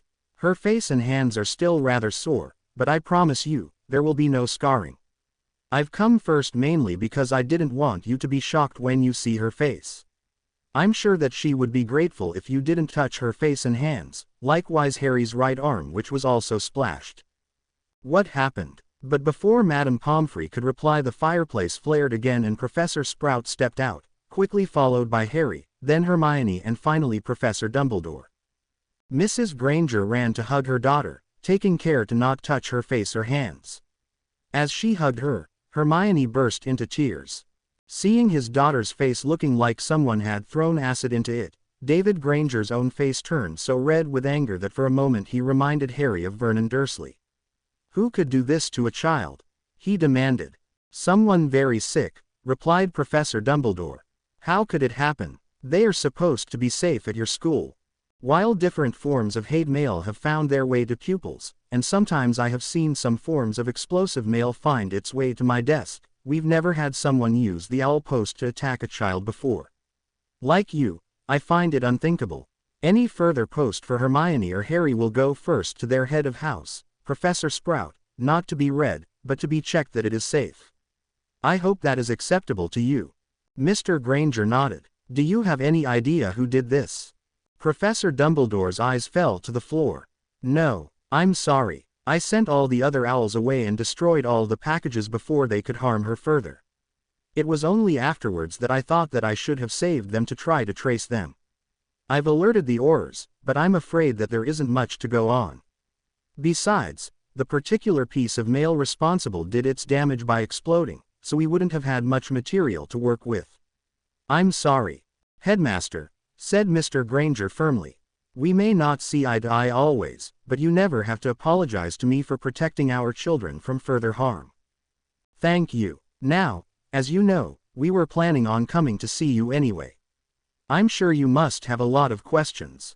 You could say that. He held up a copy of The Prophet. What's all this rubbish?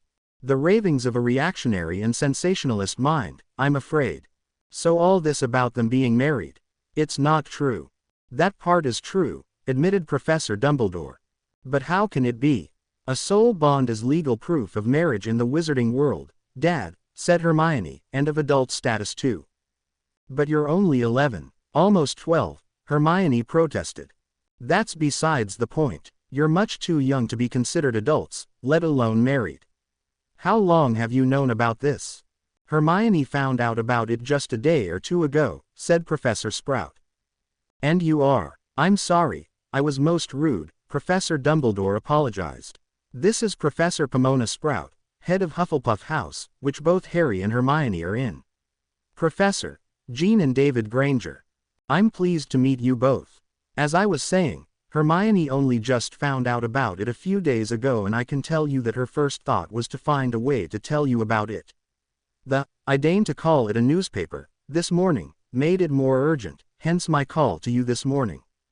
Why weren't we all told sooner? According to you, they've been married the last 3 years.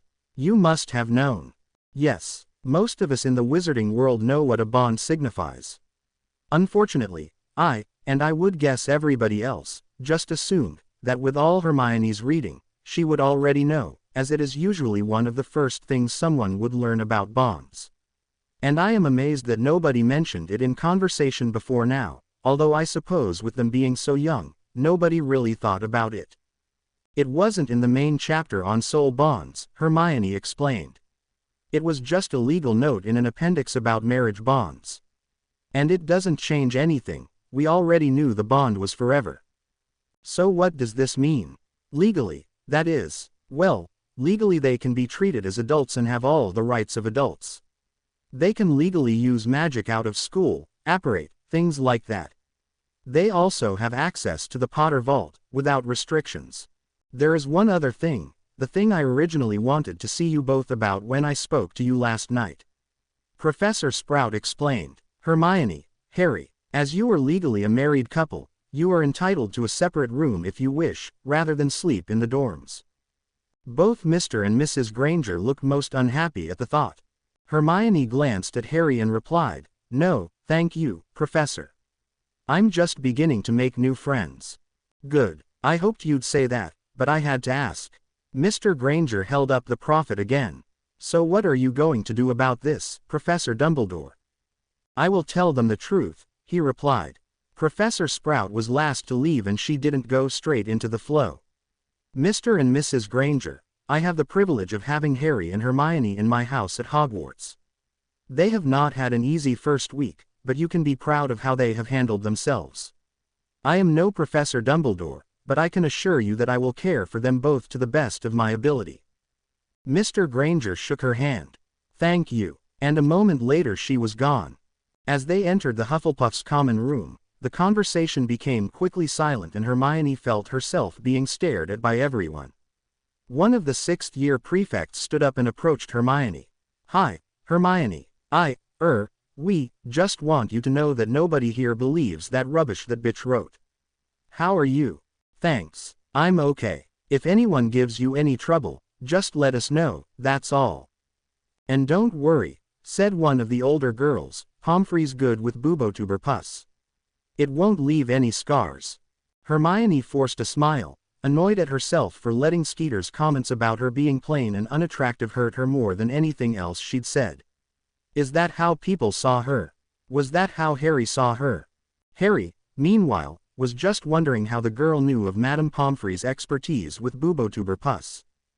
During breakfast the next morning Susan Bones began to read the copy of the Prophet which had just been delivered to her. To nobody's surprise, it had a front-page article referring to the previous day's attack. The Daily Prophet, Attack on Hogwarts Children, by Rita Skeeter. Yesterday, there was a cowardly attack on some of the children at Hogwarts, when a howler sent to the new Mrs. Potter exploded, injuring her and others with Bubotuber pus. The headmaster, Albus Dumbledore, issued a joint statement with the ministry. "We are disgusted by this unprecedented attack and measures have been taken to prevent it happening again. The Department of Magical Law Enforcement will leave no stone uncovered to discover the perpetrator of this attack." Notably absent from the statement was any explanation as to how such a dangerous object managed to reach the children in what is supposed to be the most magically protected building in Britain. We here at the Prophet would like to add our voice to those condemning this outrage. While we believe that we have a duty to expose wrongdoing in our world, we would never condone violent attacks on a child.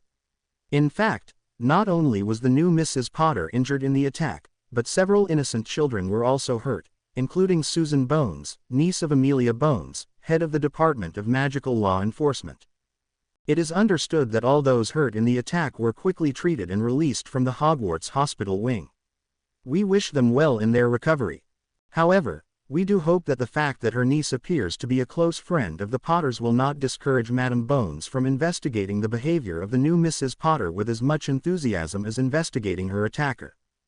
They've got a cheek, Susan cried, outraged, suggesting that you weren't an innocent victim, especially when it was their fault in the first place. She grinned for a moment. I think my aunt is more likely to investigate that Skeeter woman than you. I don't know why she sends me this rag every day, but she says I should know what is going on.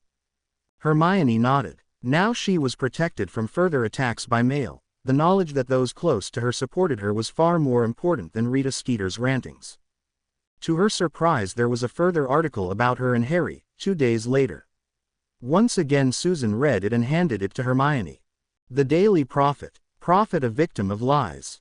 By Rita Skeeter. After a thorough investigation, it has come to the notice of this newspaper that we were deliberately misled in the matter of Harry and Hermione Potter. Yesterday evening it was revealed that Mr. and Mrs. Potter have not recently married, but in fact formed a magical soul bond over 3 years ago at the unprecedented age of 8 years old. Given that a soul bond cannot be manipulated into being, any suggestion that Muggle-born Hermione could deliberately bring this about at their first meeting is therefore incorrect. Furthermore, school authorities have declared that the young couple hadn't been informed that the bond was as good as a marriage ceremony in our society. We have also been asked to correct the alleged inference that Mr. Potter used dark magic to destroy the Slytherin common room. In fact, the common room was not destroyed, and we are informed that Mr. Potter did not use and has never been taught any offensive spells. When we pressed for an explanation of exactly what Mr. Potter did use, we were told that he caved in the Slytherin entrance door with nothing more than a shield charm. No explanation was forthcoming about exactly how he could use a shield to destroy a supposedly indestructible barrier. We at the Prophet just hope that his power can be harnessed for good, rather than the risk of him running loose. We at the Prophet apologize to our readers that we were the victim of those who no doubt have their own agenda with the boy who lived and his wife. They still don't apologize to you, and slipped in some more mistrust about Harry, Susan noted. My aunt put quite a bit of pressure on them to print even this much. That's all right, Hermione replied. Thank your aunt for me when you can. Neville had a look at the newspaper and snorted. Thorough investigation. My gran says the Prophet couldn't investigate their way out of a broom closet. The drama of the first week behind them, the school settled into its usual routine. Hermione's 12th birthday passed without incident despite Ron's dire predictions that the Slytherins would try to ruin it for her. As September turned into October, Hermione's excitement at all the new magic she was learning was beginning to affect her. Not since they had been together briefly in Muggle school had Harry seen her so eager to answer every question, and her increasing bossiness when it came to doing homework was getting on everyone's nerves, even Harry's. By the end of October even the teachers were concerned. Well, some of them. Professor Flitwick loved to show off how well Hermione could do things, but he failed to notice the resentment on the faces of the other students and the mutterings of insufferable and know-it-all that were common when Hermione was answering a question. Professor Snape was the opposite and even went as far as calling her an insufferable know-it-all in one lesson. One evening, Professor Sprout brought up the subject of Hermione with Professor McGonagall. You've known her much longer than I have. Was she always this? She struggled to find a word, exasperating. I didn't really know her that well, but I don't remember her being like this. Perhaps you should ask Madame Pomfrey. Madame Pomfrey, on hearing how Hermione was behaving, was also more than a little concerned. The first thing to find out is if this is a recent change, or whether she was like this before, she advised. The following Saturday Professor Sprout took the opportunity to go and see Miss Collier, Hermione's old teacher. What she learned concerned her. Things came to a head at Halloween. Well, it's all a complete waste of time, Hermione had argued, referring to the frantic preparations for the Halloween feast that night. We're supposed to be here studying, not acting like a lot of 5-year-olds. Pumpkin faces indeed. Even Harry had got annoyed at that. Putting down the brush with which he was decorating his own pumpkin, he turned and said, "Well, if you don't like it, you don't have to come." Hermione had stormed off in a huff. "Really, Harry," said Ron. "She's your wife. Can't you do something about her? You'll have to do something, agreed Susan. People are starting to avoid her. The way she's going, she'll have no friends left.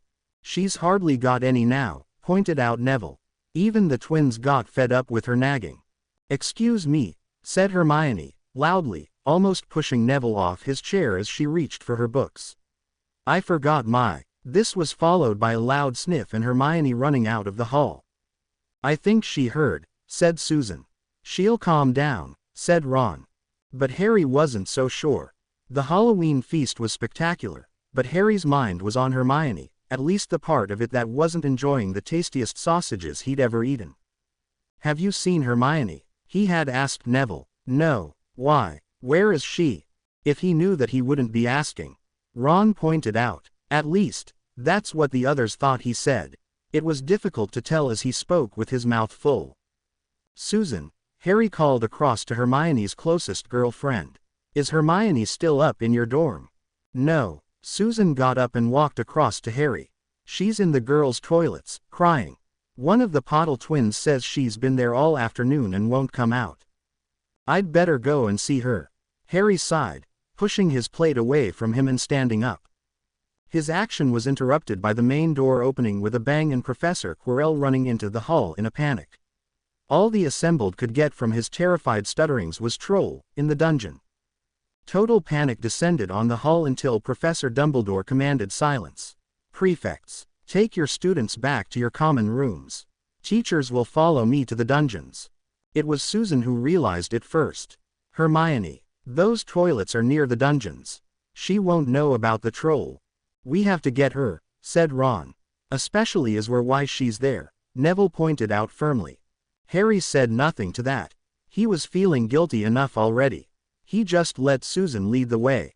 You go in first, Harry said. You're a girl, he pointed out. Susan shrugged and opened the door. A succession of loud sounds struck Harry's ears, a loud roar, a crash that sounded like a demolition ball had hit something, and two screams. Barging past Susan, Harry ran into the room. He didn't even notice that Ron and Neville had run in with him. Seeing Hermione cowering in the corner, he ran straight past the enormous troll, slipped on the wet floor caused by the broken pipes leaking everywhere, and lay dazed on the floor, not far from Hermione.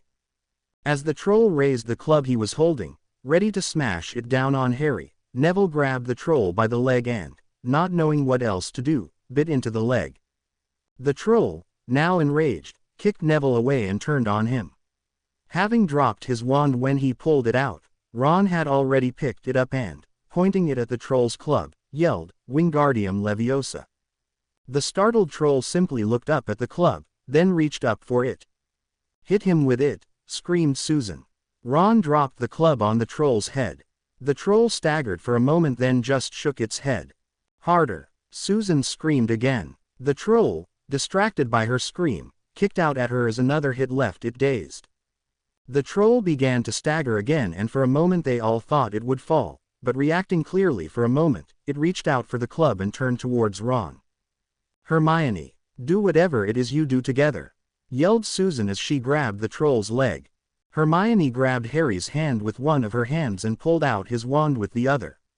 Protega. The door opened as the troll simply exploded, covering Ron, Susan, Neville in its remains, along with Professor McGonagall, who had just entered. The sudden smell was overpowering. Before saying anything, the professor took out her wand and banished the mess. The smell, thankfully, disappeared as well. She asked, "What are you five doing in here?"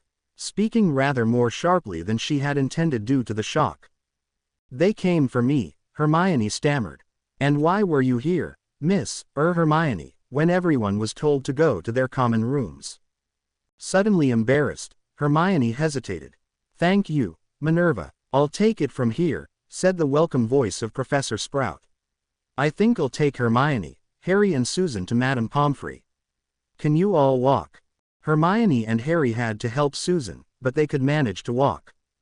"If you, Mr. Weasley and you, Mr. Longbottom can both walk, I suggest you also go to the hospital wing to have Madame Pomfrey check you over." Thankful for the chance to escape further questions, Ron and Neville almost ran out of the toilets. As they walked up the stairs, Ron noticed Professor Snape limping, leaving a trail of drips of blood on the floor.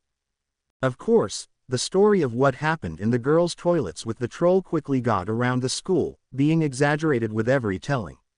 Of those involved, it made the greatest effect on Neville Longbottom, unless you count the troll. From being looked down upon as a coward, suddenly he and Ron were being feted as heroes. Being hoisted into the air and carried into lunch the next day by the Weasley twins seemed to put a cap on their new status. Neither of them could keep huge grins from their faces, but better was to come. At lunchtime, an owl dropped an envelope in front of Neville. "It's from my gran," he said, shocked. "Well, open it then," said Fred. "It's not a howler," George pointed out. "Mr. Longbottom." "Why, yes, Professor." Professor McGonagall smiled warmly. "If I might suggest, you would perhaps like to open that letter in private." "My office, perhaps." It was some time later that Neville left her office to find her waiting outside on a chair she had conjured. His eyes were red. "You told her?" "Yes, Mr. Longbottom. I thought she ought to know." "She said." He sniffed loudly. "She said my parents would be proud of me." "Mr. Longbottom, I knew your parents for quite a few years. I can tell you that they would have been proud of you anyway, but, yes, today they would be extremely proud of their son." Neville nodded. "Now, can I suggest that you wash your face before going to see everyone else?" "Thank you, Professor. You are most welcome, Mr. Longbottom." At dinner that evening the other four also received letters from their parents. Harry and Hermione shared a letter. Unlike the others, along with congratulations on how they had behaved, was a note that they had also written to Professor Dumbledore demanding to know how a troll had been allowed to endanger their children's lives in the first place. After dinner, Hermione had been asked to go to see Professor Sprout. "Come in. Take a seat, please." "Am I in trouble, Professor?" "Not that I know of." "Are you? What do you mean? From what I hear, you were in the toilets all afternoon, crying, when, I might add, you should have been in lessons." "I'll make them up. Of that I have no doubt. I am more interested in why." Hermione stayed silent, unwilling to blame her friends. "Nothing to say." "No, Professor." "Very well. Then I will begin. Your professors have been very concerned at your behavior recently, not that you have done anything wrong, but you seem to be a little, shall I say, overeager." "What's wrong with that?" Hermione protested. "Nothing, unless it drives people away from you and leaves you alone." Hermione said nothing. "I wanted to know if this was normal for you, so I spoke to your previous teacher, Miss Collier. She tells me that you used to be like that a long time ago, but hadn't been since the Wizarding Junior School opened. So I was very concerned about what made you change." Hermione kept on looking down at the ground. "Hermione, in your first week here, you went through some terrible experiences. Miss Collier suggested that you might be suffering from what Muggles call post-traumatic stress disorder. Madame Pomfrey has a book about that and thinks that you have been reverting to your old behavior patterns to push people away and feel safe on your own." "But why? If you don't let people in, they can't hurt you, can they?" Hermione shook her head slowly. "This is what we are going to do. Once a week, you will spend a couple of hours with Madame Pomfrey, and once a week you will come to see me. If you like, you can just tell me how you are getting on, little things, it doesn't matter, it is up to you. You can even sit here in silence if you like, though I gather that you aren't very good at silence." Professor Sprout was smiling and even Hermione had to grin at her slight dig. As even Remus had been forced to admit, Hermione never used 5 words when 50 would do. "I would suggest cutting back on the studying. No," she added quickly at the look of horror on Hermione's face, "I am not suggesting failing to do your homework, but an answer long enough to be a small encyclopedia is not really required when you have been asked to do a 12-inch essay. You might go easier on your friends as well." "Yes, Professor. And I suggest you go to see Harry now. He's been trying not to show it, but he's worried sick about you." "Thank you, Professor. You're welcome. And well done on destroying that troll." Hermione looked shamefaced. "Actually, I panicked. It was Susan who told me what to do." "It sounds like you're safer with your friends than without them, doesn't it?" "Just like all of us. Run along now. I have marking to do." Another, less pleasant, Conversation was going on elsewhere. But my lord, we are not ready. Enough. He is becoming suspicious. And I was nearly exposed last night. We must act now. So soon after the troll. Yes, the troll should have killed the girl. It didn't. We can wait no longer. The next time the old fool is away, we will get it. And then we kill the girl and my safety is ensured forever. I don't understand. Even a fool like you should know the unique weakness a bond brings about. Enough with this. You don't have to understand. You just have to obey. As you command, my lord. The autumn term grew weirder and weirder for Hermione. As a consequence of the ongoing conversations that she was having with her professors, Hermione found herself in the constant, happy company of Harry, Ron, Neville and Susan. As the weeks passed, they became closer and closer friends and went everywhere together. One unusually bright afternoon in late November, during tea at Hagrid's, they discovered that he had somehow won a dragon egg from someone in the Hog's Head pub in the nearby Hogsmeade village. In organizing the effort to get the baby dragon safely out of the country and to the dragon reserve for which Ron's brother Charlie worked, they all managed to get themselves caught by Professors Sprout and McGonagall, thanks to having been overheard by Draco Malfoy. Professor McGonagall's immediate reaction was to deduct points, but Professor Sprout wanted to know why they had been outside before deciding the punishment. At their hesitance, she asked them, "Are you trying to protect someone?" Professor McGonagall turned to Draco Malfoy and said, "You may leave. We will notify Professor Snape of your punishment."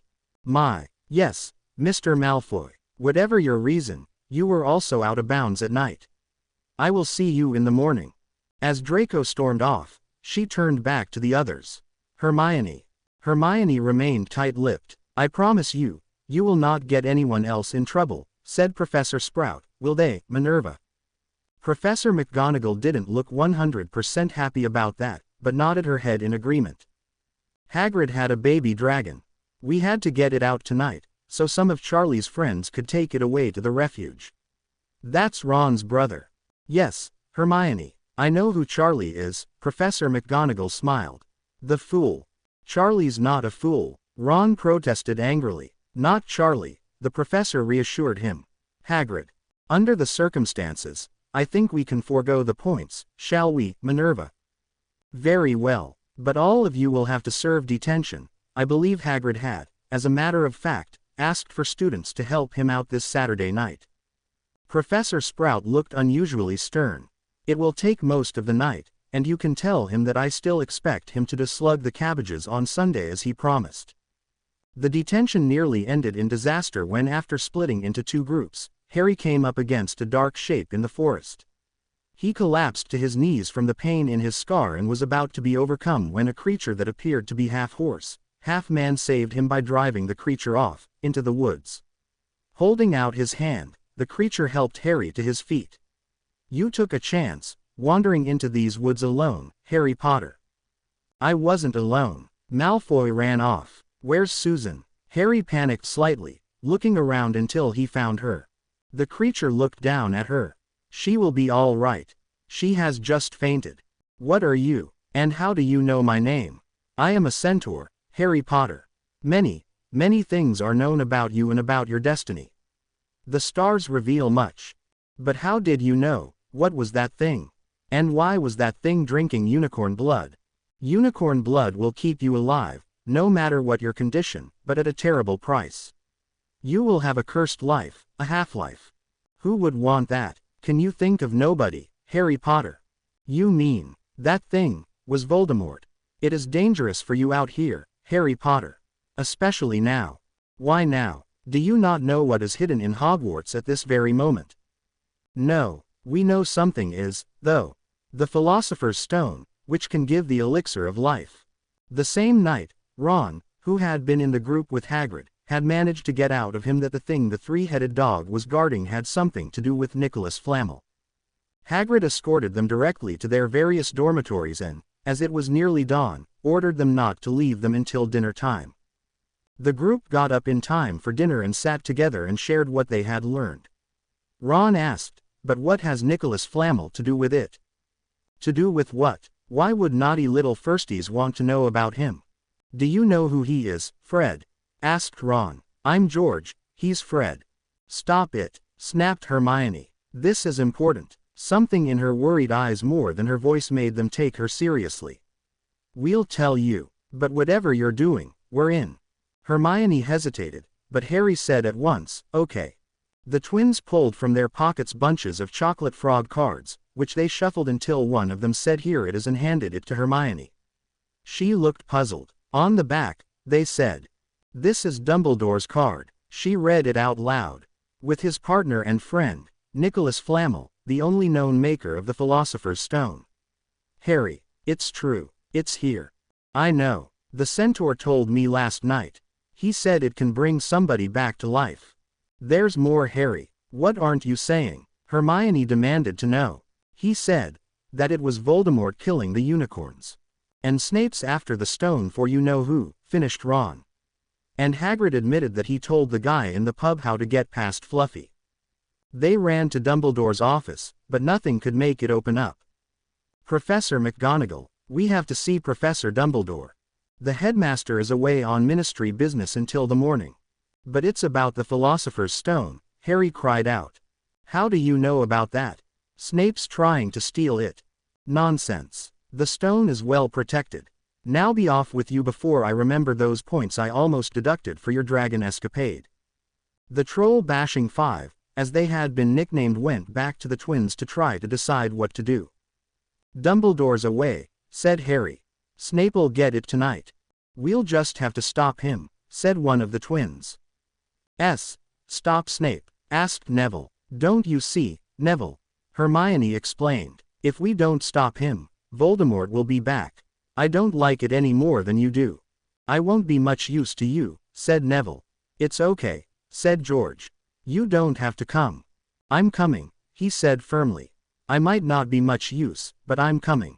We can't all go, Ron objected. We'll get caught. No, we won't, promised Fred. We'll come for you all. We won't get caught. We never do, added George. How? Asked Susan. That, you will have to wait until tonight to find out. As the others went off towards their beds, Susan took Harry's arm. I think perhaps I shouldn't come tonight. You don't have to if you don't want to. I want to, it's just. Susan looked down at the ground. You could have been killed last night and I just fainted. I guess that's why I'm not in Gryffindor, huh? Harry gave a rueful grin. Nor am I, remember. But my lord, we are not ready. Enough. He is becoming suspicious. And I was nearly exposed last night. We must act now. So soon after the troll. Yes, the troll should have killed the girl.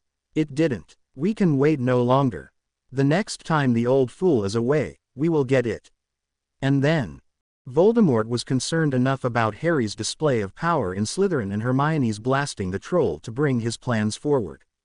I've now corrected the mistakes in the previous chapter and re-uploaded it. I should say that Nakoman had also pointed out about not being April, but I still missed it. Thanks to a magical map the twins had in their possession, which showed where everyone was at all times, all 7 of them had been able to get to the 3rd floor corridor without being spotted. So we're going to stop Snape, said Ron. Just one problem. How the hell do we get past that bloody great dog? Language, Ron, said Hermione without even thinking. In their years at the Weasley Junior School, Hermione had copied Mrs. Weasley and had always told Ron off for using words his mother would object to. It had started as a joke, but somehow stuck. Easy, replied the twins together. It's a dog, said Fred. So we distract it with something tasty, explained George. Just make sure it's tastier than first year's, can you? Asked Susan, nervously. Hermione noticed that Susan had grasped Harry's hand for reassurance and felt a momentary twinge of jealousy. A glance and a smile from Harry had made that unworthy thought disappear. It was just Harry being Harry, as usual. They opened the door to find the dog asleep and a magical harp playing. Snape's already been here, said Harry. But as they stepped towards the trapdoor, the harp stopped playing and the dog began to stir. Now they found out why the twins had insisted on them bringing half the cushions from the common rooms. As the dog raised its heads, the twins turned them into giant white rabbits with antlers. The three heads immediately turned to attack the rabbits only to find that these rabbits fought back and their teeth were sharp. Harry had been momentarily distracted by the fighting rabbits, wondering how many Monty Python films the twins had watched with Hermione's father when they'd stayed at the Granger's house a few times. "Come on," Hermione shouted, opening the trapdoor. Quickly. She was so eager that she knocked into Neville, who fell down the hole. His panicked scream ended quickly. "I'm all right," he yelled. "It's soft." The others followed quickly. It was soft, but suddenly they found tendrils creeping around them. "It's all right, it's only Devil's Snare," explained Neville, sounding relieved. "Just relax, or it'll kill you faster." "Great," complained Ron. "Now I can really relax. All we have to do is relax and stay still and it'll eventually just drop us." "Neville," said George, "I hate to tell you this, but we are in a bit of a hurry." "Yeah," said Ron, still struggling with the tightening plant. "Snape's ahead of us, remember." "Okay. It loves the dark and moisture. It hates sunlight and fire." "But how can we make fire?" asked Hermione with a wavering voice, keeping her eyes closed as to not see how some vines crossed over her face. "There's no wood." To her surprise, Susan laughed. "Hermione, you're a witch." With some difficulty, she slowly eased her wand out and pointed it above them. "Lumos Solis," she shouted. The whole area above them became so bright they had to close their eyes. They felt the tendrils shrivel and bend down and soon they were falling again, not so far this time. Susan landed on top of Hermione, knocking her breathless for a moment. "Sorry, where did you learn that spell?" asked Fred. "From my aunt," Susan explained.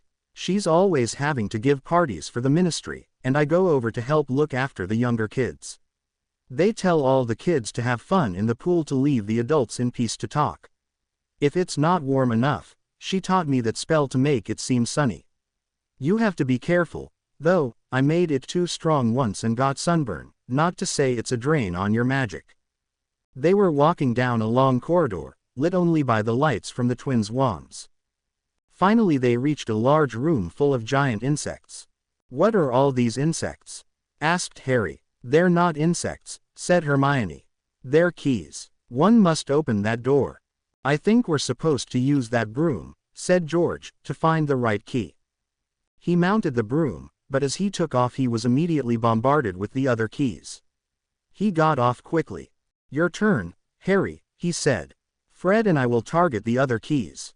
"Why me? Why not Ron? He's flown more than me."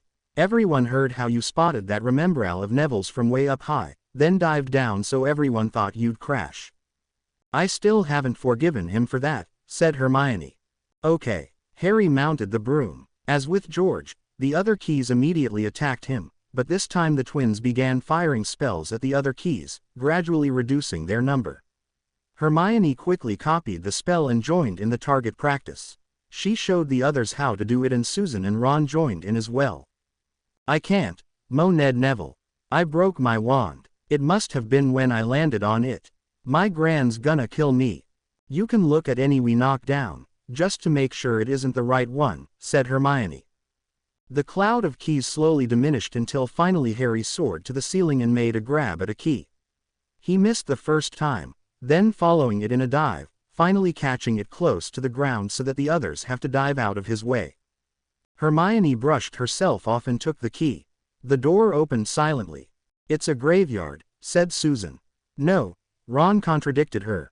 "It's a chessboard." He tried to run across to the door at the far side, but the row of pawns brought their swords up to block his way. "I think we have to play our way across," said Hermione. "That's Ron's job, then," said Fred. Ron ordered one of the pieces to move, but nothing happened. He tried again, and still nothing.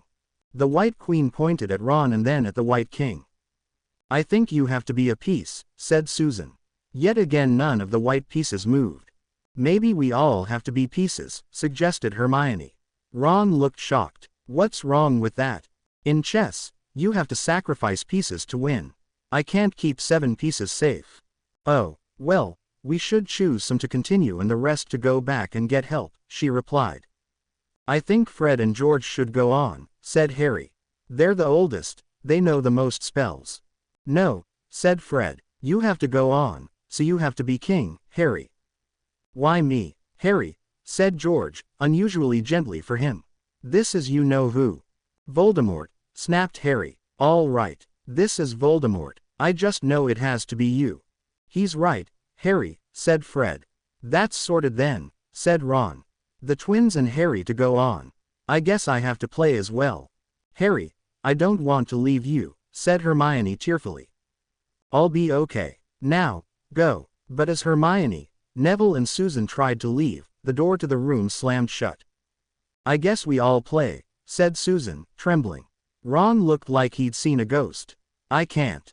What do you mean? Asked Harry. Suppose this is like wizard's chess.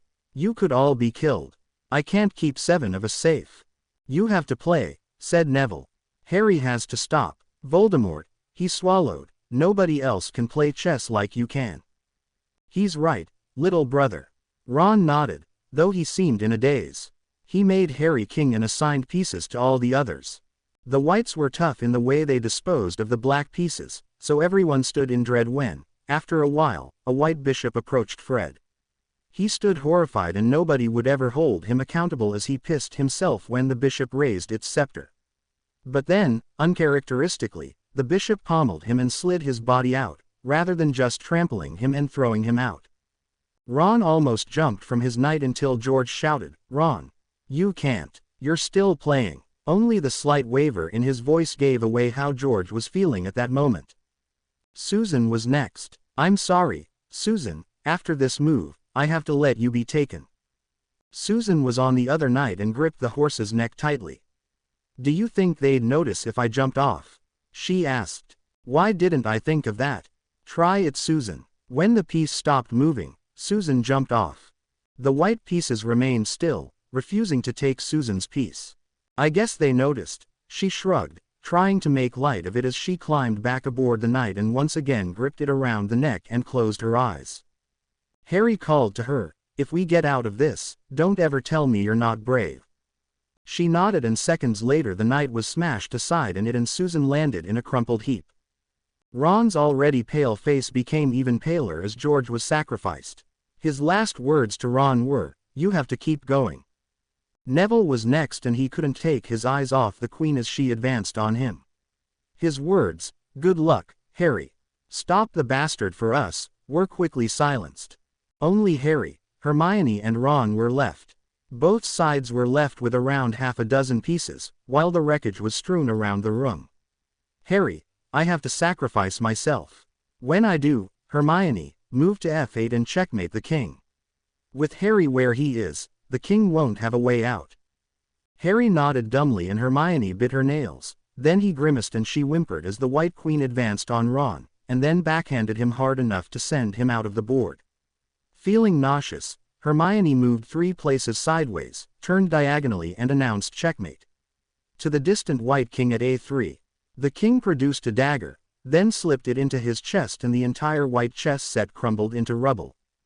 Finally the game was over and they went to check on their fallen friends. They're alive, said Hermione. Harry breathed a sigh of relief.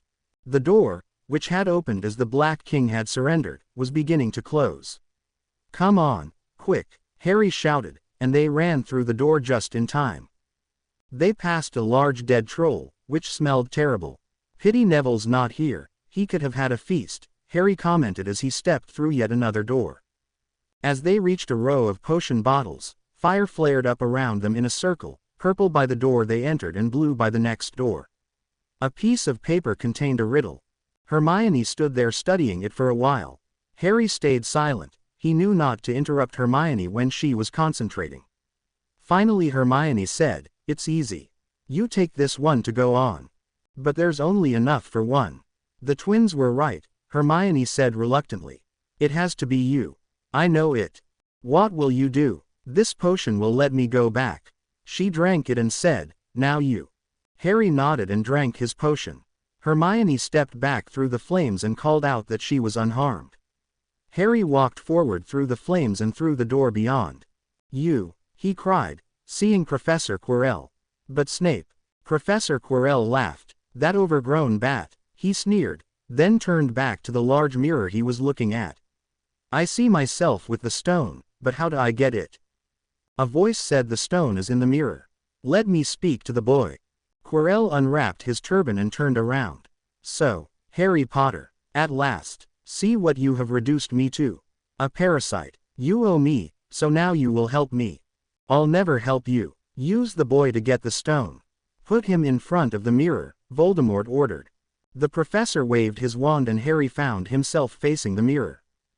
Harry, Hermione's voice screamed in his head. Destroy the mirror. He thought back, but if the stone is in there Nicholas Flamel will die. If you don't, Voldemort will get it. Do it, Harry. Taking Quirrell by surprise, Harry pulled out his wand and pointed it at the mirror. Before Quirrell could stop him, Harry had used the spell they'd used to blow the keys out of the air and the mirror cracked into small pieces.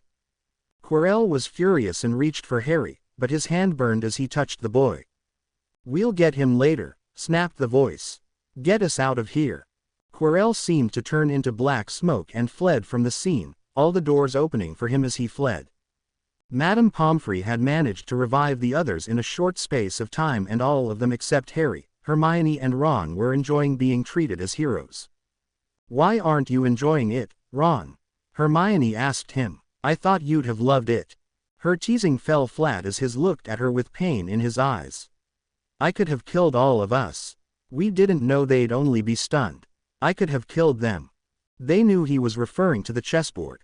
You had no choice, Ron, said Harry quietly. You think I don't know that? He almost shouted. It would still have been me that killed them.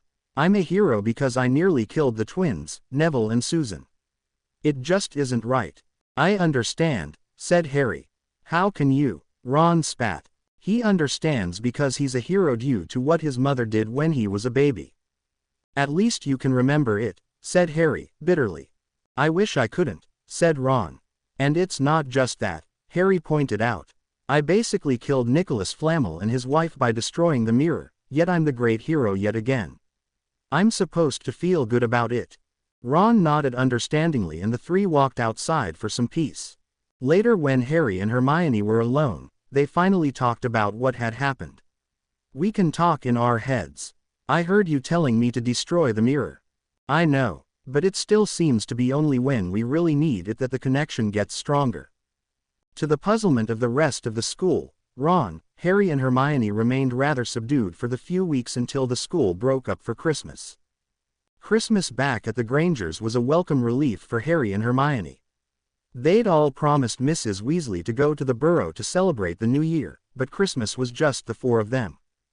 As they were eating their Christmas dinner they heard a loud bang somewhere outside, almost like a giant electrical short circuit. Mr. Granger got up and opened the front door.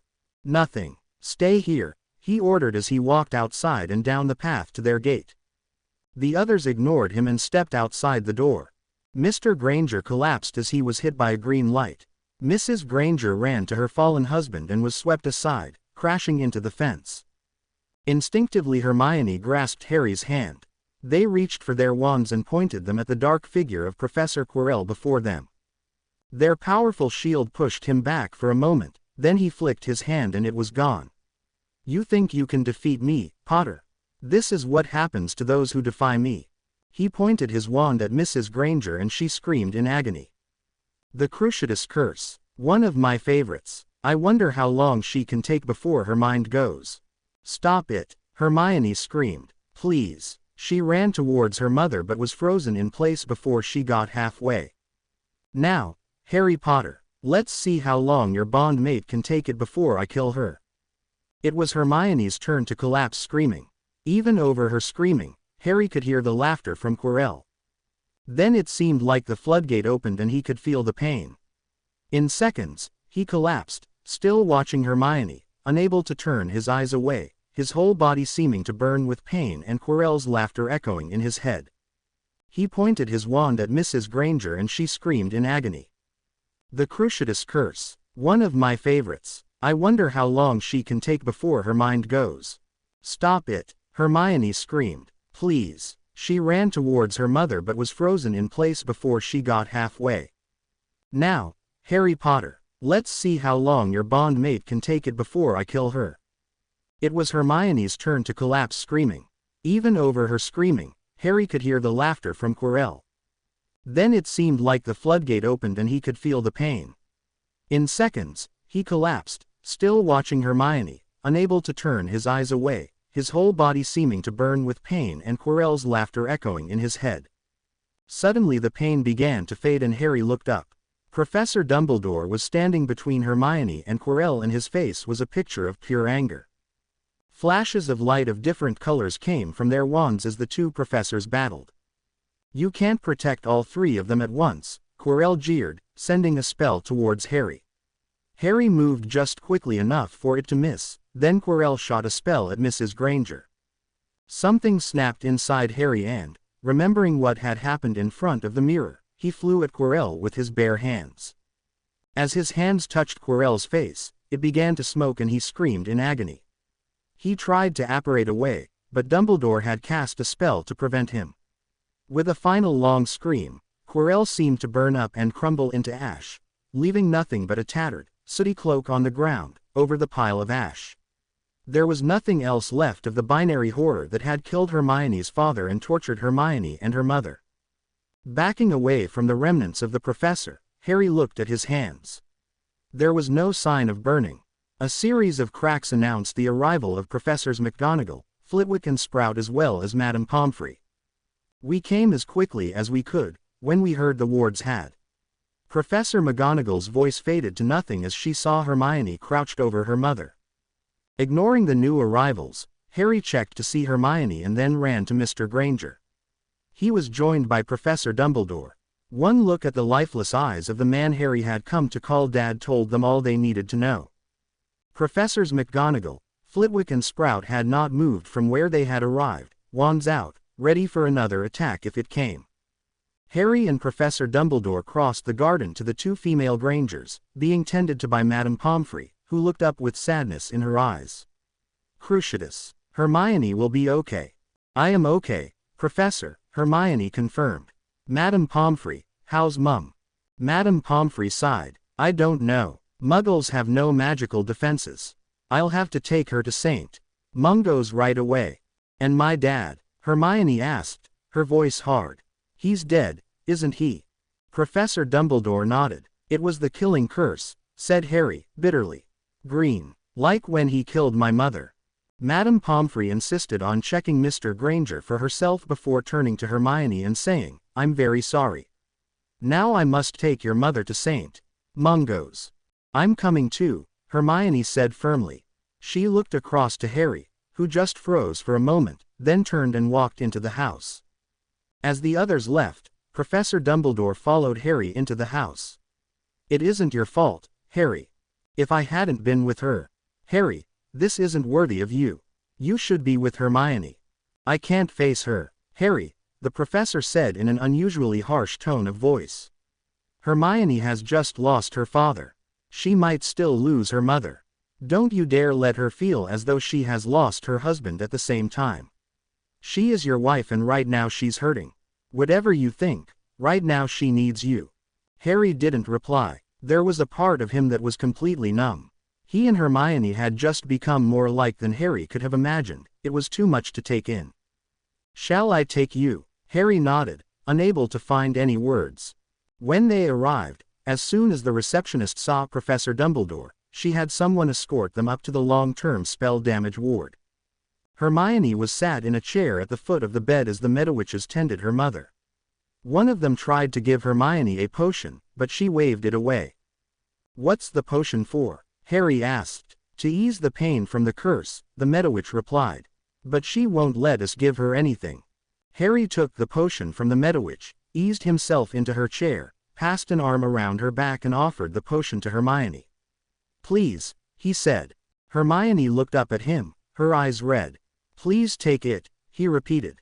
To his relief, Hermione took the potion and drank it down in one gulp, grimacing at the taste. For the first time, she noticed the name on the bed beside her mother's. "Longbottom," she said. "Is she any relation to Neville?" "His mother," said Madame Pomfrey. "I never knew. He doesn't talk about it." "What's wrong with her?" Madame Pomfrey closed her eyes for a moment. Both Neville's parents were tortured with Cruciatus until their minds went. They've been like this ever since. How long? More than 10 years. And my mother? Madame Pomfrey hesitated. Tell me, will she be like them?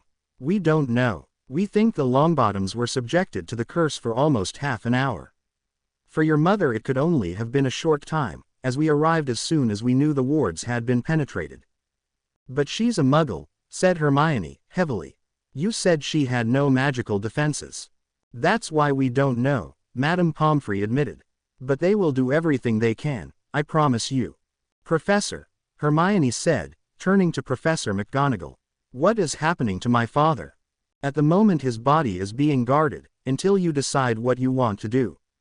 There'll have to be a funeral, of course, and I'll have to let my relatives know, and I think I have to register the death or something like that, and... Hermione, said Madame Pomfrey. Right now, his body will be kept safe. I'm sure Miss Collier will be able to help you. You don't have to do everything right now. Hermione nodded, then turned back to the professor. I want to know why. I would guess that Voldemort, having possessed Professor Quirrell, decided to get revenge for what happened with the stone. That's not good enough, Headmaster, Hermione replied, her voice like ice. I want to know why Voldemort is obsessed with Harry, and I want to know now. The only people I told were Harry's parents and the Longbottoms. You see why I can't tell you. Professor, said Harry, I want to know. Voldemort wants to kill me anyway. At least we should know why. Tell us exactly what you think he can do to us, that he hasn't already done, snapped Hermione. He killed my father, as good as killed my mother, tried to kill us. I want to know why. I need to know why. Unnoticed by any of them, Professor Sprout had entered the ward. Albus, if you know anything, they deserve to know. Walls have ears, Professor Dumbledore replied. Now isn't the time or the place. The next few days Mrs. Weasley insisted on them staying at the Burrow as much as possible, but quite a bit of the time was taken up with Miss Collier, making funeral arrangements for David Granger. The funeral took place on a cold rainy day, just before the new year. Hermione spent the whole time clinging to Harry's hand as if her life depended on it. If any of her father's professional friends who had attended wondered who some of the more strangely dressed guests were, they were too discreet to ask. Do let us know if there's anything we can do, they all said, one after another. Neither Hermione nor Harry noticed a photographer taking their photograph. Miss Collier had barely left their side the whole time. When it was finally all over, Hermione turned to her and said simply, "Thank you for everything." Risking offending Mrs. Weasley, Hermione had asked if it was okay if they returned to Hogwarts after the funeral. She didn't like to say so, but the always busy and bustling Burrow household was too much for her right now. So it was that Professor Sprout and Madame Pomfrey were waiting for them when the guests had finally all gone. They apparated to Hermione's now sealed home, then flowed to Hogwarts. After a short rest, insisted upon by Madame Pomfrey, Hermione got up and found Harry in the common room. "Now?" he asked. "Now," she replied. Dinner was just finishing and the few staff and students who were staying for the new year were getting up from the one big table that had replaced the normal house tables. Hermione walked up to Professor Dumbledore and said, "Headmaster, it's time." There wasn't a teacher at the table who didn't know what Hermione meant, and Professor McGonagall turned to the headmaster and said, "Albus," with a tone of clear expectancy in her voice. "Come to my office. I need to show you something." On reaching the office, Albus showed them a giant bowl filled with a silvery liquid. "This is a pensieve. It is full of memories. There is one you need to see. Just touch the surface, it won't hurt you." As they touched the silver liquid, it seemed to both of them that they were catapulted into a dark room. A slightly younger Professor Dumbledore was sitting at a chair, while a woman they recognized as a teacher at Hogwarts began to speak in harsh, hoarse tones. "The one with the power to vanquish the Dark Lord approaches. Born to those who have thrice defied him, born as the seventh month dies. And the Dark Lord will mark him as his equal, but he will have power the Dark Lord knows not. And either must die at the hand of the other, for neither can live while the other survives. The one with the power to vanquish the Dark Lord will be born as the seventh month dies." Hermione was first to speak. "It means Harry, doesn't it?" Yes, it does. But divination is just rubbish. Surely nobody believes it nowadays. While your opinion on divination is shared by many, including myself, Mrs. Potter, this was a true prophecy. True prophecies are rare and serious enough to have their own brand of researchers in the Ministry of Magic. I believed it and hired the woman just for the off chance of hearing any new ones. Voldemort believed it, and although he only heard the first 2 lines, when he attacked Harry that night, he fulfilled the next line. He marked Harry as his equal. Until then, the prophecy could have referred to 2 boys, Harry, or your friend Mr. Longbottom. But by leaving you that scar, he marked you forever as the child of the prophecy. Of course, if he had heard that line he would never have attacked you like that. What is the power the Dark Lord knows not? Harry asked. I don't have any special powers. Anyone who saw the hole you left where the Slytherin door used to be might disagree. Our shield. But that didn't stop him. We tried. He just laughed and it disappeared. What were your thoughts when you tried to use it? I was angry. I wanted it to blast him away, Harry admitted, like it did that troll. Your shield will never destroy Voldemort, and despite the troll, you can never use it as an offensive weapon. But why did it work against the troll? Harry argued. Hermione, what were your thoughts when you used it against the troll? I was scared. I just wanted to protect all of us, she replied quietly, with a slight shiver at the memory. Precisely. Your shield is unique. It comes from your bond. It comes from the love you share. Used to protect it is very powerful, as you have seen. But it can never be used to destroy. None of the power you get from the bond can ever be used, except in love. So it was my fault it didn't work? Asked Harry heavily. No, even used correctly, your shield would not have been strong enough to defeat Voldemort. The strongest wards the Aurors and I could make did not defeat him. There was nothing you could have done. How can I ever defeat him then, if even your spells couldn't? That is what we have to find out. But I believe I do know the power he knows not. What is it? Asked Hermione. You, the professor replied with the nearest thing they had seen to a smile. You, your Muggle background which he doesn't understand, nor value, and the love you have together. It doesn't sound very much, said Hermione. No. I suspect that it will be more than enough to defeat him, in time. But that's in the future. What are your plans now? May we stay at Hogwarts until term starts? Of course. And I know the reason you gave to Mrs. Weasley. Might I know your true reason for asking? Voldemort can attack us wherever we are. No wards are going to be enough to keep anyone safe, if we live with them, are they? The professor didn't answer. We have to go to the only place Harry can be safe. And this time I will be with him. The professor nodded. Harry just looked puzzled. Harry, we have to go back to the Dursleys. To be continued. I hope you enjoyed this story. Also remember to subscribe and like this video. See you in the next video.